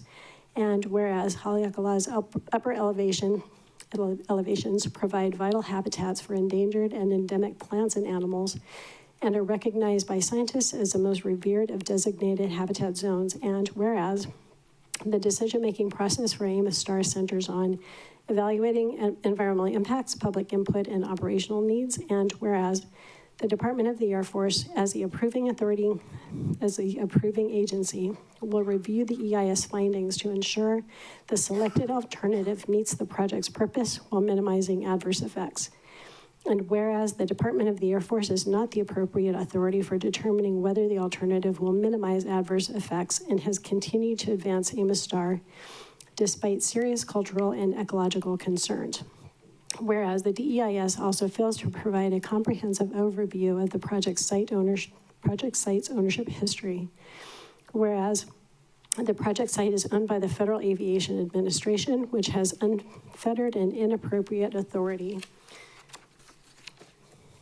to transfer ownership to another federal agency, the Department of the Air Force. And whereas the Department of the Air Force has not adequately addressed concerns and requests from Maui County's government and residents.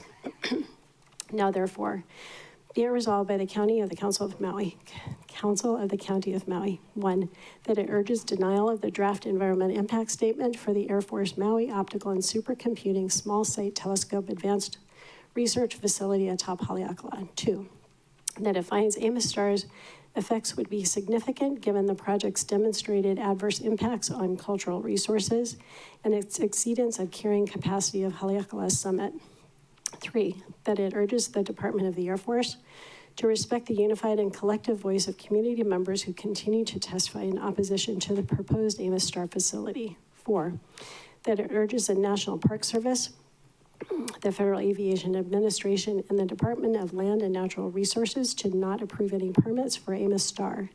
5, that if the EIS process continues, it urges the Department of the Air Force to provide a comprehensive chain of title for the project site, including an analysis of how the Federal Aviation Administration received ownership of the land, and 6, that certified copies of this resolution be transmitted to Roger R. Argus, Chief Executive Officer and President, Tetra Tech, the Honorable Donald J. Trump, President of the United States, the Honorable J.D. Vance, Vice President of the United States, the Honorable Mike Johnson, Speaker of the House of the United States, the Honorable John Thune, Majority Leader, United States Senate, the Honorable Brian E. Schatz, U.S. Senator, the Honorable Mazie K. Hirono,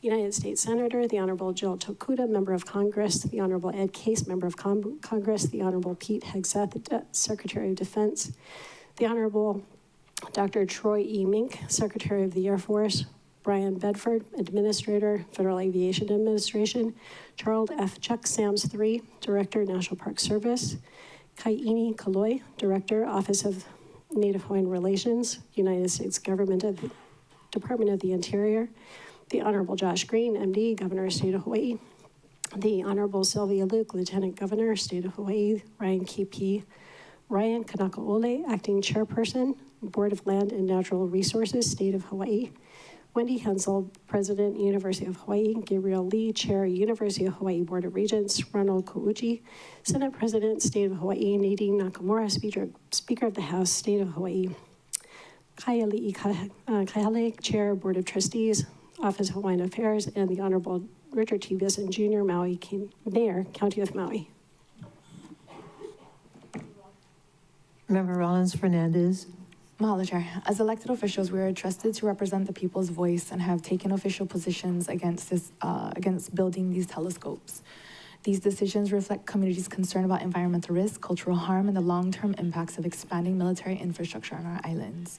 In 2024, I introduced Resolution 24-103 opposing construction of the proposed Air Force, Maui Optical and Supercomputing Site, Small Telescope Advanced Research Facility atop Haleakala, which we adopted unanimously. The council submitted this resolution before the scoping process deadline to record the council's stance on behalf of our county. Mayor Bisson and OHA trustee Lindsay also submitted comments in opposition of it. Mitigating the degradation of a sacred site such as Haleakala is impossible. It's one of the reasons the summits of our Mauna are designated conservation land. That designation should ensure the highest level of protection for their environmental sensitivity and cultural importance. I also do not need to explain to this body the cultural significance these spaces are as Wawakua. We avoid these type of industrial activities on summits because of the harm which is absolutely foreseeable. Space Force endangered the island's largest aquifer by spilling about 700 gallons of diesel. Such incidents prove these risks are real and have happened already. The Space Force cannot 100% guarantee that a spill will never occur again. The military often ignores or avoids community calls for accountability, as seen on Oahu, where the EPA no longer requires the Navy to meet with the community members regarding the 2021 Red Hill fuel spill that contaminated drinking water for more than 90,000 Oahu residents. So much of the harm they cause is irreparable. We still ask, how do we remove PFAS from Oahu's aquifer? These impacts last for generations. For that reason, we need to lock arms and unite against this unconsented harm. Decisions impacting our lands, waters, and sacred sites should not move forward when the communities living here have made their opposition clear. We have seen this, how this military acts. They bomb Iran without considering how to help their own people, American citizens, evacuate.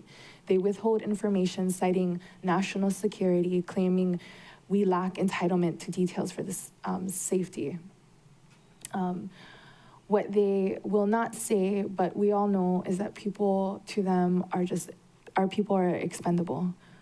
Too often, communities like ours are treated as disposable. Our life is just a sacrifice they're willing to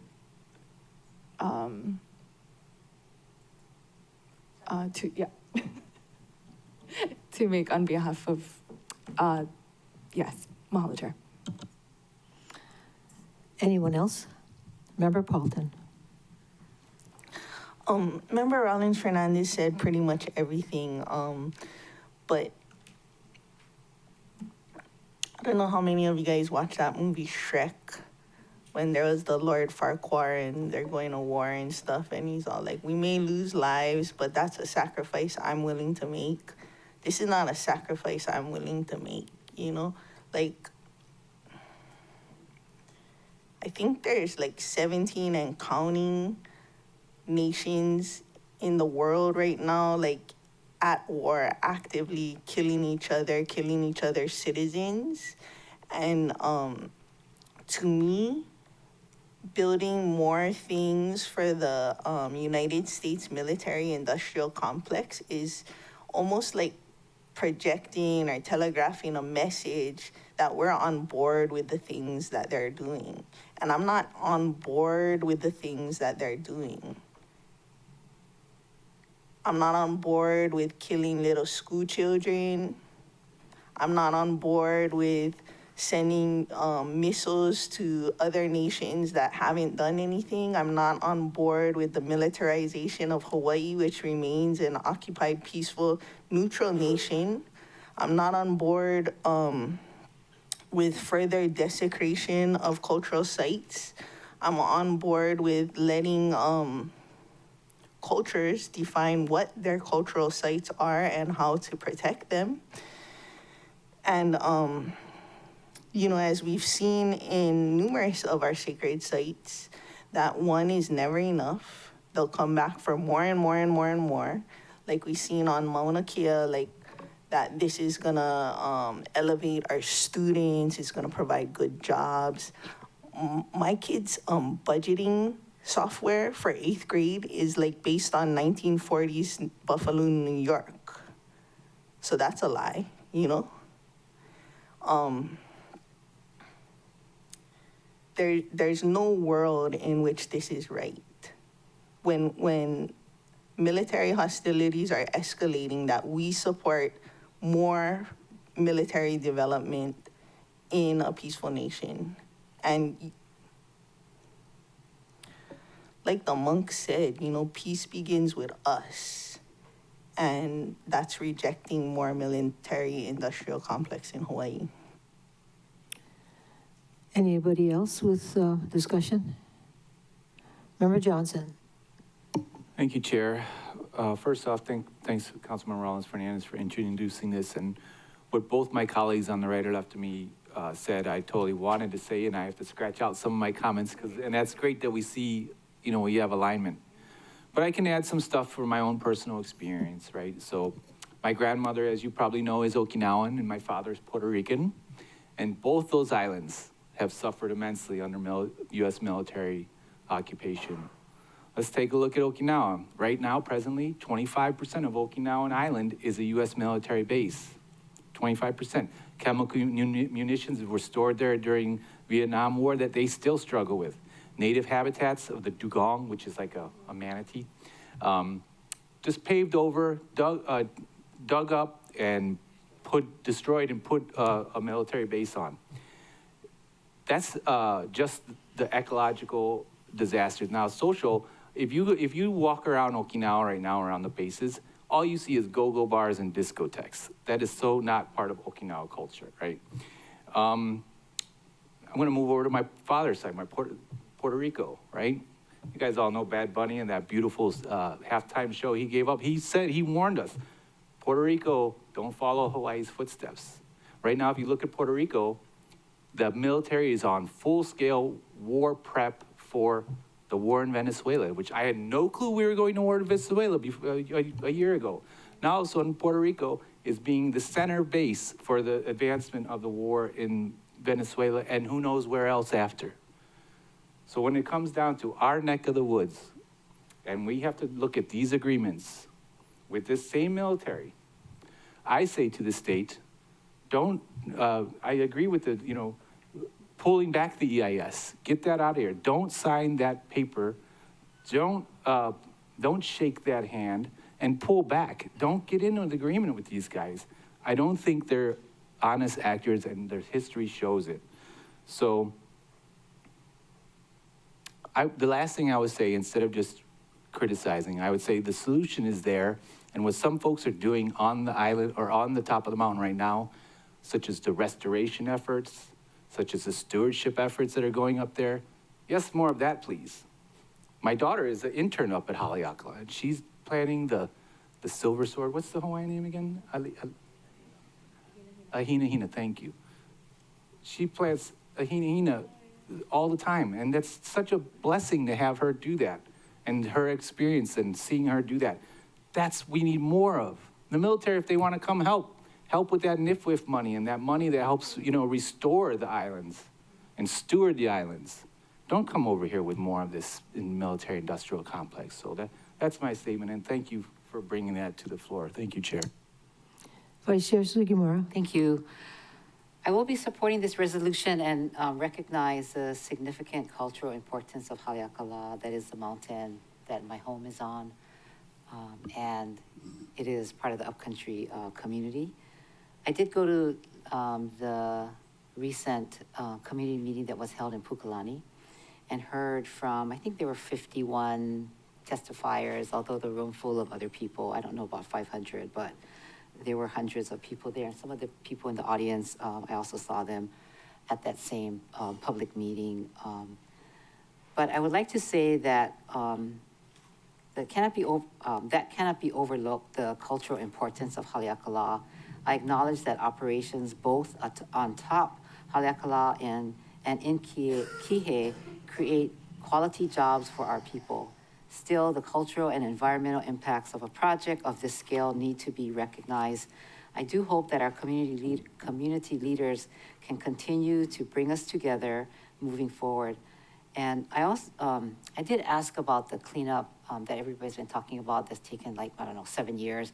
And what the Air Force told me when I inquired is the reason why it's taking long is they took the recommendation from the community that they received, or a group of cultural experts. And so they're taking it slower than maybe they could have. So I was glad to hear that they were being sensitive to the community leaders, and that, and I'm glad hearing about Member Johnson and your daughter. I think other people that I know have their children working up there for interns. So there is some kind of community input. And thank you, Chair, for my time. I will be voting in favor of this resolution, and thank you for letting me express my comments. Member Cook. Thank you, Chair. I acknowledge everything everybody said. I've been to the meetings too. I want to kind of weigh in. This is a message I just got from a friend who's in the military. Tom, I urge the council to watch how they speak about military. Politicians choose targets and give orders. The military just follows those orders. It's not an evil force unto itself. It depends on who the leaders are. On the South Maui Run, Space Force is based in my district, really close to my office. In the high-tech park, there is a company that basically they're non-military, and they track satellites and junk and space debris, etc. I went in there and I was just amazed at what they're doing and what's possible. The technology that we live with is not going to go away, and it is being used for evil and bad, killing people. It's also being used for good in other types of ways, as far as medication and communication. So I just wanted to share this before we vote. The REPI, which is a department, part of the Department of Defense, but they're funded through the Fish and Wildlife, has done a small $2 million grant for the fencing and the deer. My office has been in discussion with them for like 3 years, and they recognize the flooding issue. And because of the relationship between the crater and quote, the Space Force, which is not, you couldn't tell it was military if you walked around because it doesn't look or act military. We have the opportunity to get several $1 million, and it's not for sale. I'm just saying like the comparison about what they do and not do. There is a department, the REPI, that does attempt to mitigate the impact of the military bases. So I'm gonna vote for this on a respect for my colleagues, on a respect for my community, but I feel it's important that we collectively, as legislators, as leaders, as members of the community, as parents, as grandparents, that we watch ourselves when we paint everything with a broad brush, where a lot of it takes more calligraphy. People in uniform are not bad people. And if we have a friend or family member who is a member of the military, we tend to be very supportive of them, pray for them, and help and hope for them. So thank you for the opportunity to share this. I just wanted to put a little bit of heart and soul into the fabric of what we're talking about. We do have a bunch of really evil, crazy people running the country, and I'm scared too. But I'm not afraid of you guys, and I'm glad to be part of this group, and thank you. Anybody else? Member Sinensi?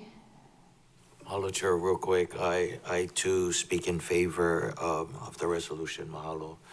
Member Rollins Fernandez, and I too will pa'akana'au with my fellow members and with all of our community that have come out and in support of this.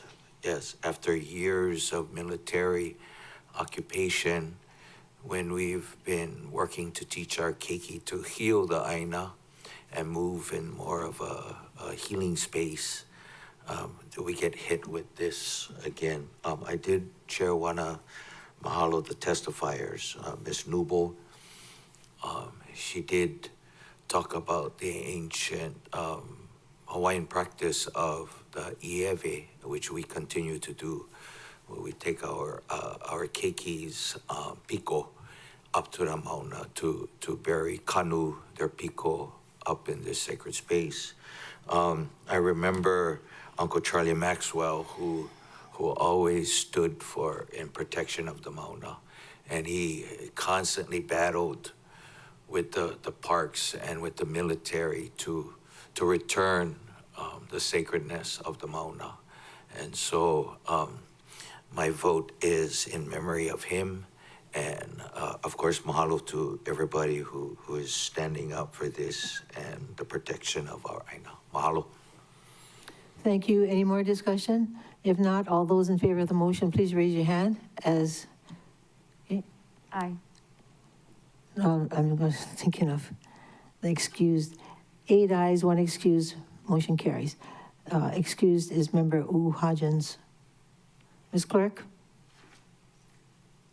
Chair, before you is Resolution 2655, authorizing acceptance of a donation of $35,000 from Positively Kai Foundation to help with the Peers Support Group under Section 3.56.030 Maui County Code. Vice Chair Sugimura. Chair, if there are no objections, may I please request to table this resolution until the council considers Bill 40, 2026. Any objections? So ordered, Ms. Clerk. Thank you. Chair, before you is Resolution 2656, urging the mayor to terminate the 2007 intergovernmental agreement between the Maui Police Department and the Federal Bureau of Investigation on the Joint Terrorism Task Force. Member Rollins Fernandez. Mahalo, Chair.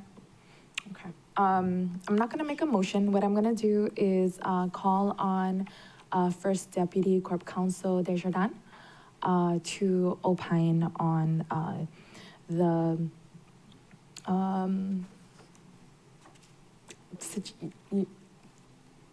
2007 intergovernmental agreement.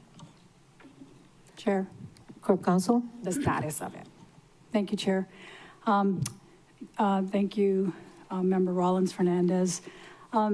The department's position on this 2007 memorandum of agreement is that it is void because it was not executed properly. And we've been in discussions with the Maui Police Department about its practice in the past of not bringing these MOAs to the attention of the mayor or to the Department of Corporation Counsel. And then if it has a financial obligation to the council for approval. And I know that Deputy Chief Maeda's been in contact with the FBI and also let them know that this practice has caused this agreement to be void. And apparently, the practice in the past of Maui Police Department has been consistently to not bring these to the council's, it's just been the practice and culture of how they've worked on these joint terrorism task force agreements. So what that means currently is that there is no JTFF agreement in place at all. So what I'm going to urge you folks to consider doing is to file this resolution instead of pass it, for the reason that urging the administration to terminate it would give it some credence. In other words, it's not to be terminated because it's void. And so at this point, and I think from listening to Deputy Chief Maeda this morning, what it sounds like is that they're going to do a reset with the FBI, and whatever they come up with, it sounds like they're going to be bringing to council for full vetting for the public and for council to consider. We've worked a lot with MPD to try to get an understanding of where their position is. So that would be my recommendation, is to go ahead and do that. Thank you. Mahalo, First Deputy Desjardins. And so this resolution, Resolution 26-56, calls for the termination of the 2007 IGA, which was the most recent IGA that the MPD was able to provide the council. Are there any other existing intergovernmental agreements that we should know about? Chair? Yes. So there was a 2024 IGA in the works. That has not been executed. There is nothing else with JTFF in place whatsoever, is what has been represented to MPD, and I've gone through the records of what I've been able to see. There isn't anything. So you're correct that there is nothing in place, and anything prior to that was also executed without the proper signatures would also be void in our department's opinion, and we would advise MPD of that. So from what we've been able to gather, that's all we've been able to see. Thank you. Okay. Mahalo. So there is no other pre-2007 IGA that could supplant this. I guess my final question would be, so since there is no valid contract, MOU between MPD and the FBI, Deputy Chief Maeda will inform the FBI that there is no valid contract? My understanding is he has done that already. I will reassure you that I will make sure that he double checks that he does that. I talk to him on a daily basis. He's really easy to work with, as you can tell. He wants to make sure that everybody's on the same page, but, and he did indicate that he has a good working relationship with them, so it shouldn't be a problem, yeah. Perfect. Okay.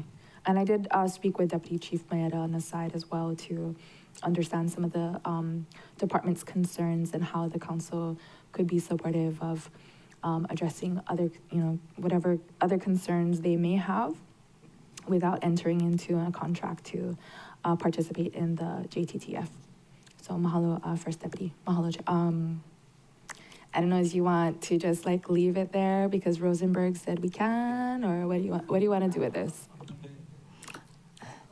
Well, it's your proposal. I'm afraid you're going to have to tell us what you would recommend. Oh, Rosenberg said I can do whatever I want? Yep. Okay. I move to file Reso 26-56. Moved by Member Rollins-Fernandez, seconded by Member Sinensi to file Resolution 26-56. Any more discussion, Member Rollins-Fernandez? No further discussion, Chair. Mahalo. Well, you probably would want to say that if, as more information becomes available, and if there is an opportunity to ensure that there are no existing agreements, that we would, that you would come back with another resolution or bill. We did that already. First Deputy checked to see if there were any existing, and there is none that is valid. Okay. Check. And so this resolution, as you know, you may all recall, I quickly drafted up as one of the ways to address this while we're still in BFED committee, or we're in DRIP committee discussing this. And then the other approach I had planned to take, if necessary, was to prohibit any of the funding during budget session to go to supporting participation on the JTTF. So we won't have to, take that next step. So I had plan A, B, C, and Oh, that D sounds all like a set. good plan, because they can't get to first base without funding. Yeah. Member Sinancy. Thank you, Chair. I just had a question for First Deputy. When she mentioned that there are no other contracts, is that just with the police department or other agencies within the county? Corp Counsel? Can I get some clarification, Member Sinancy, what your question is? Well, only because we're seeing the broad, for instance, if people that have that has Quest, some of the agencies, or they're using some of the information, their personal information, to see, or the housing department, if they're looking for people that are have immigrant status. So can the government use other means of going into our communities? I don't have that answer for you off the top of my head. Yeah. Okay. All right. Thank you. Any more discussion? The motion is to file this item? Okay. You made the motion. Was there a second? Oh, you seconded, Member Paulton? Okay. Moved by Member Rollins Fernandez, seconded by Member Paulton, to file resolution 26-56. All those in favor of the motion, please raise your hand and say aye. 8 ayes, 0 noes, 1 excuse. Member Hodgins, motion carries. Ms. Clerk. Chair, before you is Resolution 2657, approving the redistribution of affordable housing grant funds from Hui Kauhale, Inc. to Kaihale Kaiohilulu, 1 LP for the Kaihale o Kahiluhilu Phase 1 Affordable Rental Housing Project under subsection 3.35.070A5 Maui County Code. Vice Chair Sugimura. Oops, thank you, Chair. If there are no objections, may I please ask the clerk to also call resolutions 26-58. Ms. Clerk. Chair, before you is Resolution 2658, approving the redistribution of affordable housing grant funds from Hui Kauhale, Inc. to Kaihale Kahiluhilu 2 LP for the Kaihale o Kahiluhilu Phase 2 Affordable Rental Housing Project under subsection 3.35.070A5 Maui County Code. Vice Chair Sugimura. Thank you, Chair. I move to adopt resolutions 26-57 and 58. Moved by Vice Chair Sugimura, seconded by Member Cook, to pass approve resolutions 2658 and 2657. Discussion, Vice Chair Sugimura. Members, these two resolutions approve the redistribution of Affordable Housing Fund grant funds from Hui Kauhale Inc. to Kaihale Kahiluhilu,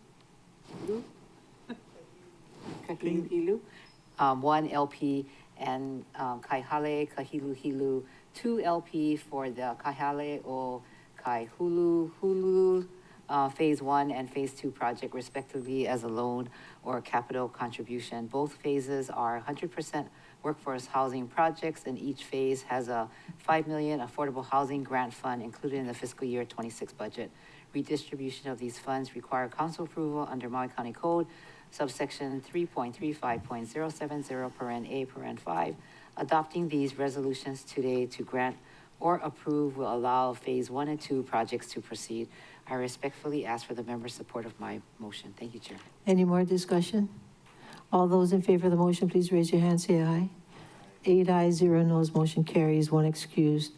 Member Hodgins. Ms. Clerk? Chair, before you is Resolution 2659, authorizing the transfer of an unencumbered appropriation balance within the Department of Water Supply fiscal year 2026 budget. Okay, Vice Chair Sugimura. Yeah, thank you, Chair. I move to adopt resolutions 26-59. Second. Moved by Vice Chair Sugimura, seconded by Member Cook, to adopt Resolution 2659. Discussion, Vice Chair Sugimura. Member, Resolutions 2659 approves the transfer of $75,000 from the Department of Water Supply, Water Admin Program, Water Fund, Category B, to the Department Expenses, Water Fund Debt Services, Category B, to cover unanticipated costs. The transmittal says the funds will be used to cover a shortfall of $10,810 due to Bank of Hawaii finance purchase payments for the JCI agreement and any additional state revolving fund drawdowns made before June 30th, 26. I respectfully ask for the members' support of this motion. Any more discussion? If not, all those in favor of the motion, please raise your hand, say aye. Aye. 8 ayes, 0 noes, motion carries, 1 excused. Member Hodgins. Ms. Clerk? Thank you, Madam Chair. Moving on to testimony on ordinances. We have Leslie Milner, Budget Director, signed up to testify on Bill 31. Director Milner? Thank you, Chair. That's for a second and final reading, Second and so final I can wait. We're just going to take testimony on any of the Oh, you're going ordinances. to take them all? Okay. Yes. Thank you, Chair. I just briefly wanted to correct the record. At first reading, I was asked if this, apologies, my camera was not on. I was asked if this bill had anything to do with R1, and I stated that I thought it did, and that was incorrect. So I apologize to the council for my misstatement. I just wanted to make it clear that the North Kihei-Mauka transmission system is a wastewater project that's intended to run under the new north-south collector road. It spans from Kihei Wastewater Pump Station number 3 to the Kihei Wastewater Reclamation Facility. But I just did want to clarify my misstatement so that council members had all the facts prior to voting for second reading. Thank you, Chair. Okay, that's your testimony. Okay, anybody? Yes, Chair. Any clarifying questions? Next testifier. Chair J.C. Law is testifying on, let us know which ordinance you're testifying on, please. Bill 44, I'm in favor of that. I think the United States should spend more of their money on stuff like that, helping the Kapuna and especially the Congregate Meals Program. And I save the rest of my time for the Hawaiian people. Any questions? If not, next testifier. Chair, there's no one else signed up to testify on the ordinances, so we'll go ahead and give last call. Anyone wishing to testify on the ordinances, please make yourself known. Chair, seeing no one, counting down 3, 2, 1. There's no one else to testify on the ordinances. Any objections to closing public testimony and accepting written testimony on ordinances listed on today's agenda? So ordered. Ms. Clerk? Chair, before you is Bill 38, 2026, a bill for an ordinance amending Chapter 2.80B, Maui County Code on the General Plan and Community Plans. Member Paulton.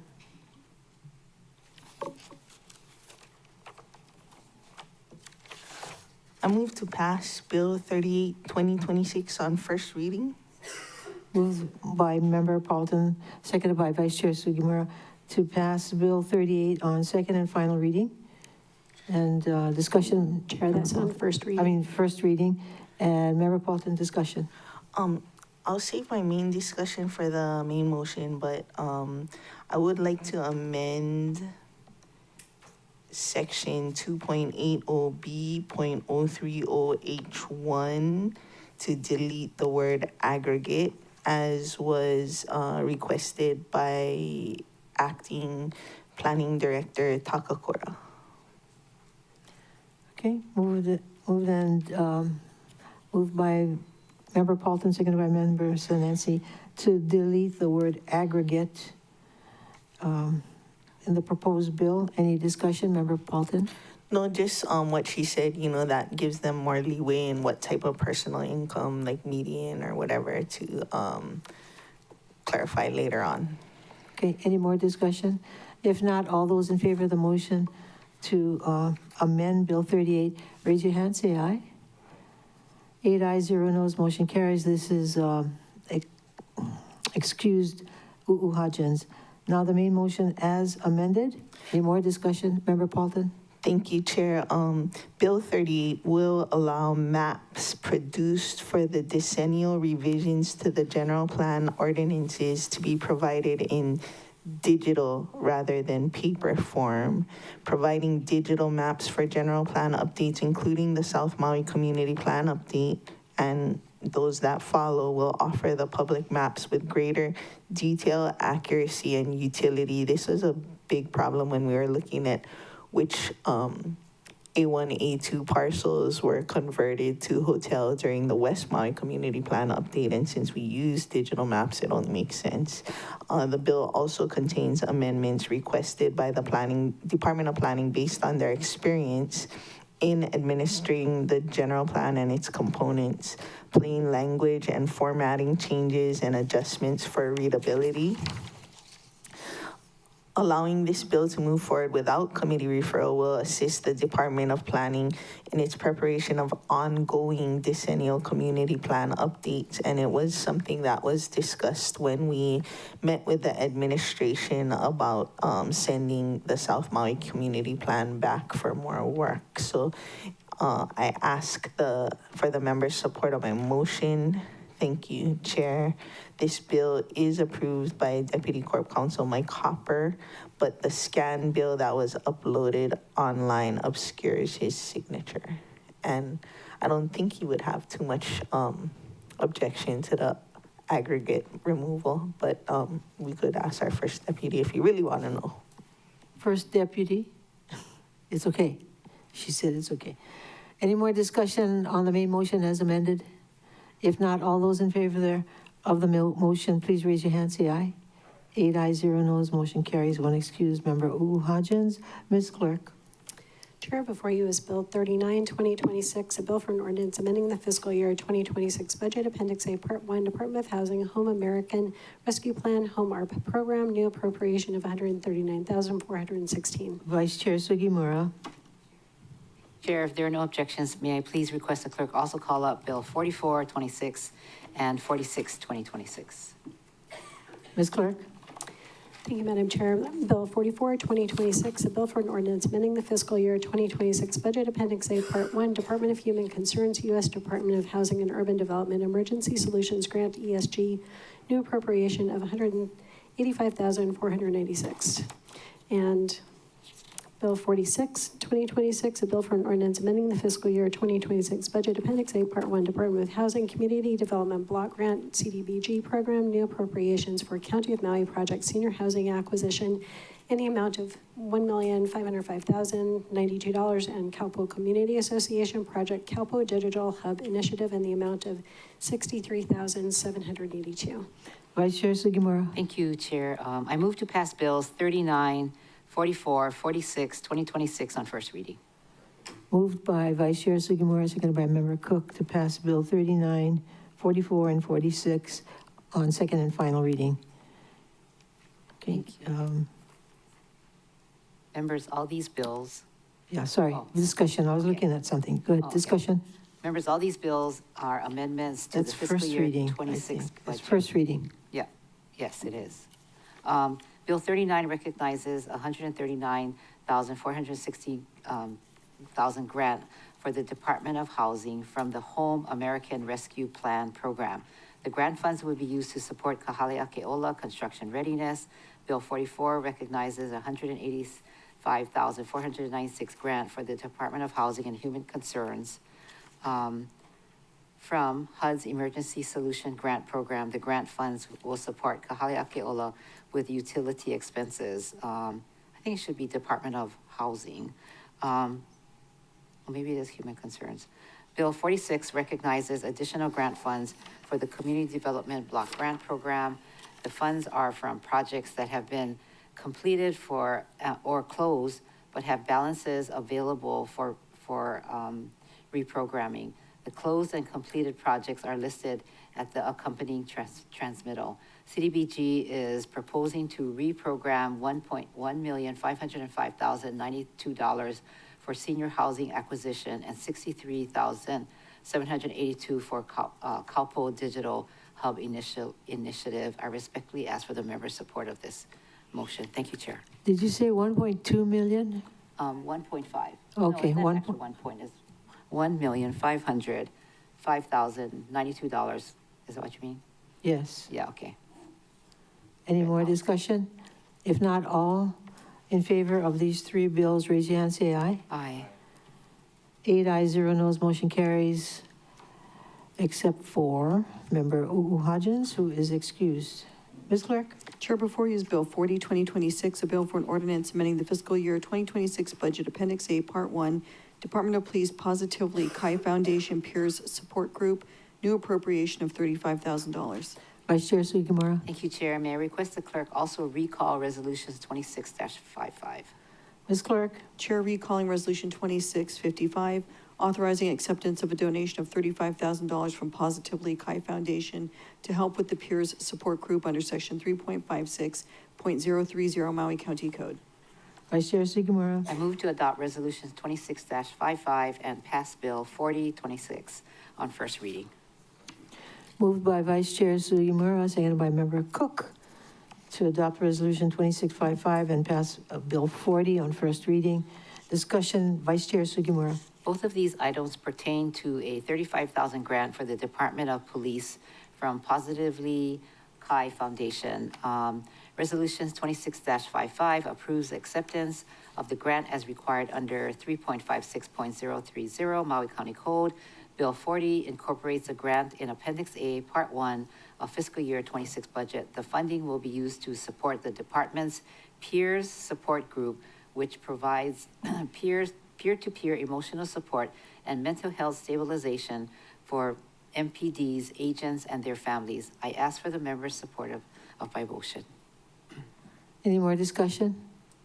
All those in favor of the motion, raise your hand, say aye. Aye.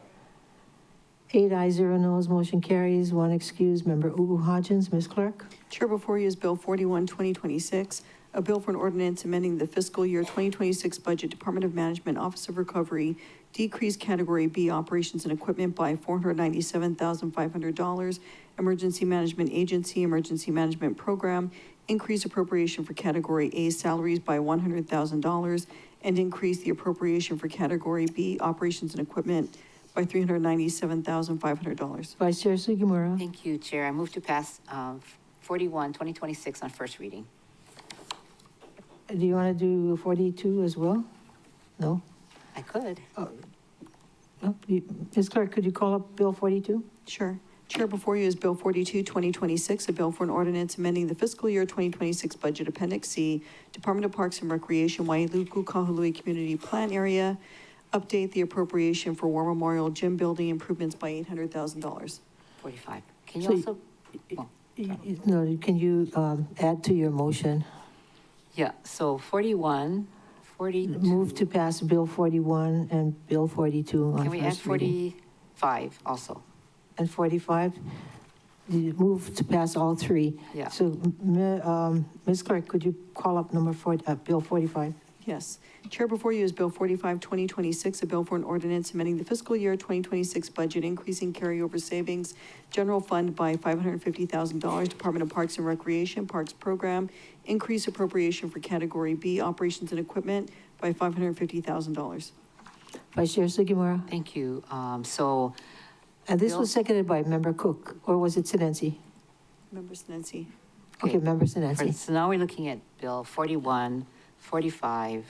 42. 42. Oh, here's 42. Okay, so Bill 41 is a housekeeping amendment. The funding was already allocated by Ordinance 5918, but an error occurred when totals were updated between first and second reading.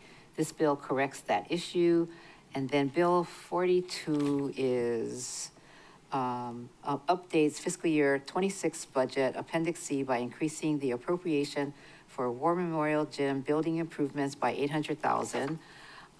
And then we go to 45. Bill 45 amends fiscal year 26 budget to recognize $550,000 in general fund carryover savings and appropriate it for the Department of Parks and Recreation. The department reports the funds are needed for unexpected expenditures and priority maintenance and repair work, including increased tree trimming needs and other park facility work. I ask for the members' support of these three bills. Any more discussion? Oh, Member Paulton? Oh, yeah, just since they're in the audience, I had a quick question that they can just nod their heads or explain if I'm wrong, but the grease traps at Kenoleo and Kalama, is that like a community center kitchen or something? Oh, okay. That's the only question, okay. That's the only question. Let the record show Mr. McCall nodded his head, yes, okay. All right, all those in favor of the motion, raise your hand, say aye. Aye. 8 ayes, 0 noes, motion carries. Member Hodgins, excused. Ms. Clerk. Thank you, Mr. McCall. Chair, before you is Bill 43, 2026, a bill for an ordinance amending the fiscal year 2026 budget, Office of the Mayor Economic Development Program, grants and disbursements for business development and technology, South Maui Economic Development, environmental and cultural programs, new conditional language for Wilbert Wa Itu Hutam, Veterans of Foreign Wars, Post 3850, in the amount of $25,000. Member Cook. Chair, I move to pass Bill 43, 2026 on first reading. Second. Moved by Member Cook, seconded by Vice Chair Sugimura to pass Bill 43, 2026 on second and final reading. Discussion, Member Cook? Thank you, Chair. I mean, on first reading. Jeez, I keep Thank jumping. you, Chair. Bill 43, 2026 amends the FY 2026 budget for the Office of the Mayor's Economic Development Program to add new conditional language providing $25,000 to the Wilbert Wa Itu Hutam Veterans of Foreign Wars Post 3850. The funds are intended to support operating costs, repair and maintenance expenses, and community events at the VFW Hall in South Maui. The VFW Hall provides a safe, trusted, and supportive environment for veterans to connect with one another and to access needed resources. The veterans participate in wellness programs, monthly potlucks, serve as mentors, and engage in community service projects. The VFW Hall is also used by various organizations at no cost. The Boy Scouts, JROTC, Sea Cadets use the facility as a meeting and training space. The Kimokea Foundation and Hawaiian Outrigger Canoe Voyaging Society have gathered here to celebrate the Gathering of the Eagles event. Efforts to raise the funding needed to operate and maintain the VFW Hall has been difficult, especially since they lease the county-owned land where fundraising activities are prohibited on the property. This funding will allow the organization to continue serving the community, but most importantly, it will continue to deliver the essential services and programs to our veterans. I respectfully ask our members for support of my motion. Any more discussion? If not, all those in favor of the motion, please raise your hand, say aye. 8 ayes, 0 noes, motion carries. One excused, Member Hodgins. Ms. Clerk. Chair, before we move on to bills for second and final reading, may I make a statement? Yes. In my first council meeting, I complained about doing committee work on the floor, and you told me, don't worry, it doesn't happen very often. This is my 6th council meeting, and it's happened 6 out of 6 times. That's 100% of the council meetings during my tenure. I'd also like to note that we passed 100% of the ordinances on first reading today. We didn't refer a single bill to committee. That's all. Yeah. Good observation. Member Batanga and Rosenberg said we could do whatever we like. That's why. Yeah. Told us all the way from California. Yeah. Ronnie Rosenberg. Okay, did you have your hand up? Okay. Ms. Clerk.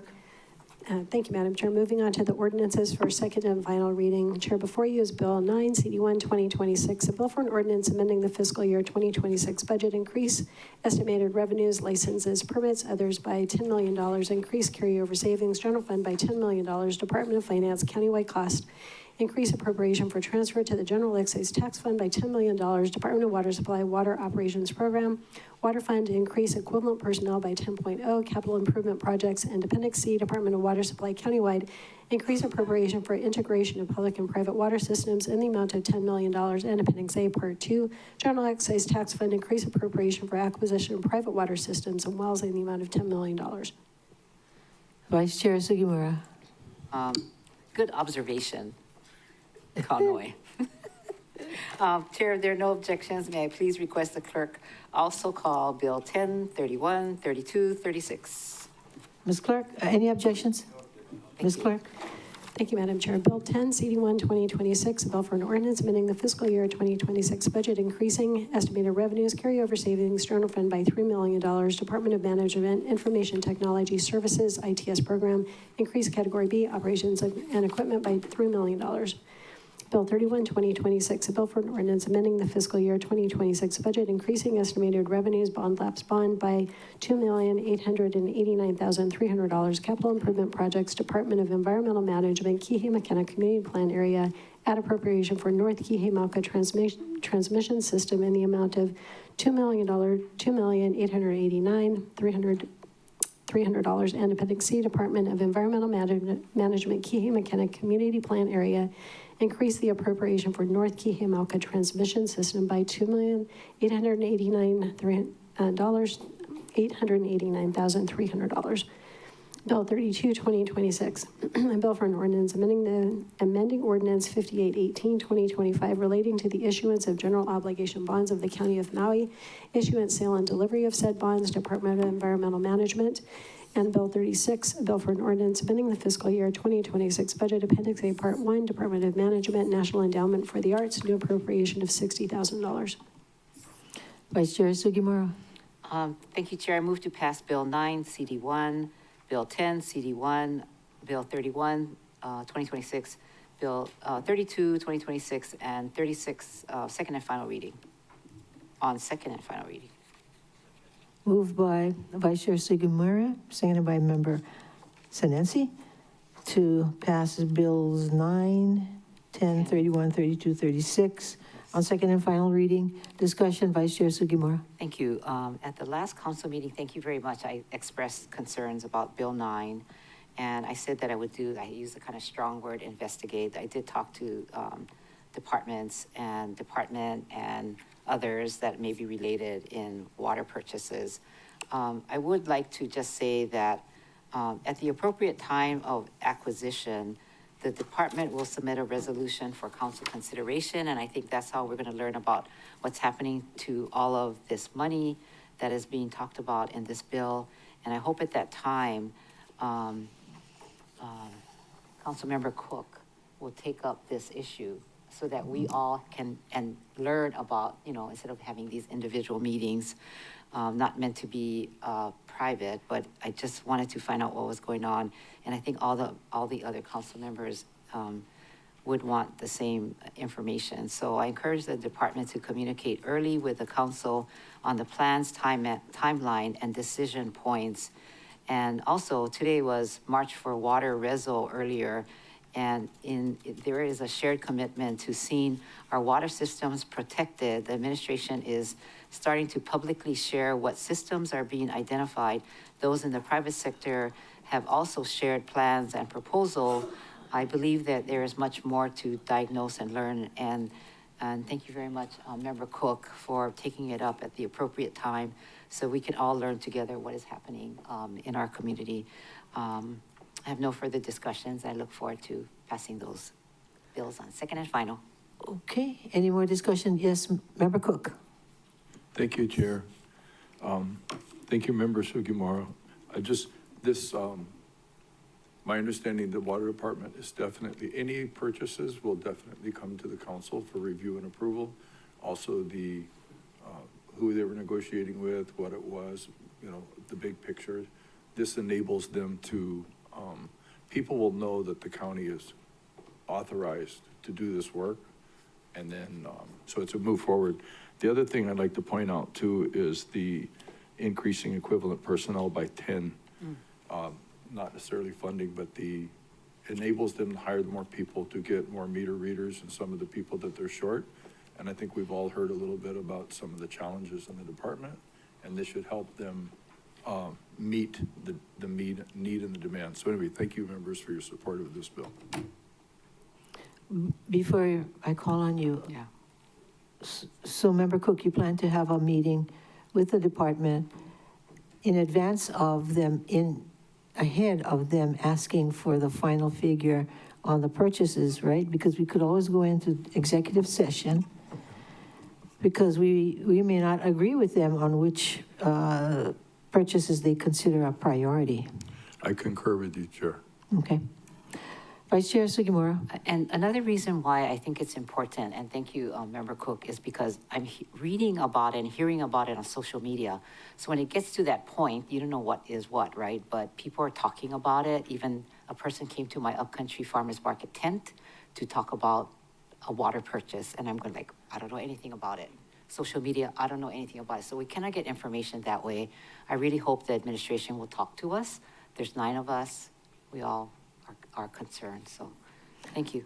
Well, the reason why I brought up my question is because when we last talked about this, my understanding is somebody gave the answer, well, we don't want to tell you in advance who we're talking with because it's too preliminary, but we don't want to be told what the final decision is, so we vote something up or down and it's too late to participate in the decision. That's my concern. So, Vice Chair Sugimura, anything else? Okay. All those in favor of the motion, raise your hand and say aye. 8 ayes, 0 noes, motion carries. 1 excused, Member Hodgins. Ms. Clerk. Chair, before you is Bill 29, 2026, a bill for an ordinance amending the fiscal year 2026 budget, Department of Management, Office of Recovery Program, adding conditional language for Native Hawaiian Education Association, NHEA, for the Ke'olaho Community Resiliency Center in the amount of $390,000, and Imua Family Services for Imua Discovery Garden in the amount of $758,973. Vice Chair Sugimura. Thank you. So initially I thought we would have, after listening to the testimony that went on today, that we might want to table this and get more information. But as the day went on and we had executive director or president, I don't know what Dean Wong's title is, and all the testimony that we heard about both items, I think I want to pass this on second and final. We feel fine, right? Moving it forward. Is there a second? Second. Moved by Vice Chair Sugimura, seconded by Member Paulton to pass bill, which one is it now? 29? 29. 29 on second and final reading. Discussion? Any more discussion? No. Any more discussion, anybody? All those in favor of the motion, raise your hand, say aye. Aye. 8 ayes, 0 noes, motion carries. Excused is Member Hodgins. Ms. Clerk. Chair, before you is Bill 33, 2026, a bill for an ordinance amending the fiscal year 2026 budget, Appendix B, Department of Finance, Bikeway Fund, bicycle licenses, low-speed electric bicycle registration. Member Paulton. I move to pass Bill 33, 2026 on second and final reading. Moved by Member Paulton, seconded by Member Senensi to pass Bill 33 on second and final reading. Member Paulton, discussion. I pretty much discussed it all last time. It was something that we discovered in the DRIP committee when we did a safety e-bike safety presentation. That was at your request. So this is really your accomplishment. Thank you, Chair. Wow. Thank you. Thank you. I'll take a bow. I hope we can collect the registration fees. And like nobody seems to care about registration fees except me. See, now I can't remember if we took the vote or not. All those in favor of the motion, raise your hand, say aye. 8 ayes, 0 noes, motion carries. Excuses, Member Uhajan. Okay, Ms. Clerk. Chair, there's no further business before the council. Oh, I got a big announcement. Okay, we just want to make sure, any more formal business? No, Okay, Chair. announcements? I just wanted to announce these 2 welcome home ceremonies that I missed because I was sitting here with you all. The Yadao Ohana house dedication, home dedication, and the Kahahane home dedication, made to, possible by the partnerships with Ho'ola Maui Akama LTRG, the AREAA Foundation, Kajiroi Construction, Catholic Charities, Disaster Leadership Team, Emmanuel Lutheran Church, Episcopal Diocese of Hawaii, Habitat for Humanity, Hawaii Community Foundation, Hawaii Community Lending, High Voad, Hansador, JC Structural Engineering LLC, JN Electrical LLC, Ibigan Nglahaina, Lahaina Behavioral Health Center, Lahaina Community Land Trust, Maria Lanakila Church, Maui County officials and staff, that includes you guys, Maui Economic Opportunity, Maui Pono Foundation, Maui United Way, Mayor Richard Bisson, Mennonite Disaster Services, Not Aikane o Maui, Nielsen Construction Company, Ohana Concrete Pumping, Pipesmith Plumbing, Pono Legal, Sacred Heart School, the Salvation Army, United Policy Holders, and Vision Construction and Building have kept these 2 Lahaina Ohana home in Lahaina. All of those people to build 2 houses? It's a conglomerate that these are the first 2 houses. A first of many. Yes, Vice Member Rollins Fernandez. Mahalo, Chair. I just wanted to clarify or reiterate for the public that may have been following along the agenda, Bill 34 at the beginning of the agenda, you said would be canceled. I guess if you could explain what that means, like, is it still breathing? Did Rosenberg say that it could just, be buried now? Or? Chair, if I may interject, I'm sorry to interrupt, but because the item has been canceled, it's not on the agenda, and any discussion would not be appropriate at this time. I'm sorry. Thank you. Sorry.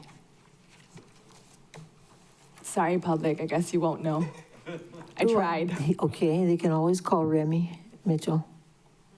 He requested that. Yes. Chair, just a quick reminder that Monday's What's Up Committee will begin promptly at 10 a.m. Thank you. Good. Why? The chair will be in transit. Transit from Hana or transit from someplace else? Yeah, from okay. Hana. Yeah. Oh, shucks. I said I couldn't do a 9 o'clock. Anything else? Anything else? Yeah, everybody keep safe and have a wonderful weekend. This meeting is adjourned.